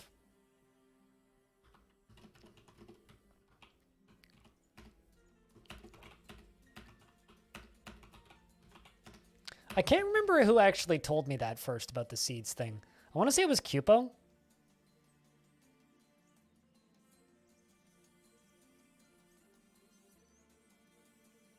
Yeah, it was the barrel bag seed thing, yeah. You use bags to store seeds on seed stockpiles to avoid stuff getting canceled.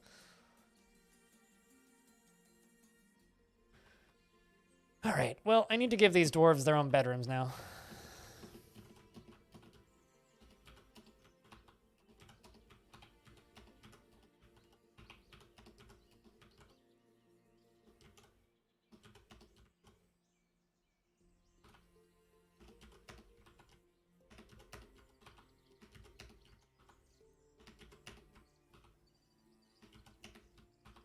But then again, Cupo's just the like local DF genius, so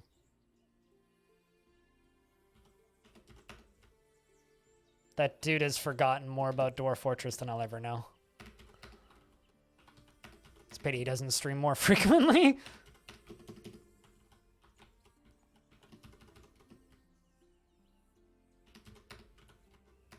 This isn't going to be a ton of bedrooms, but it'll be some.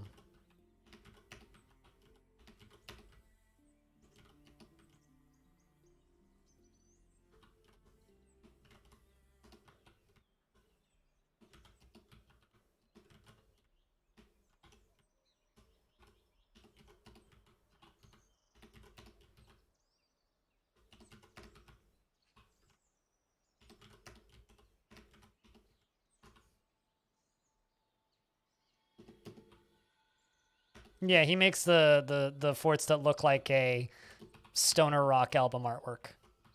And then also listens to a lot of stoner rock.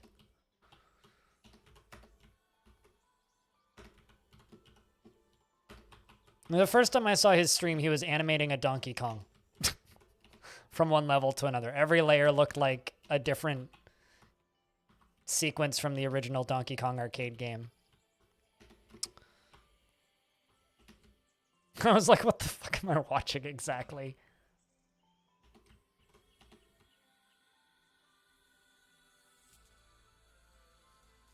You always resort back to cubes? I mean, here's the thing, right? There is a beauty in that kind of symmetry and organization, but I like the beauty and chaos, right? Lots of people don't really like the beauty and chaos. Sometimes I'll make more symmetrical things like this, but generally I revel in the chaos. And I know it annoys some people, but I do it anyway because it's what I like looking at. At the end of the day, make your forts the way you like looking at. If you like looking at cubes, make cubes. If you like looking at circles, make circles. If you like looking at squares, make squares. If you like looking at boobs, make boobs. Just make the forts you like looking at because you're the one who has to look at them. Outside of that, who cares? Quite literally, who cares? Now I want to see somebody just make a fort that looks like tits.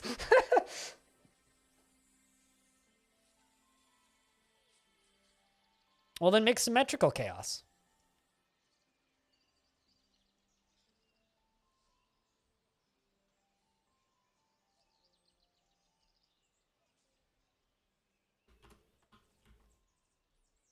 Tits fort, yeah.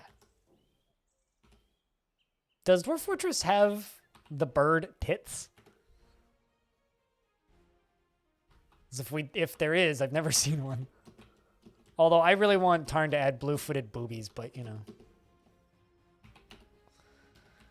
Can't have everything.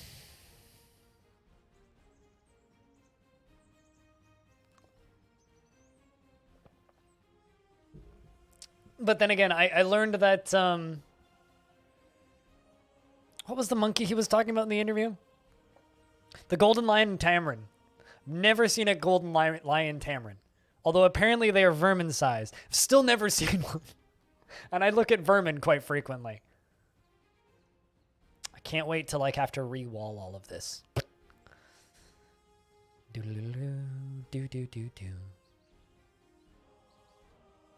There's too much sand in this fort.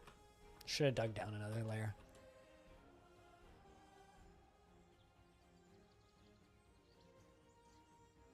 At least sand is quick and easy to dig.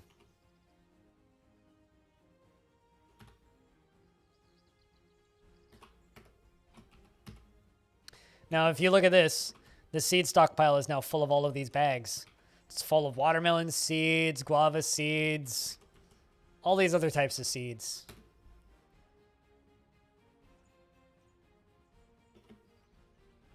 Oh, hey, we got a new visitor.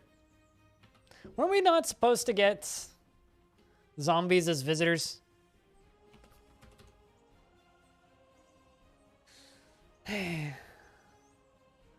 Human farmer returned hunter. You know, sometimes when your hunters are real bad, you just got to return them. It kind of sucks that like hunters' product quality is so bad that we have to return them. But you see, there's just another example of a returned hunter. Unfortunately, all of their product management went to shit after year 206. You know, like everything, all the hunters just got so much worse in build quality, and now we have to return them a lot when they become defective. Just like that one. When they become defective and die.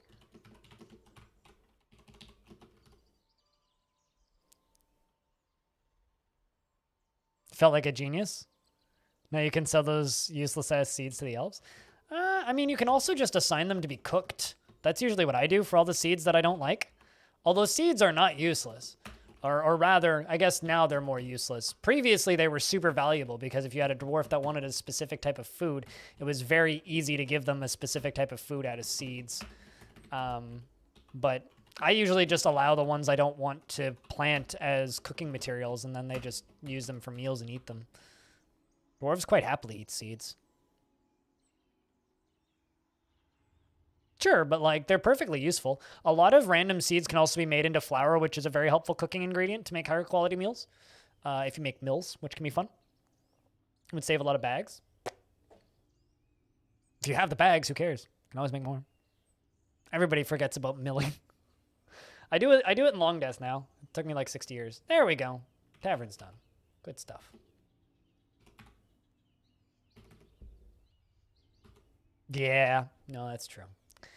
I'm going to let this tavern be a chill tavern for a minute. I'm going to go use the restroom. Thank you very much, everybody, for hanging out, though. Cheers. Got a big crowd today. We got really lucky on auto hosts, so. Gotta get around to beers. I'll be back in a minute.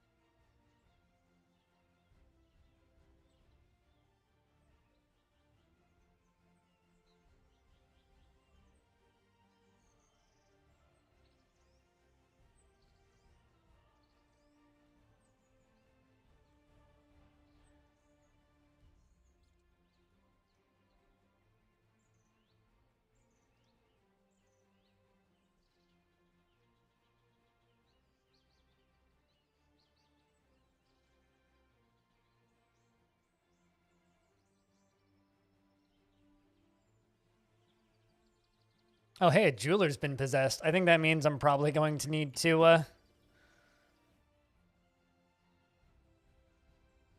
yeah, I'm going to need to make a gem cutter shop, which I haven't done yet.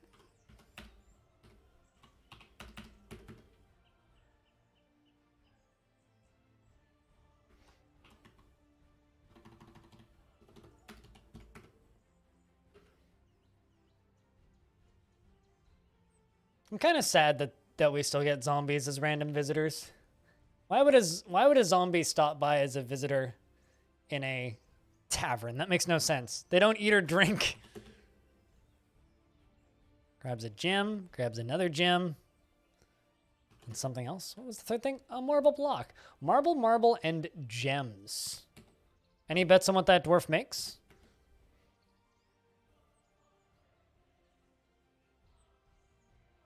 Marble and gems. Whatever it is, I hope it's good.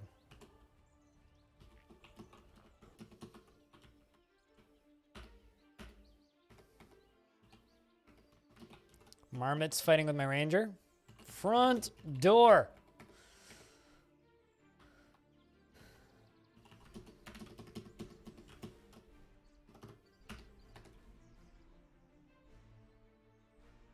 We're going to need to smooth up all this area in here.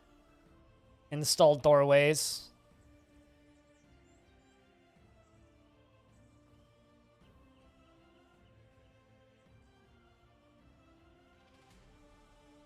Well, that's kind of neat.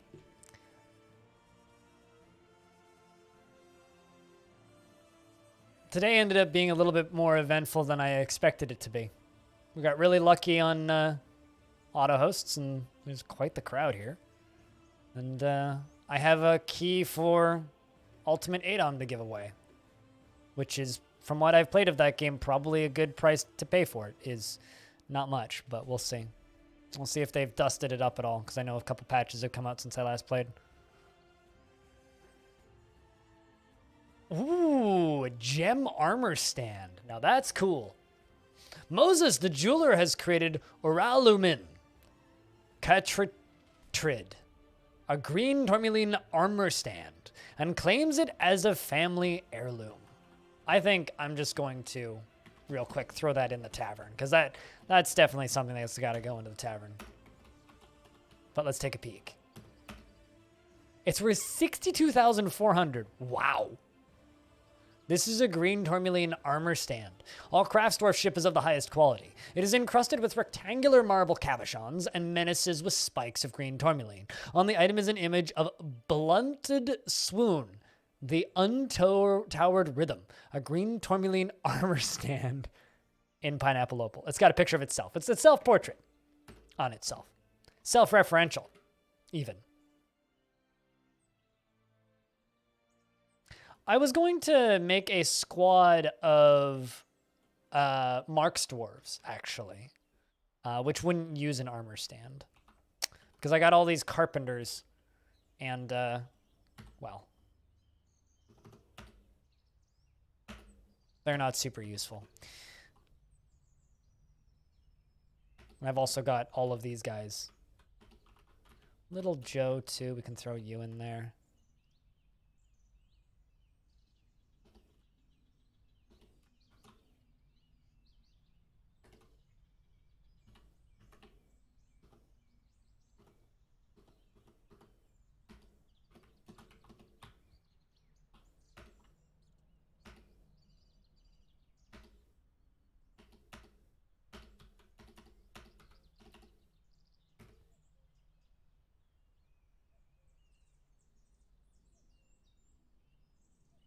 When the gap is closed? I mean, I don't really intend for them to actually fight anything. 16 Kias and one giant cave bat. I mean, generally they kill lots of animals and then they kill themselves. That's usually how it goes. No, that's not what I wanted to do.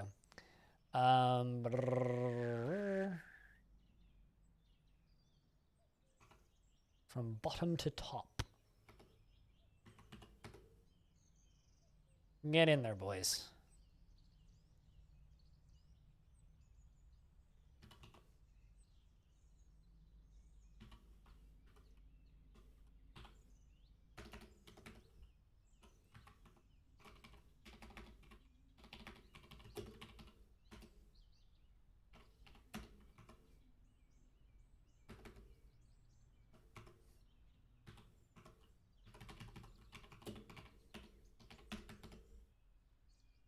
think I have a boyer. I should have a boyer.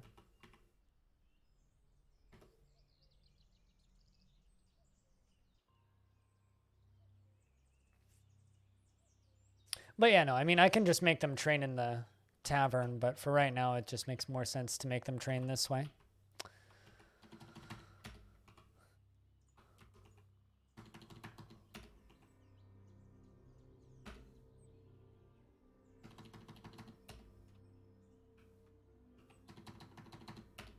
Besides, I still have to make, like, battlements and towers. Currently, I think plan is if we actually get attacked is just hide.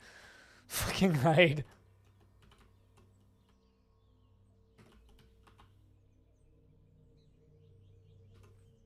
And leather quiver. 10. So I'm not sure how many quivers I have. Probably have at least 2. But we'll find out now, won't we?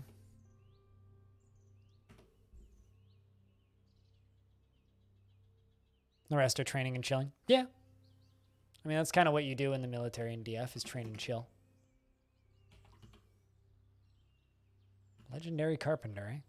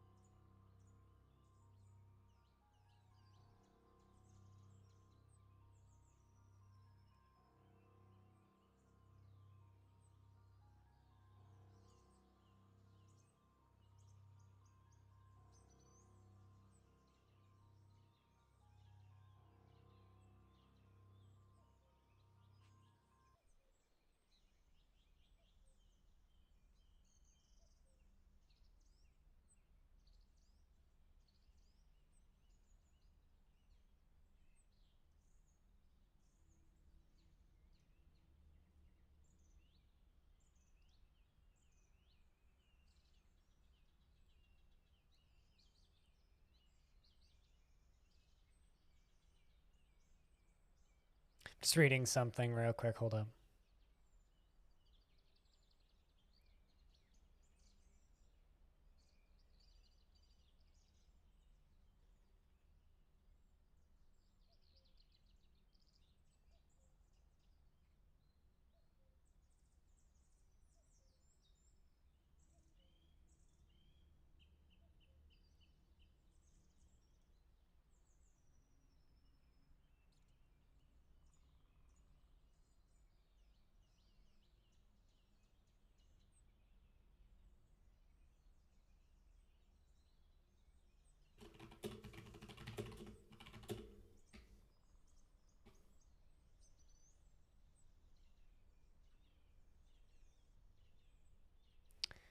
Just read a paragraph long statement from the person who I banned earlier. And I still feel the same fucking way about it.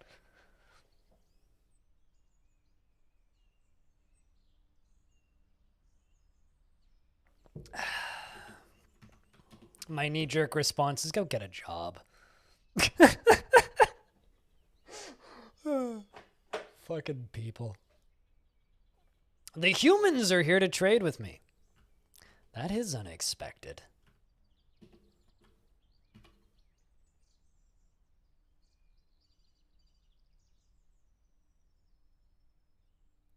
I don't know if that's a fair thing to say, but God. I don't know what to sell these people. I don't know what.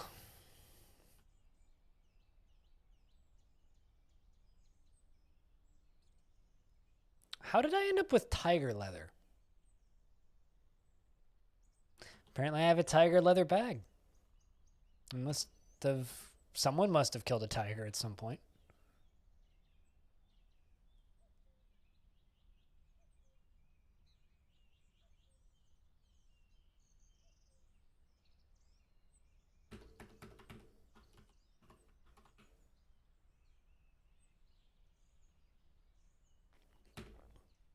I mean, it was the person who was telling me that I work too much and it's a concerning amount, and oh no, I have to feel bad about supporting somebody like you. It's like, well, or you could just not support me and go away.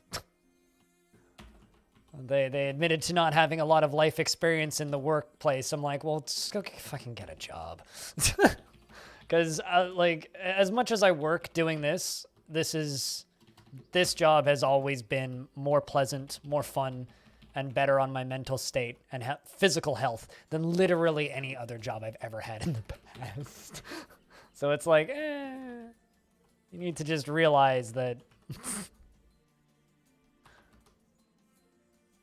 fuck off. Sometimes my responses aren't the responses people expect. That's a weird way for wagons to stack up. What are they doing? Guys, are you okay?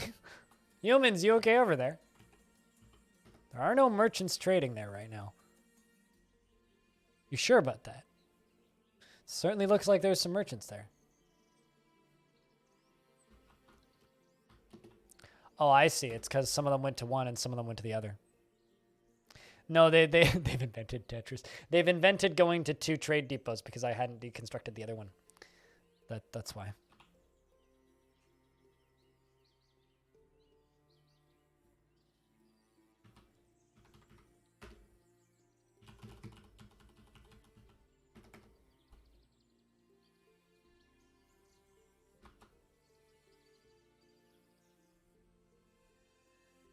Got attacked by a honey badger. Yeah, got attacked by a honey badger and it broke their pathing. Then those humans run away because I had to deconstruct the other one. Well, thanks for the free llama, I guess.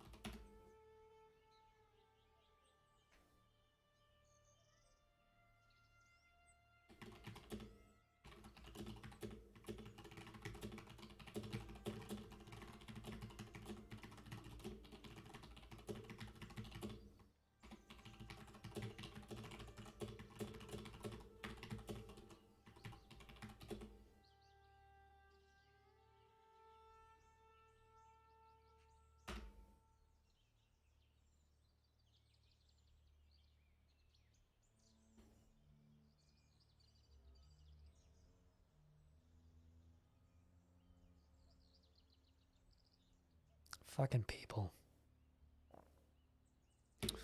All right.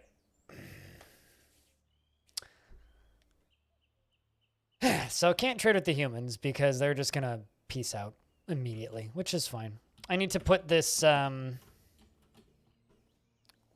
somewhere, although it's not technically mine, so do I get it? It might just be counted as in cage.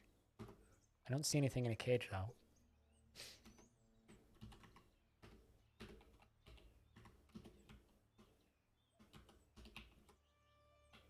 Yeah, all those pink peas.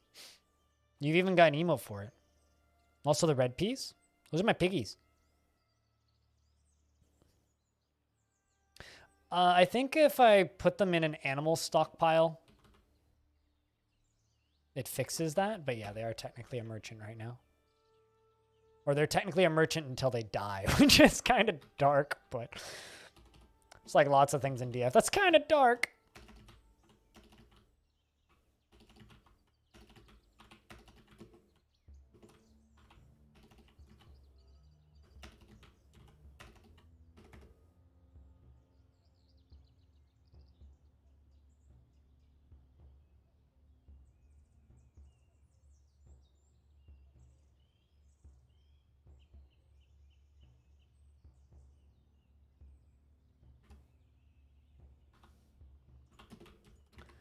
Then I can link that up to the front door bridge.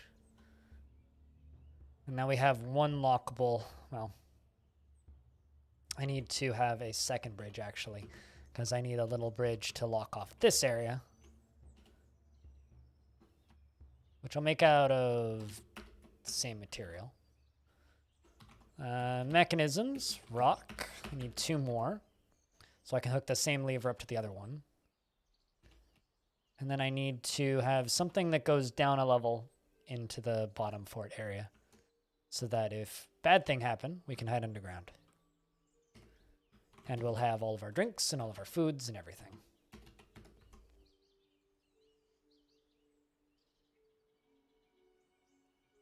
Yeah, usually when they put them in the stockpile, it stops them from being merchants, but we'll find out. Yeah. So putting them in the animal stockpile in the cages moves them from being merchants to just being citizens.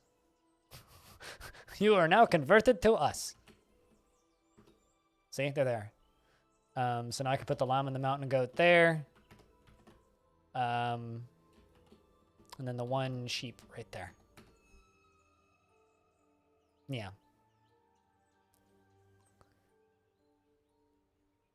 Otherwise, you know, they would have just died.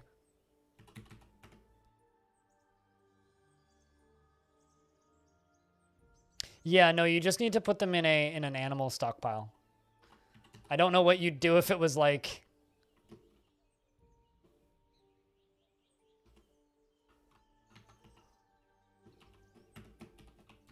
something more serious, but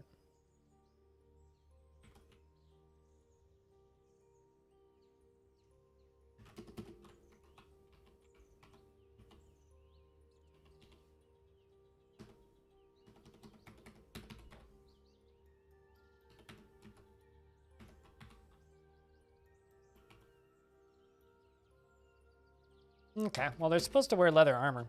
So let's go leather armor. Leather buckler. I don't even know if I have enough leather. How much leather do I even have?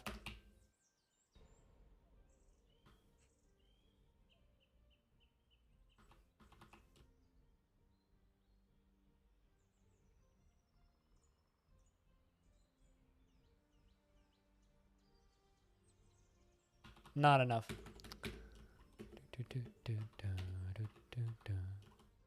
Well, I'll slaughter the mountain goat, the llama.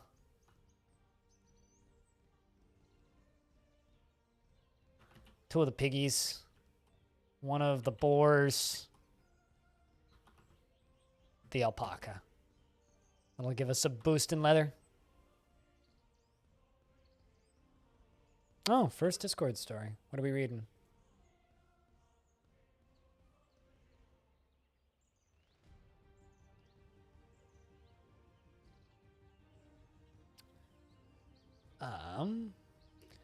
Video killed the radio chicken. Okay. Southern Northerners should wear skirts backwards as a dramatic music pose. Complicit toad lovers awaken from slumber when disturbed. Disturbed release porn. Movies. All right, well, that's the thing that I just had to read. I don't know what a radio chicken is, but I guess video killed it. Bumblebees? Oh. And ants. No honeybees. Are you honeybees? Or just bumblebees? Nope, termites.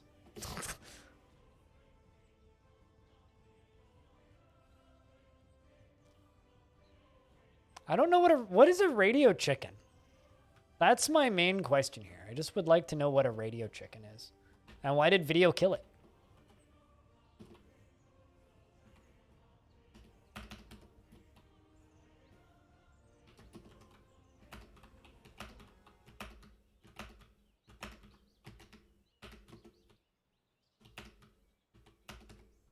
So not a lot of visitors in this part of the world. We do have a human poet, though, who's holding a... What? He's listening to poetry.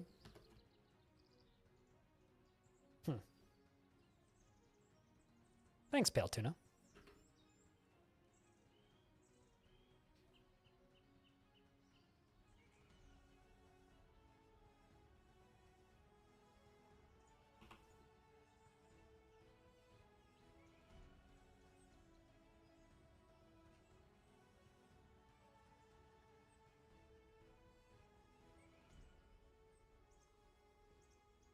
I almost need to go get more water for my tea.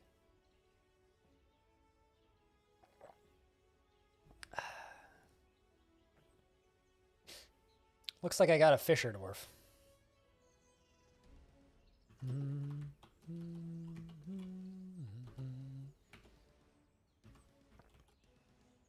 There we go. Starting to see some leather armors. A basking shark leather water skin. Damn. Those humans must have brought us some fun leather.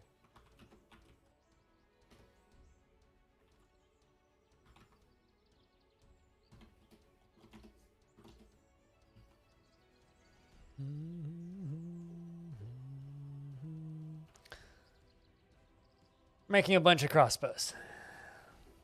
The backbone of any military? You mean the spies? The watch dwarves? the dwarves that are like the first ones to die when the bad thing shows up? The meat shields?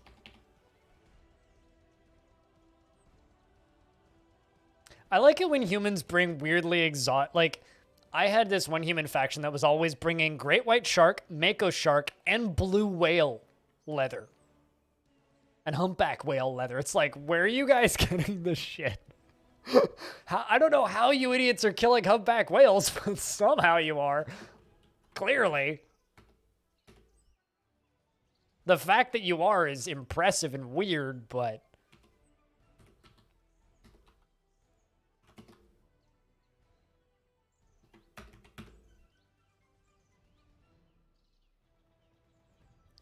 But yeah, no, human traders are kind of great. When you factor in the lack of boats, yeah, they must just, like, kill one, like, every 6 years or something. And it's just enough leather that they're good for, like, all eternity.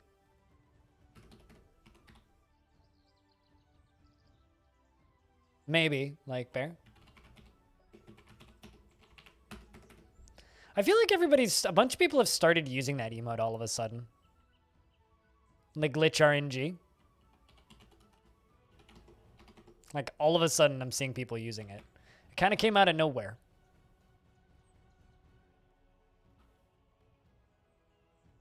I mean, now that PogChamp is dead. Rest in pieces, PogChamp.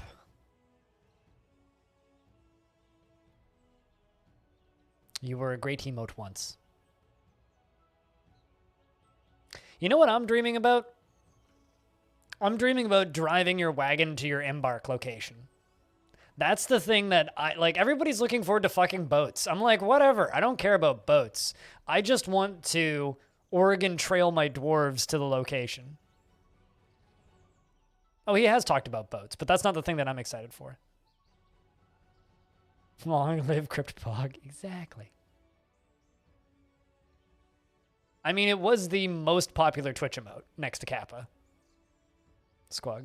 So, just because you never liked it, a lot of people did. There we go.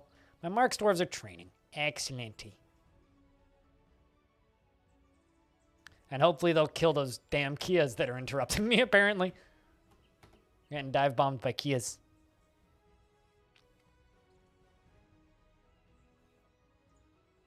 Just Sid Meier's pirating your way to your embark? I just want to pilot a wagon, okay?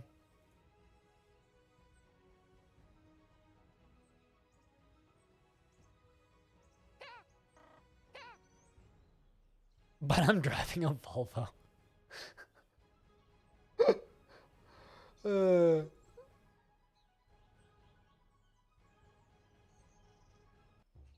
I think I need to clean out my fruit fly traps because I'm getting fruit flies again. I like having my windows open and I'm very close to where the garbage room is in my buildings, so kind of get overflow from them sometimes.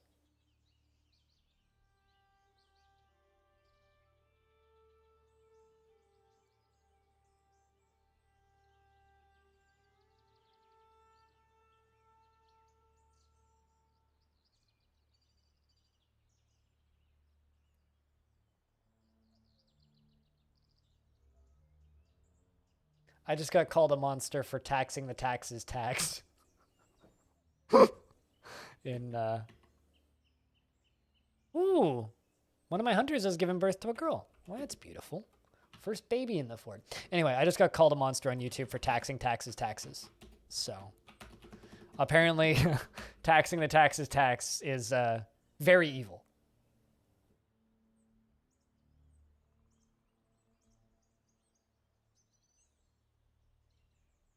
Dude, I just want a civilization stuff.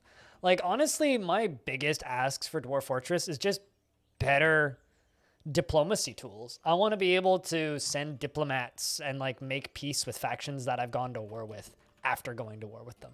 So I want to go to war with somebody, fight with them for a couple decades. I realize most forts don't last a couple decades, but we'll fight with them for a couple of decades and then make peace with them. That's what I want the ability to do. Like, honestly, to me, like, that's the thing that I'm wanting the most out of DF that I'm not currently getting, is all of that stuff.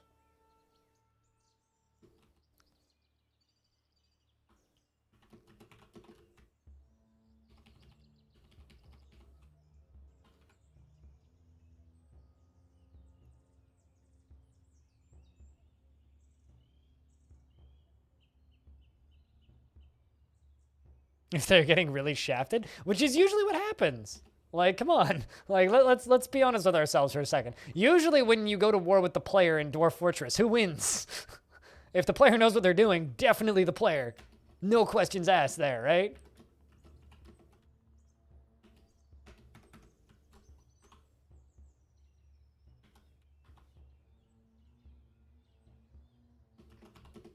I mean, it's very much a if the player knows what they're doing.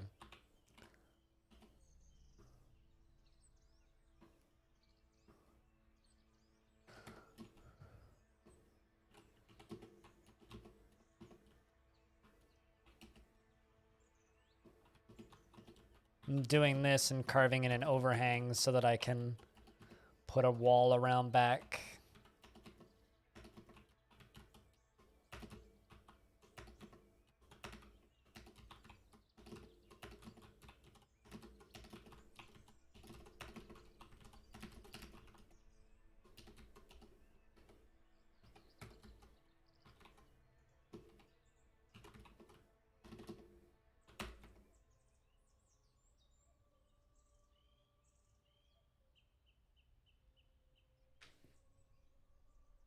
Is the traders? Yep.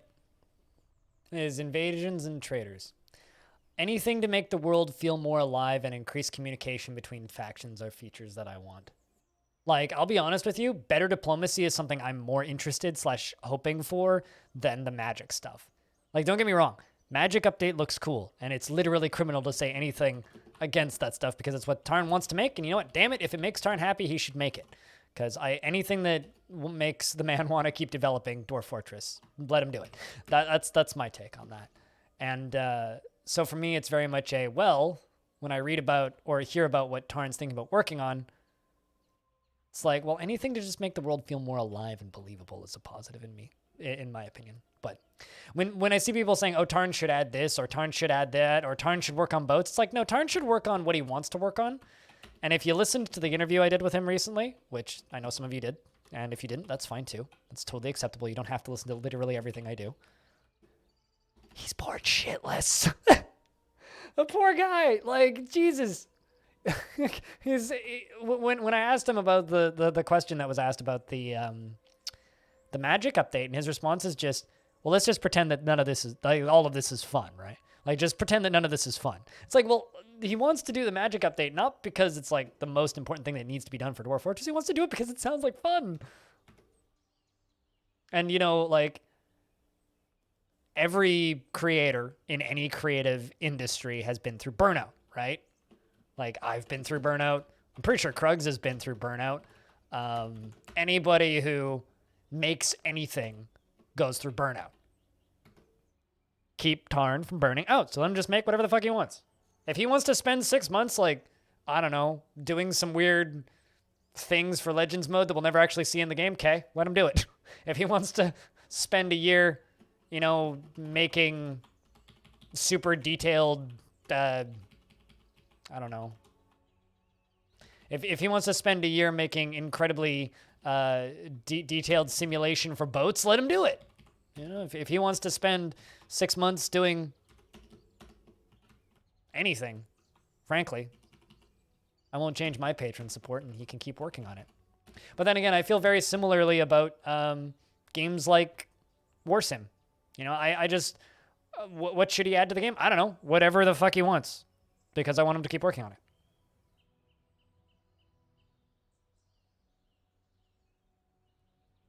Look up Chatty's mobile client. I haven't used it in years, but if you want to be able to use like FFC's emotes and stuffs, look up Chatty for mobile.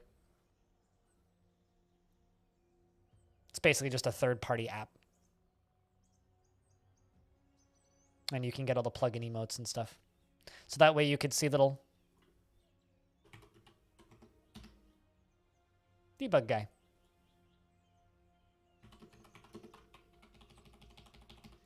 And, you know, like, the reason Tarn's been able to work on Dwarf Fortress so long without going nuts, I think, of course, there's some assumptions here from me, but is because the way Dwarf Fortress works, whenever he's interested in something, he just adds it to Dwarf Fortress. So he finds something that he likes, and then he just adds it to Dwarf Fortress. Hey, Redbeard, it's good to see you, man. And no problem in uploading the VODs. I'm assuming that you're the same person on the YouTubes, but there will be like 6 to 8 hours worth of VODs a day going up on YouTube until I drop.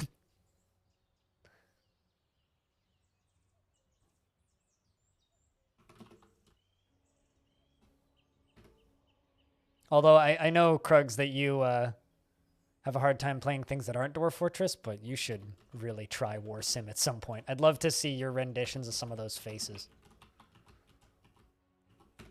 Although you've probably had people recommend it to you a million times already.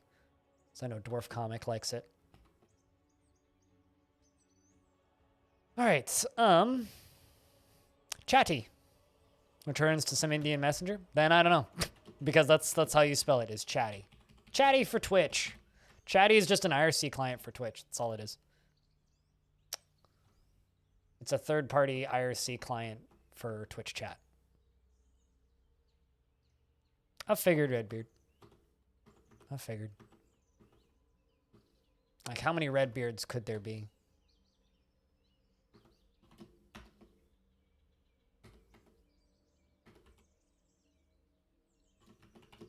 Did that goat just climb a tree, or was that a goose? I'm assuming that was a goose, because I think I ate the one goat that we had. So I'm going to assume that that was a goose that I just saw flying up in a tree.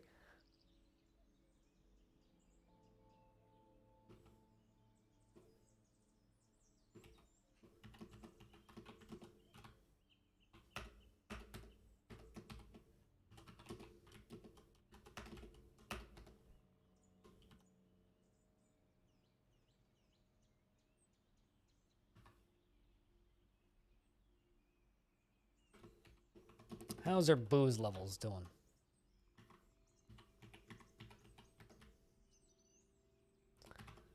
Barrel.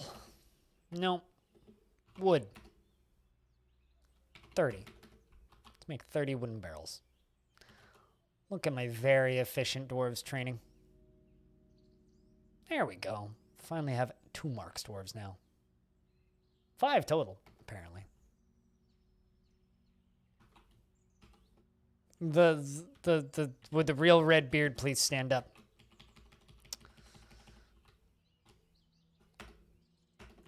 Because all these other Redbeards are just imitating.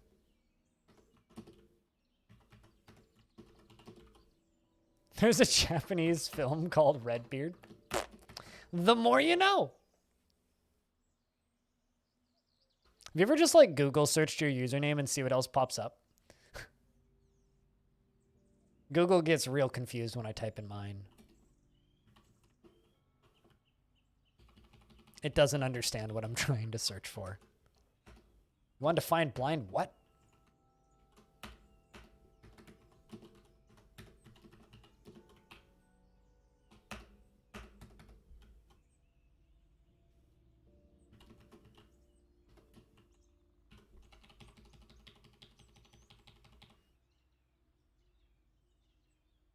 Expected. Why is that sad? Hey, Freskins. We're just doing a chill tavern fort at the opposite end of the world from where I'm used to being. We already have a religion that has demanded a church, so we gave them that. And aside from that, we've just been chilling. Chilling. Making a chill tavern fort. Although, unfortunately, I think this was a bad spot for a tavern fort, as there is like, well, shall we just say like, no, almost no visitors? Not a lot of clientele around here, apparently. So you lurked a bit instead. It's fine. The recommendations are done.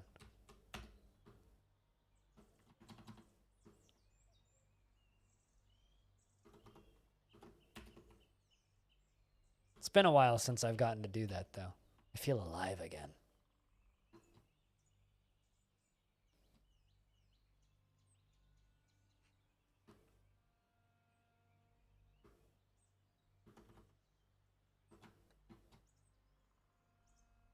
Although it's a good thing that I banned them, because they then sent me a small essay via Discord DM.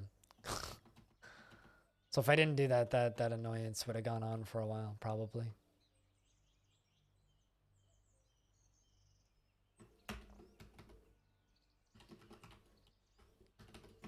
But how are you today, Freskins?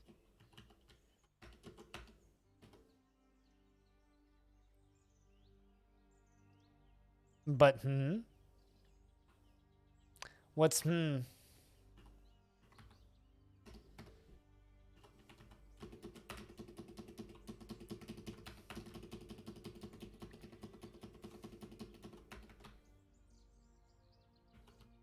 Still iffy?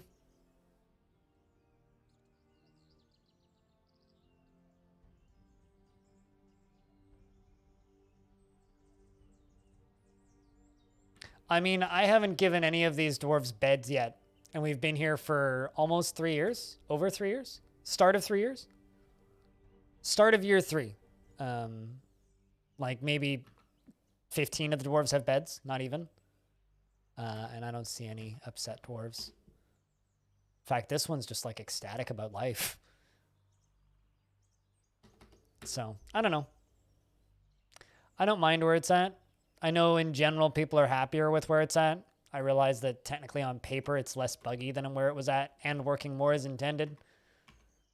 But I still prefer the old version.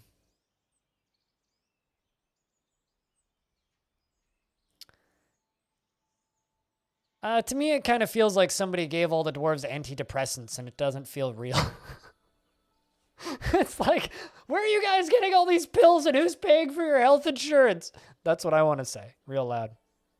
Doing lurky loo? Have a good lurky loo. That sounds like a slang term for toilet, so hopefully you're not just like bent over the toilet. Me monster? Wait, what? I mean, maybe these dwarves are all Canadian. We have free healthcare. It's fine. Antidepressants are free.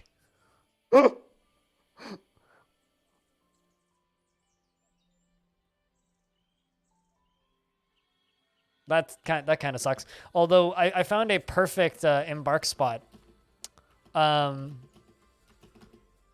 you, Freskins. Where was it? Maybe we'll do this next week. Where was it? It was around here somewhere.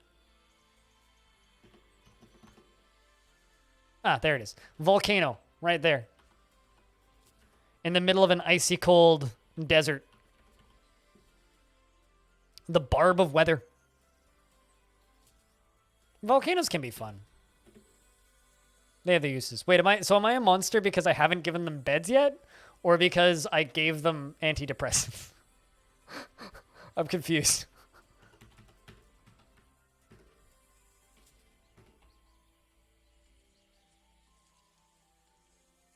In regards to the beds thing, yeah, I know, I agree. I'm a monster. Zed, that's the ammo.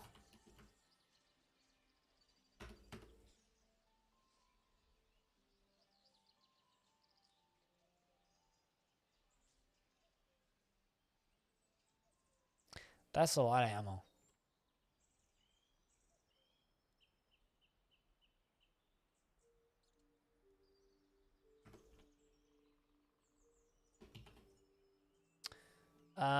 Claim used ammunition. There we go. 91 kills. Hot damn. Must be one hell of a legendary hammer, man.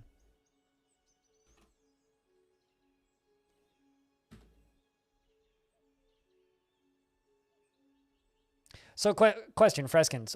I'm confused. What's your point? I know that you don't like the current balance of the current version. But sounds like a successful fork. That's all I really have to say there.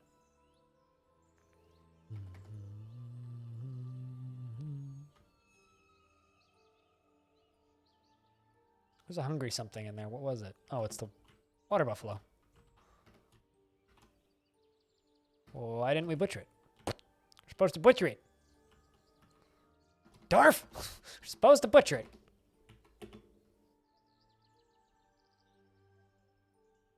There you go.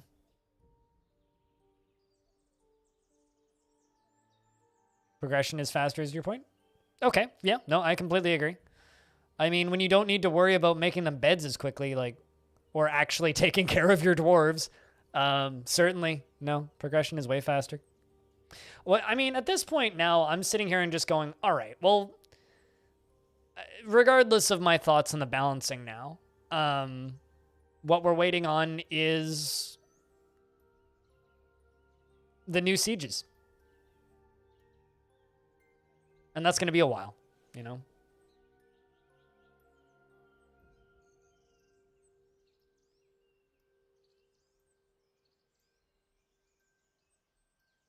By now you're looking at what materials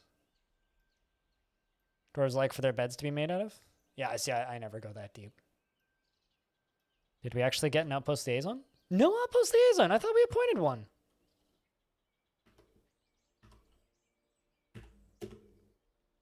I don't know. You're like the 0.0001% of DF players.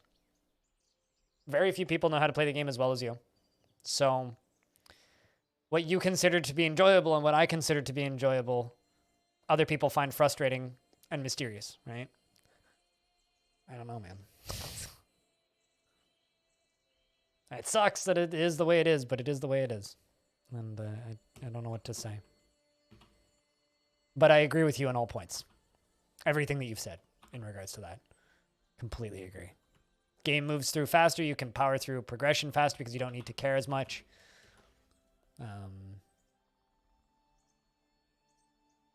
Yeah.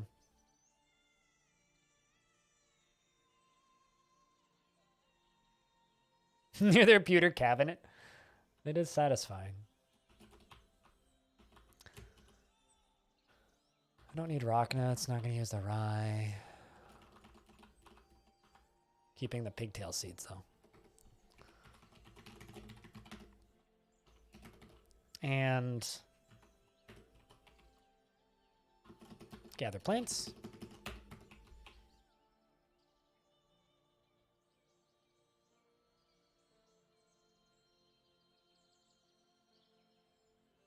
Okay. So I have a question. Are you venting? Because like I agree with you, but I also can't change the game. And I agree with you on the game moves faster and a lot of the fun has been removed. I completely agree. What more do you want me to say? I don't know. I feel like we've talked about this before, but like, I get it. And I agree. Because like, I really like there to be a challenge as well when managing stress. But the wider player base disagrees. And they've disagreed for a long period of time. And what Tarn has done with the most recent patch is technically fix bugs. Because there were bugs that were preventing dwarves from making friends. There were bugs that were preventing dwarves from being able to eat the food they wanted to eat. There was bugs preventing dwarves from being able to function as dwarves the way they're supposed to. And so he fixed them. And fixing those bugs directly made the game less fun for some of us that are used to those bugs.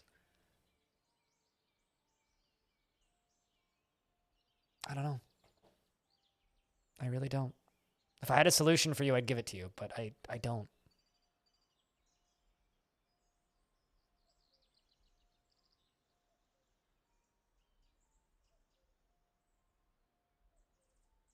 I mean, you listened to the interview. I mean, venting to me isn't going to do anything except stress me out because I read it like you're not enjoying the game, meaning you're having a crappy time. And since you watch this game on my stream, it makes me freak out and worried that you're just going to up and leave or something. No, but here's the thing, right? Could you just not play the previous version and thus forego all future patches if you don't enjoy the way the game's going? If you don't like the direction that the game's going, that sucks, which is true for me too. I also agree with Freskins and like the previous version because it's more of a challenge. There's more interest and variety in what I need to do to keep my dwarves happy, which is a large part of the game, right? Now it's just, they're just miraculously happy all the time on whatever happy pills they were given. Like, let's just look at a random dwarf. This dwarf doesn't even have a bedroom. This dwarf is exceptionally happy, doesn't seem to care about seeing dead bodies. I saw Cole Construct painted tell the story of the election of the elf Tolis Hugs Knights to the position of absolute web of the defeated denomination in the late autumn of 169 at the Medal of Respect, and it is interesting. This dwarf is, like, exasperated about life, was slightly embarrassed, but, like, I don't have to do anything to make this dwarf happier. This dwarf is as happy as this dwarf is ever going to get. This dwarf is ecstatic. We've gone from too far in one direction to too far in the other direction, and we need to find something in the middle. But Tarn made a good point in the interview that I had with him, where he said that we need, now that we're too far in the other direction, we can balance accordingly back, which is fine. But it just means that some people like me are going to be bored for the next version.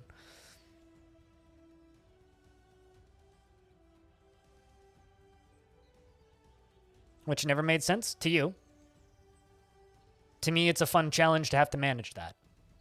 So you say dwarves are supposed, like that's fact, okay. And you're also saying that dwarves are not supposed to get horrified at dead bodies. Why is it your place to say that?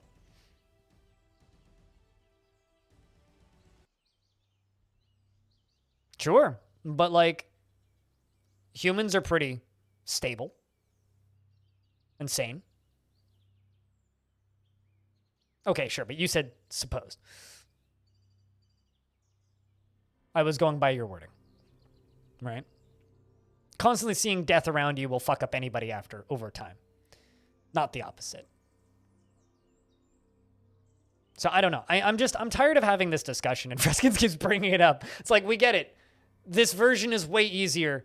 Dwarves are happy, and the player no longer needs to put in a ton of effort to make their dwarves happy. And so I no longer get the gameplay reward of making super overwhelmingly nice bedrooms and seeing all of my dwarves be happy and babying the ones that get upset because that gameplay's been removed because they're just happy anyway. Which sucks. It genuinely sucks. Is the game technically working better? Yes. Have bugs been fixed? Yes. Is the game too easy now? Absolutely. Is the player base at large happier now? Absolutely. Does it suck for a small minority of people, myself included? Yes. But is the overall player base happier? Yes. So the game's benefiting. So I don't know. I'm tired of discussing this. It's just, I prefer where the game was before too. But I don't want to just sit here and vent about it the whole time. Because that's not pleasant. That just sucks.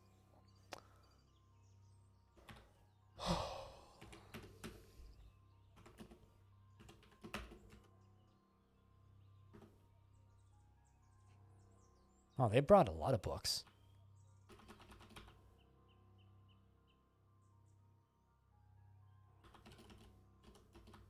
I'm not actually going to buy any of them. Because there's things I need more.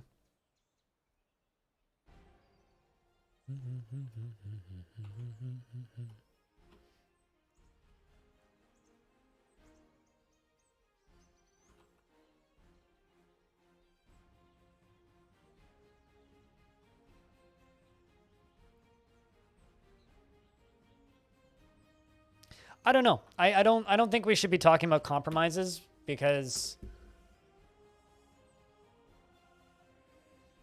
Man, I don't know. I'm kind of tired of discussing this at this point. Me and Freskins are in the vast minority. So who fucking cares about me and Freskins, right? The people that were happy with the balancing of the game before are not going to be happy with the balancing of the game now.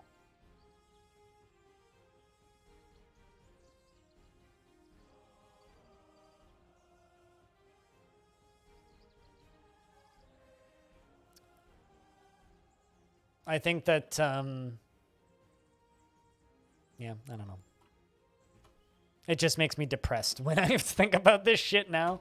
Because I'm like, well, man, I like where the game was at. Well, say hi back, Dragon Man.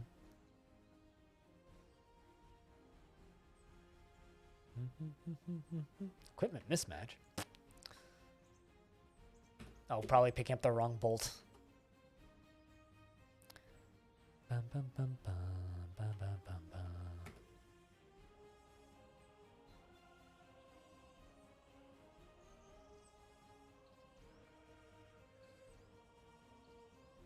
Hello, Novi. How is you?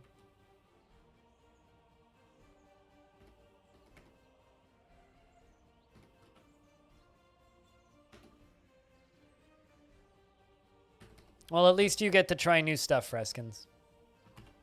Just realize you're probably one of the most knowledgeable Dwarf Fortress players in the world. And to all the people that just get frustrated as to why the dwarves are frustrated for no particular reason, will now be more inclined to keep playing Dwarf Fortress, which is better for the game as a whole.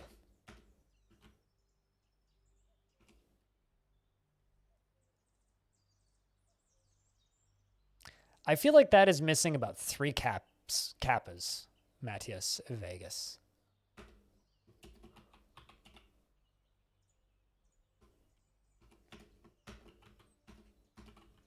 You want to give America socialized healthcare? Then I don't think they would need to make a Steam version in the first place.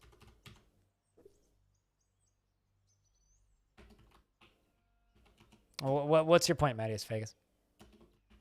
What exactly is your purpose?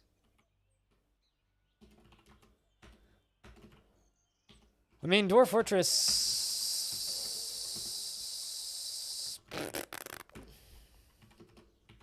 Tis a joke? All right. Well, put something in your statement to imply that it's a joke. Use a kappa. Use some sort of implication of sarcasm. Otherwise, it just reads dumb. So if you want to read dumb, you can. Because you're hilarious.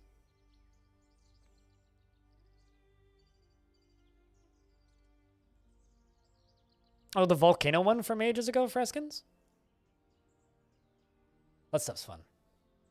Drop heavy stuff into lava. Drop boulder into lava and see what happens. Laugh maniacally.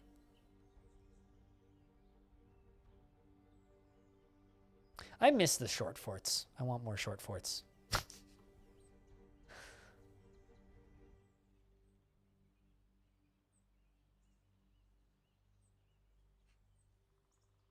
Sometimes I used to play Final Fantasy back in the day. You could only spend so many spell charges in a given rest period. D&D. I didn't hold the reset while powering them off. And they charge the spell charges for MP points and got fixed with some painful bugs distracted from playing the game long term. No, totally. I mean, that's what Tarn has done, is fix bugs. So now he can balance around it. And Freskins, I know that you love combat and stressing your dwarves and managing that. Well, hopefully, those new sieges that Tarn's talked about end up being as cool as he's made them sound, because I'll tell you this, they sound pretty fucking cool. I am amazed I'm getting so many migrants.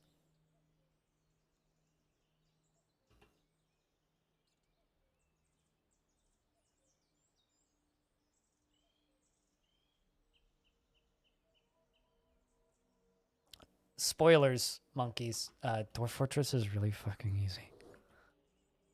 I think that's the thing that's going to surprise the most people when the Steam version comes out, is that this game's actually really easy.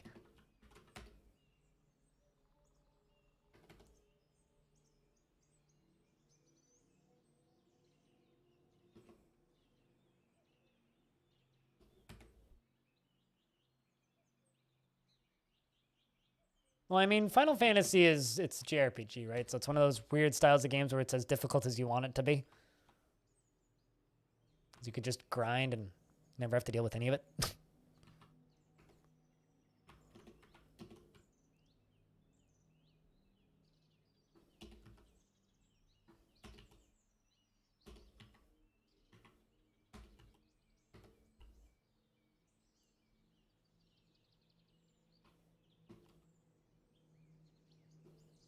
I mean, I don't know which Final Fantasy you're talking about. So when you say Final Fantasy, I just assume the first one. But does it really matter? Because that kind of goes for every JRPG. In that they're all kind of really super easy. If you just grind.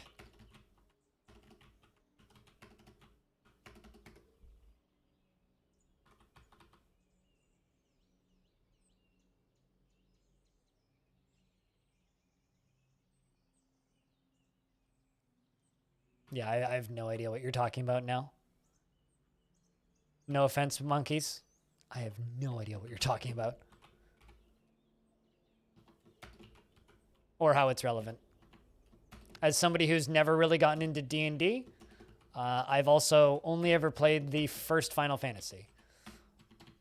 And I didn't even play the original first one. I played the Game Boy remake, which has a lot of very different mechanics. So, yeah, I have no idea what you're talking about. Is that a hospital? No, that's just a dormitory. I don't actually have a hospital. I haven't had any reason to. I kind of was expecting to get attacked because there's a lot of hostile guns around me. But we haven't been.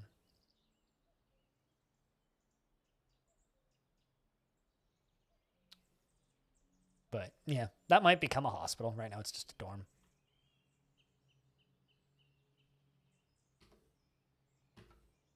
Yeah, I have no idea what Monkeys is talking about. B-Lug?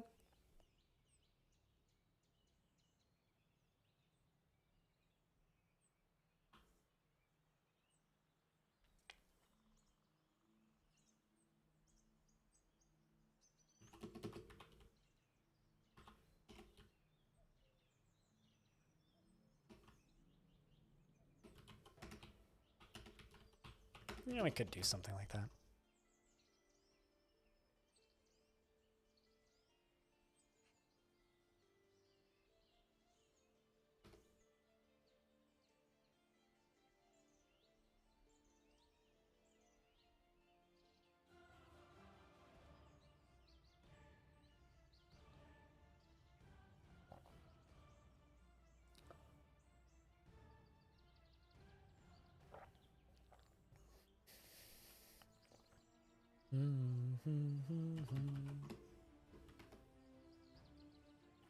Yeah, I've lost the whole point of the conversation at this point. I don't believe I've ever actually made potash in Dwarf Fortress. True story. I don't believe I've ever actually made that stuff. Nor am I particularly sure what it's for.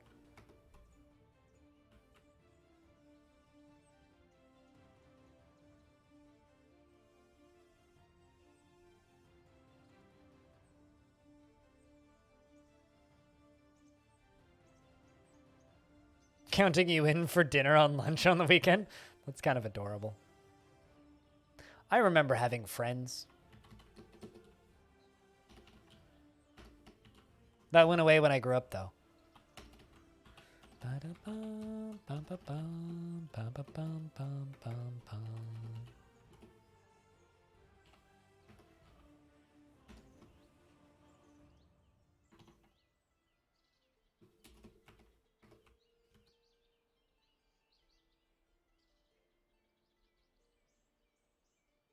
It's needed for one type of glass, but like, you can farm without it. So what's the point of fertilizing farms with potash? Like, does it speed up farming? Because they seem to have no problems without it.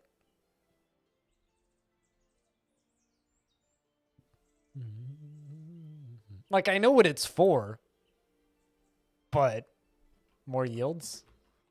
Sure, not like we don't get enough yields already.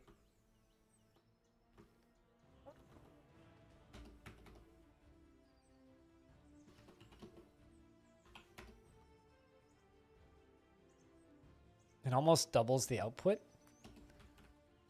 Okay, why would you need that much food?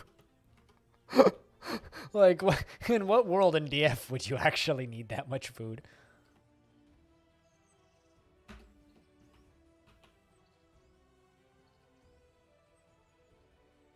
Well, okay, I know about its real life use. I'm not talking about its real life use, B-Log. I'm talking about its use in Dwarf Fort. Like, can we keep the two separate, please?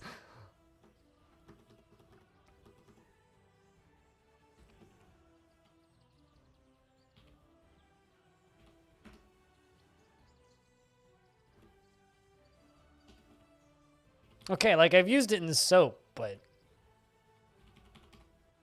I've definitely made ash and potash and made soap in DF. But I've never used it for any of its other uses. Specifically fertilizing in DF. It always just seems super perplexing. Yeah, but like just DP and then just gather everything outside, and then boom, you're done. Bob's your uncle. Or just dig down to the first cavern layer and just gather up all of the pre-grown plump helmets. It's like, what? I don't know. I don't see the point.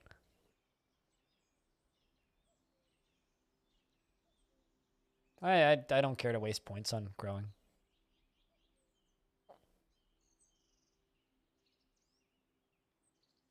Well, I would say that this fort's been kind of a failure.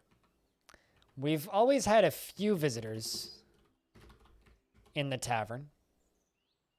We haven't had much luck outside of that with actually getting much visitors.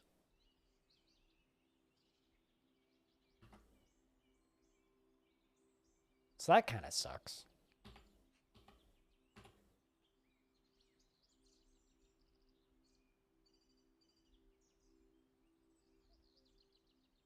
But yeah, I could see that. Like, as like a first growth thing, if you're in like a biome where there isn't any easy access to food, that makes a degree of sense. But like outside of that, it's like, why would you ever need that? I don't know.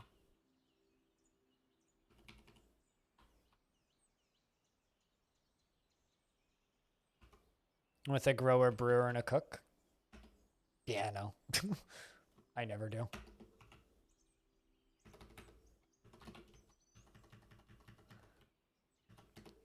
I embark with 7 peasants.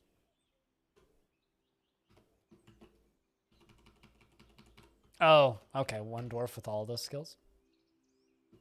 Still. I just embark.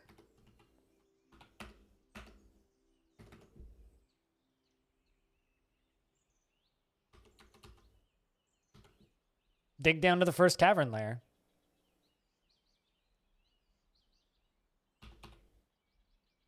I mean, no, I understand like the safety concerns for spooky biomes, sure, but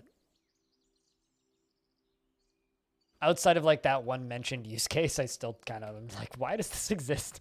I don't know.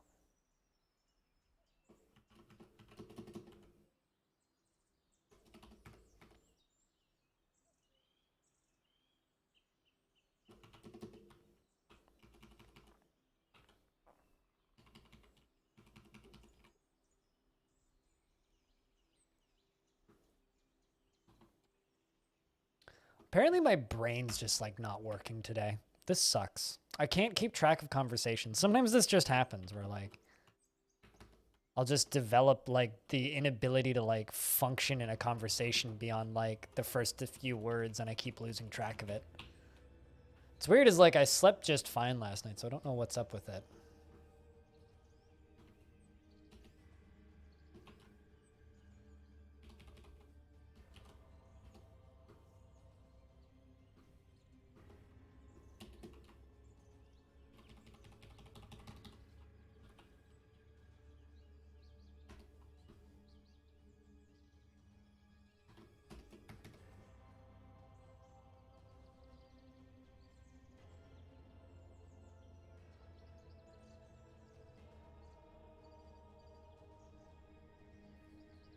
Sure, it's still what I would do though.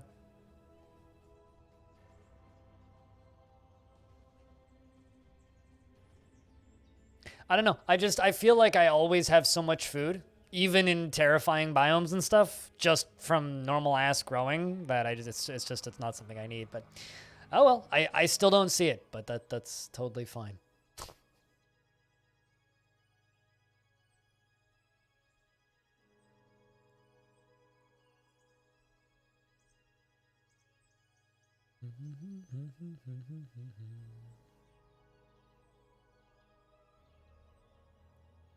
Man, God, I wish my brain wouldn't stop working. It's frustrating, man. When you're just trying to think and then your brain's just like, I don't wanna. That's me right now.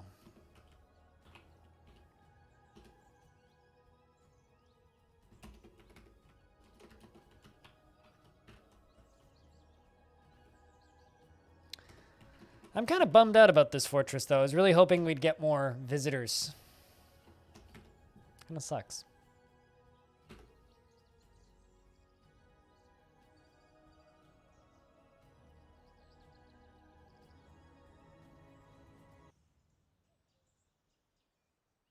You're doing some fancy world gen stuff then, aren't you? If you're talking like hundreds, that must be rough on the frames. Let's see if I toggle all that out.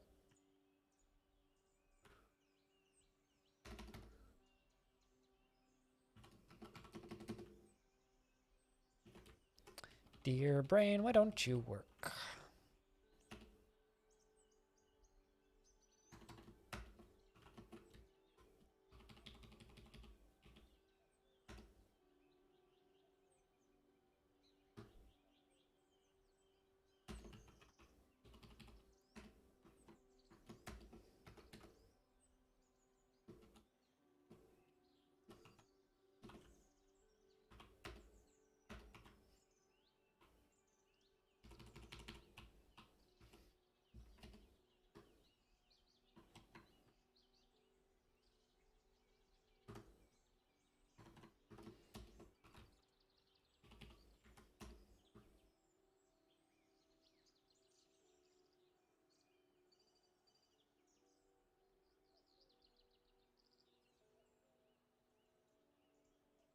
Yeah, I mean, if I'm embarking in scary biomes or biomes I know will be dangerous, I always bring one or two dwarves that have some form of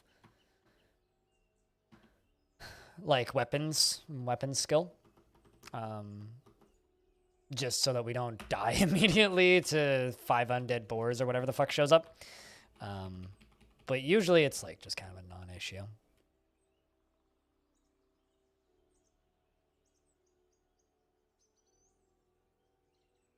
Oh, nothing holds a candle to what I see coming out of the forums.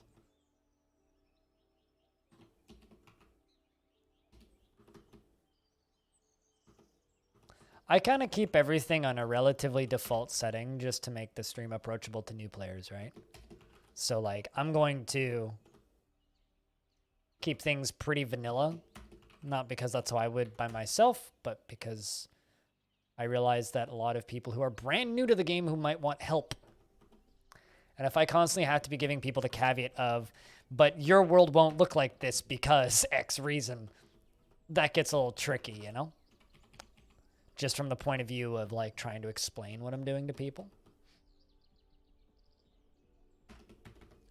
So kind of my reasoning for keeping the game relatively simple in that regard is it's more approachable to newbies.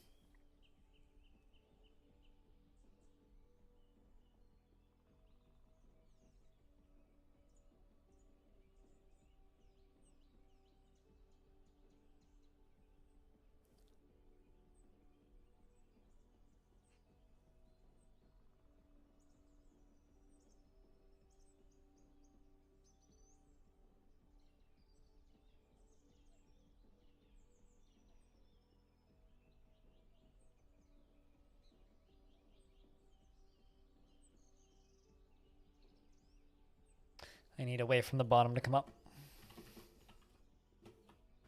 Sorry if I'm being quiet, chat. My brain's just not working straight. fucking annoying.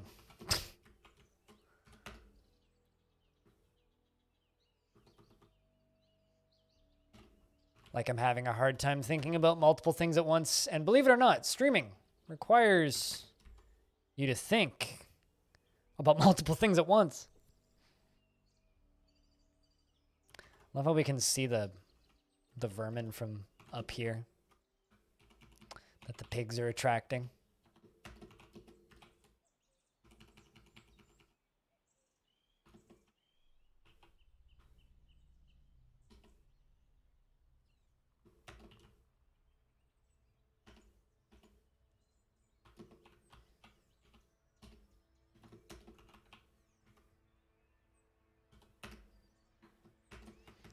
All right, more stuff to work on.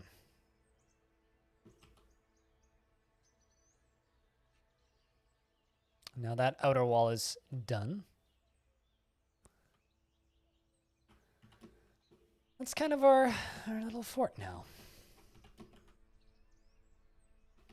It's a cute little fort.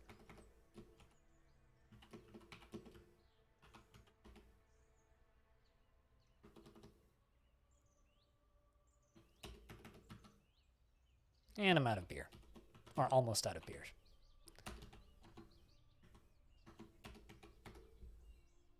Just get some drinks brewing.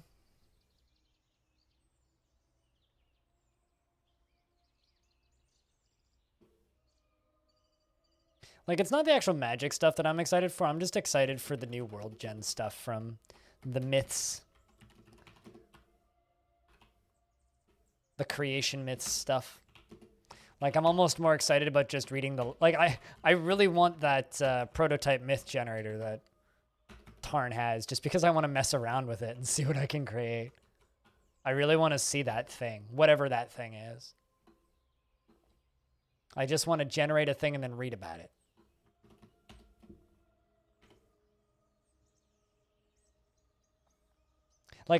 Like, that's kind of why I'm almost conflicted about the Magic update, because it's like, I'm sure that shit's going to be cool, but the thing that I'm actually excited for in there is the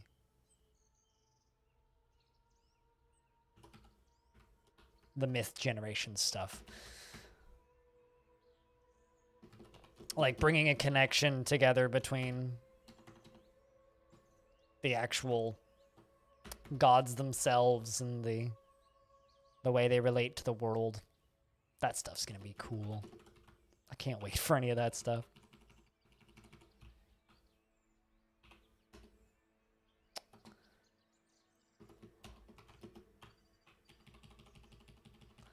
All right, we got these little archer towers, so if anything shows up to try and go after us, we can go after them.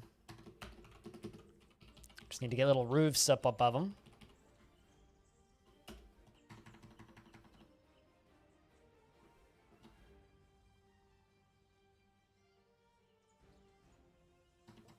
I mean, I have this weird feeling that the myths and magic stuff is going to come out, and we're going to figure out whatever the default is to keep the game about the same, because Tarn's talked about how the game will have some sort of like default fantasy settings where the game is about the same.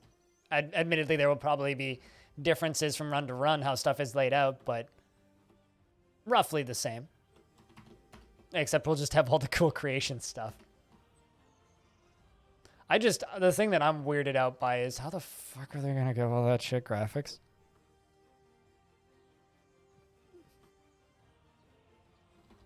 Like, I don't envy the artist's job on that one.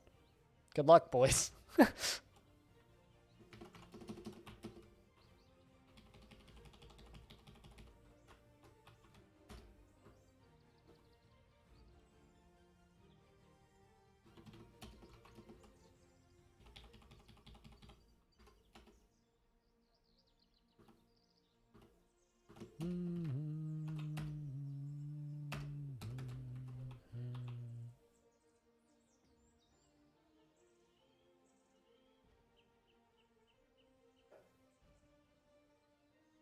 Your friend debug creature. Yeah, that's what everything will look like. Everything's just going to be covered with that little dude.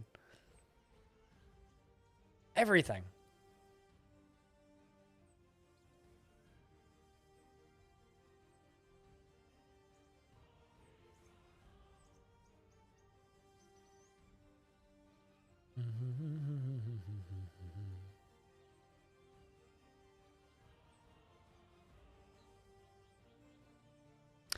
Yeah, I don't know. I would say that this location has been a bit of a failure. I was really hoping we'd get more visitors and more guests, but we've gotten almost none.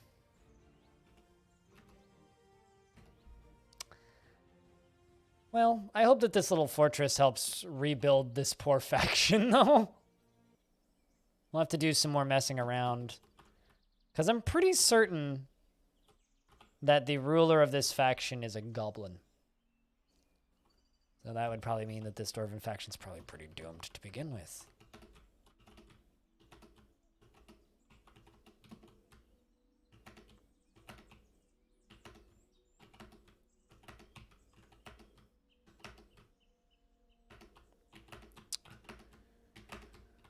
Oh, well, this is just a one-off fort for today.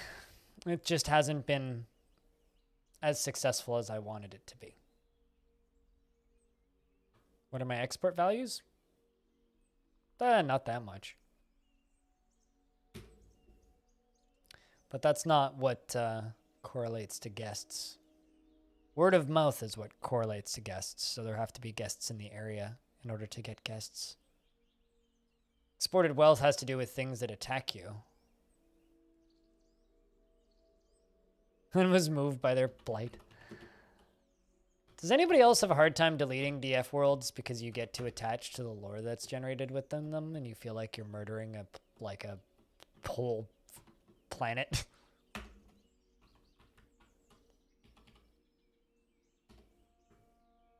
It's like, whoops, caused another apocalypse.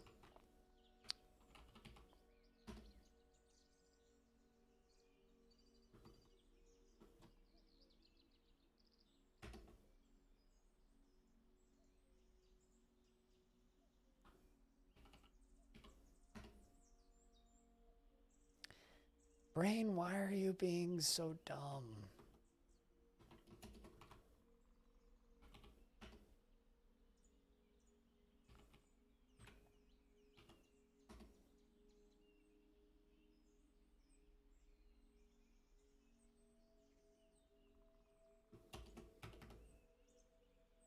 Neither.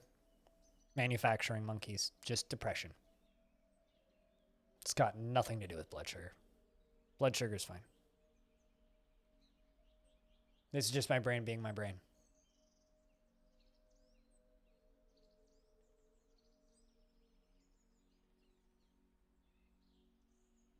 Brains are capable of being dumb without my broken body interfering.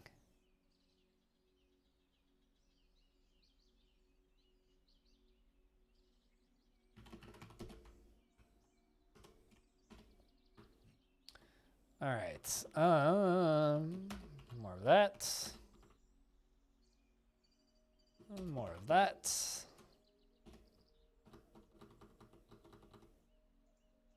More of that. And more of that.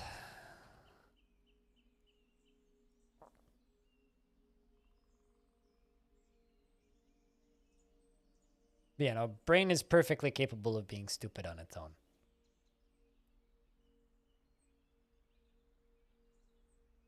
Some extended to rest to recharge. What do you think I just did the last 2 days? I can't afford extended rest to recharge. You want to give me $1,000? I'll take a month off.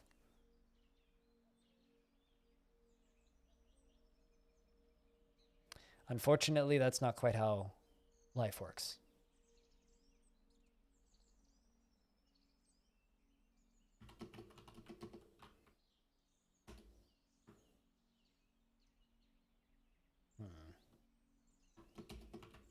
Also, please don't give me $1,000 because I probably won't take a month off if you give me $1,000.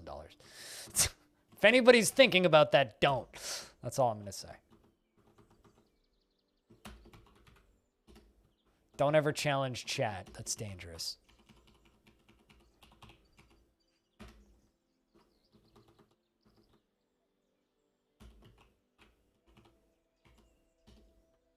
It's not a... taking time off and streaming the way I do don't really equal one another. Because it's I have my stream on and I'm making money. I turn my stream off and all the money goes away. It was a few hundred short of 1,000 Canadian. Don't throw your life savings at me, Freskins. I mean, kind of the thing that I am working towards is I would like to get to a point where I could take 2-day weekends, which sounds ridiculous. But right now it's the difference between, I'm not going to go stating numbers, but it's the difference between being at minimum wage by the end of the year and being a few $1,000s below minimum wage by the end of the year, statistically, if I were to take an extra day off a week. So if I subtract the amount of money that I approximately make per day and look at the amount of money that I make on a day where I don't stream, which is next to nothing.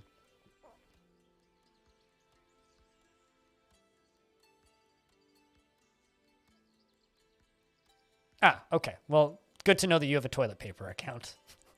There's nothing to catch in the southern swamps. Why do I have fisher dwarves? Go do something useful. Go farm or something.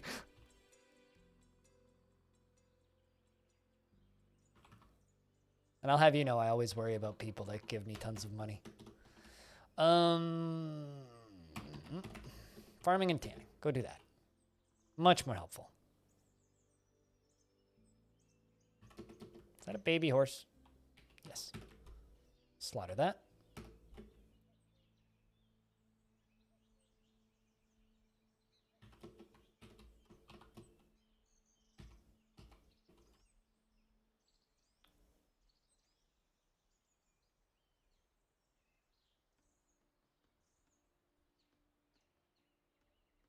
Ooh.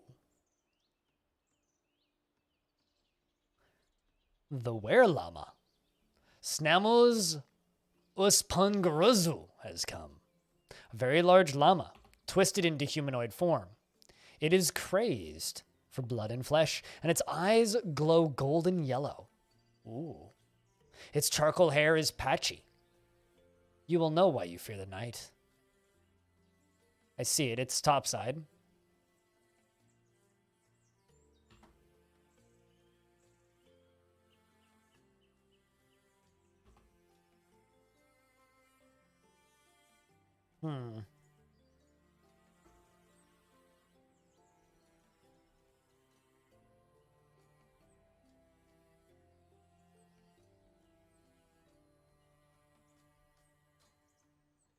Because as I said many times before to you in the past, and I don't understand how you're still confused by this, Freskins, very few people are as good at the game as you. All right, well...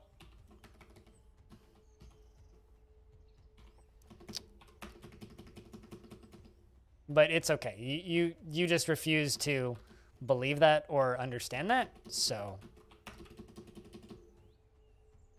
Even though I've answered that question before.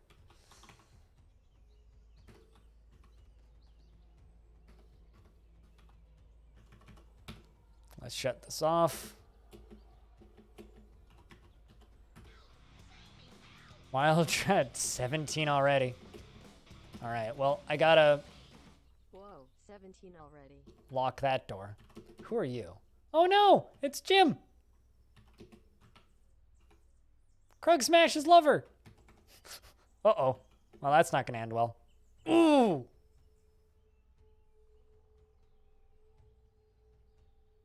Ooh, that didn't look good.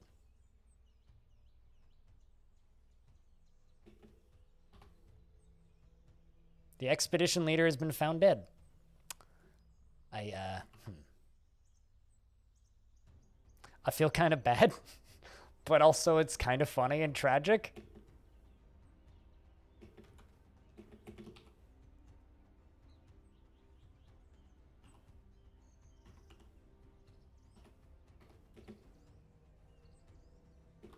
Oh shit, it's a goblin.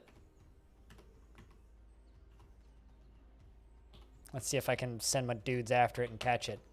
Probably not. Although I should probably unforbid that door.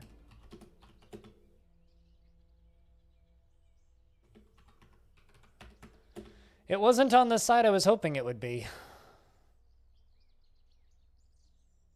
And But Feb's been possessed.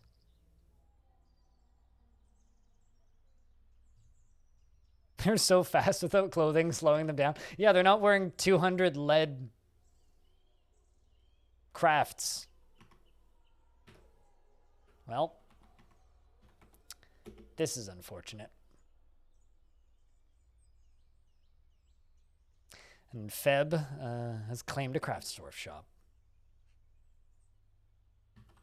And grabbed the boulder. Sorry, that's way too cool. Decides to grab the boulder that our expedition leader was using. Well, I'm going to make another craft store shop real quick. I'm going to queue up a coffin. I need a new dwarf to do... Oh, shit. We actually have a mayor now, too. Inual is the mayor. Who's also now our manager, who can have that. And you know what? I'm going to deconstruct this armor stand and move it right next to the mayor's table. Make the mayor slightly happier.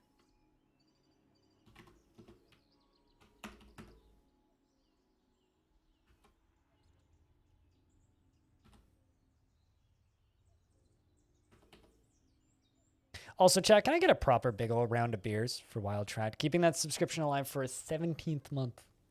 Welcome back, dude.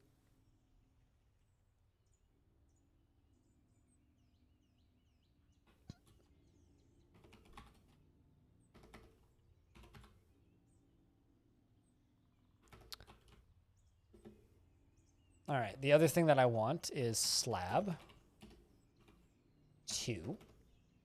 There you go. See, now you know what's up. Twitch doesn't have subtitles, but I have a plugin for OBS that gives me subtitles. So Twitch doesn't have subtitles. I'm just cool.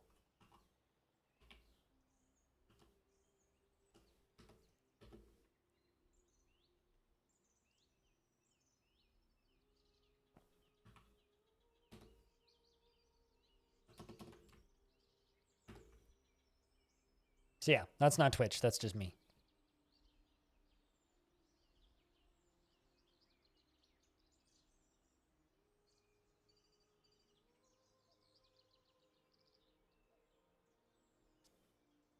But you can turn them off just by clicking closed captions. Twitch added support for subtitles ages ago, but it's up to the streamers to actually, like, utilize it. So I do.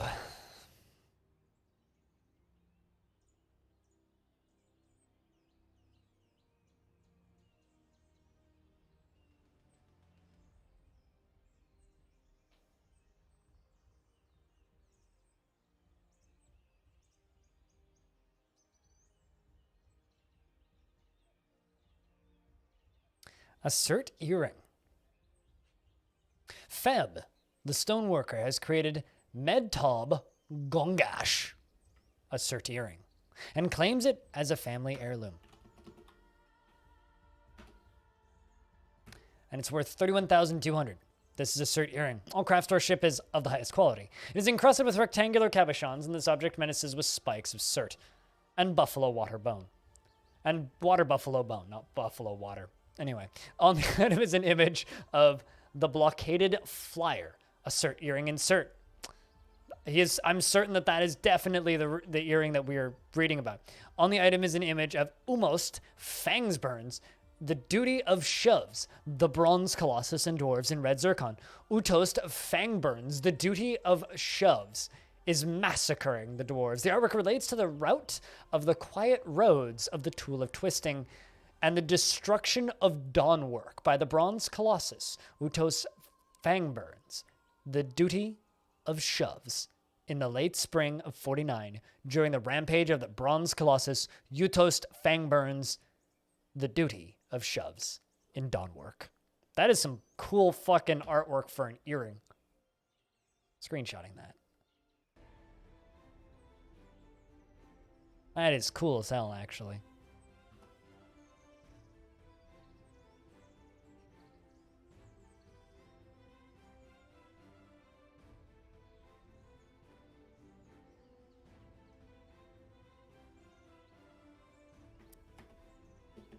It's one name a lot, really, and it's really long. It's not that many names, actually. Hot damn.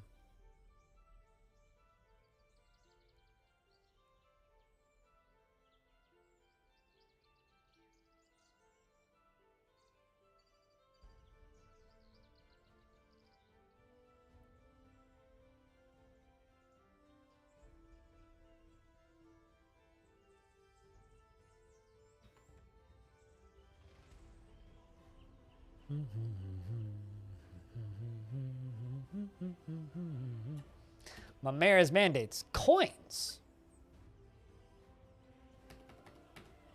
I don't believe I've ever seen a mayor mandate coins.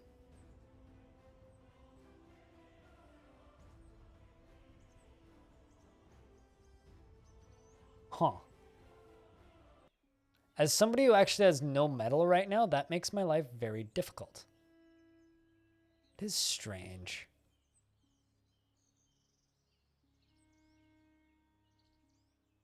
That's kind of awesome, actually. I love coins that depict like violence between anything. It's like, oh, it's a scene of battle. It's like, oh, that's badass. Cool shit.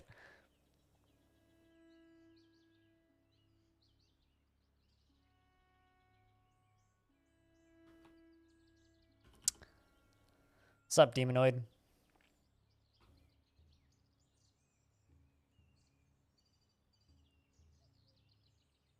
Do I have some scrap metal? I mean, nothing I'd really I mean, I can, but he's just going to demand the same thing again. I mean, I'm thinking about just some Goblinite. No, we haven't been invaded. I'm thinking about just ending this fort because I'm kind of bored.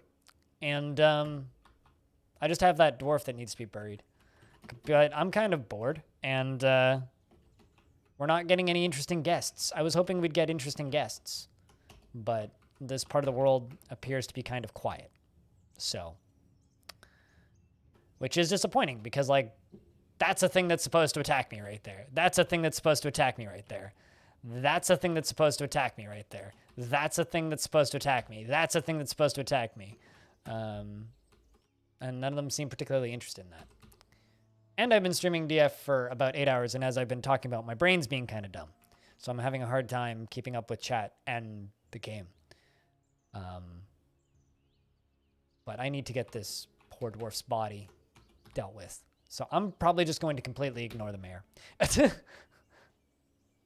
I do have plenty of things I could make into coins. I just don't really care to. It's an odd request. I don't believe I've ever had a mayor mandate I make coins before.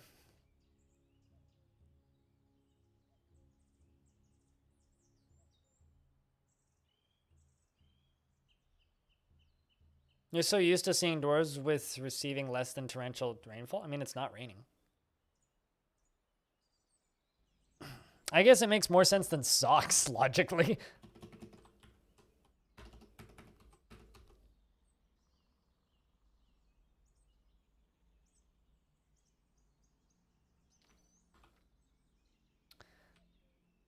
All right, there's the slab.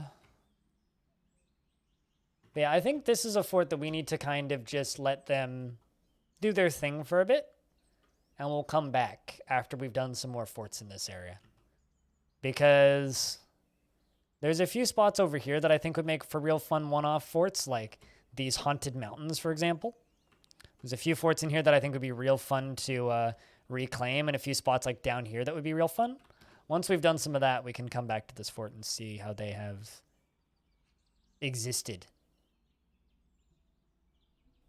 Because I really like coming back to tavern forts after a bit, because they're usually just a mess.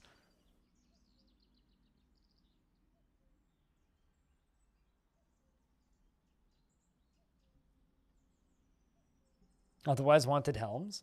I had a vampire mayor once who always mandated the construction of coffins, which is completely unrelated to the fact that they were a vampire, but I thought it was hilarious. Hi, Pat. What's up? No, don't do that.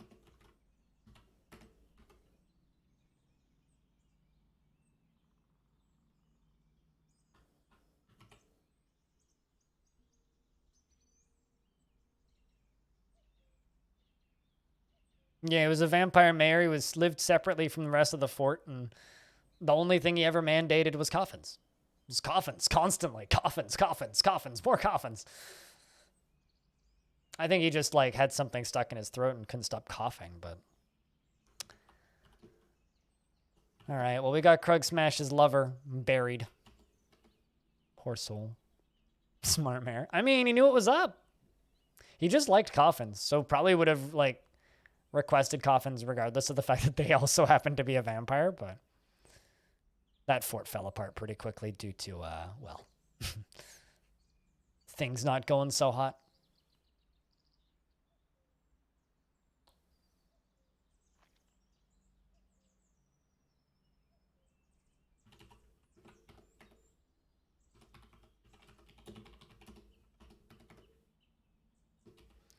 But yeah, this is a solid little start for a fort, and it is this faction's third fort.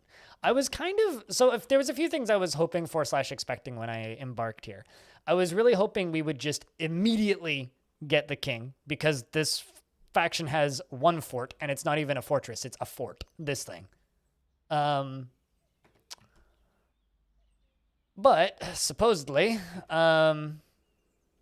as mostly dead as this faction seems to be, they do have a queen named Mato, as in Gokang, which is a goblin name. So I'm assuming their queen is a goblin. Probably has been in their goblin queen for a long time. So we didn't get royalty immediately, which was kind of what I was hoping for. And also we didn't get many visitors, which is the other thing I was hoping for. We're pretty well defended now. Like, if something invaded us, we could pretty easily just seal ourselves off and be self-sufficient. And also, we have many ways of fighting with stuff. The were creature that attacked us from the north came from the wrong direction. If they came from the south, it would have been interesting. But it's still just crazy to me that, like, you know, you can... Like, this dwarf doesn't have a bedroom and is pretty ecstatic about life just by having a tavern. I don't know. I still think that that's just a little bit silly. That was a weird lag spike. What was that? But regardless, it was a cute little fortress. I think we need to do another Legends Day between now and the next time we do a day fort. So maybe like on or not Monday, maybe like Tuesday or something. We'll do a day where the first half of the stream is just checking out Legends, because there's a few things I'd like to figure out about this faction. I want to know what happened to this faction. I want to know why there's, like, none of them left. Who that queen is. Some other stuff like that. Because unlike the other factions in this world, which are either, like, in some form of disarray or, like, absolutely nuts, I think rebuilding this faction could be a lot of fun. So that might be something that I work towards. Ooh, there goes the frames again. Something's going on somewhere in the world. But regardless, I'd say that this fort was a pretty good success aside from the tavern part. The tavern part was a bit of a failure. But we were able to make lots and lots and lots of pig cheese. And dwarves are pretty happy. It's a pity we lost Krug's lover. I feel kind of bad about that. But I think that's me and DF for the day. So we're going to retire this fortress for the time being. We'll probably come back to this one. This one has been enjoyable. At least the layout was. And when we come back, we'll dig deeper and find us some metal and get the forges burning. But next week, I'm not sure what we'll do. I think next week we'll have to do something haunted, because we haven't done anything spooky in a little bit. The last week's was a good biome. This week one was pretty... This one was pretty... We did indeed cheese the hell out of this fort. This one was pretty chill. The next one we do, I think, will probably be spooky. And go after those necromancers again. Or maybe just be evil. One of the two. But, yeah. That's it for this week's day fort. Now, that being said, I'm not ending the stream just yet. Because, well, Ultimate ADOM is out. And I have a key for it to give away. I have an extra key. So I have the full game, Plus, I also happen to have this. So if you guys want to watch if you want to watch another stream of this, I recommend you go watch either Userune or RNG Strategist. Both of those two are cool. But we're going to go play Ultimate ADOM for the rest of the evening. We're going to go see if that game's shit. So I'm sure it'll be fun.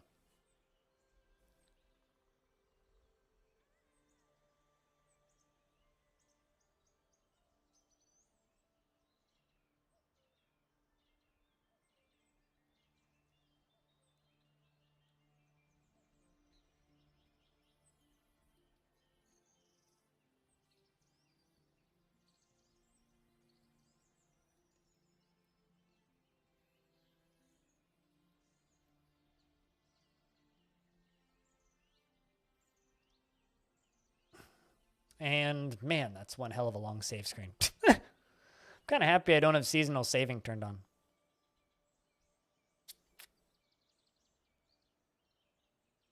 But yeah, we will definitely return to Crawlmire in the future. Oh, for the Dayfort stuff looks interesting? Or are you looking up Ultimate ADOM? Because if you've missed all the Dayfort stuff, it's been fun.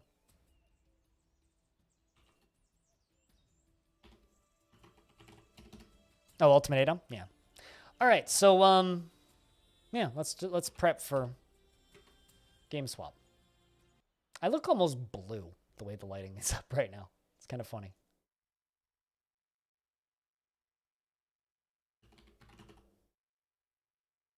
Ultimate ADOM.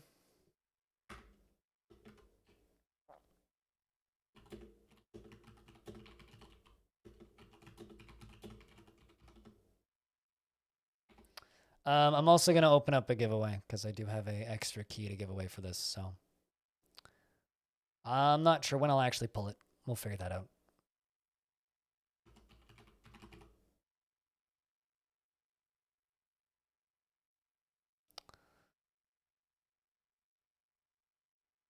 Let's just see if this works. Yay! It seems to. No, it's not.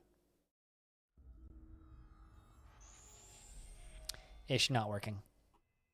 As you can see. It's not capturing.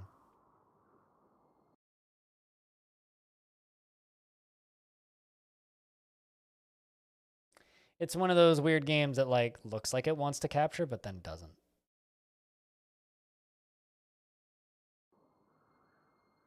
Really doesn't want to capture.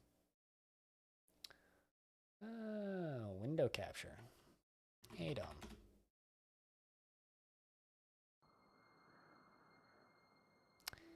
Dear game, is there a particular reason you really don't want to capture?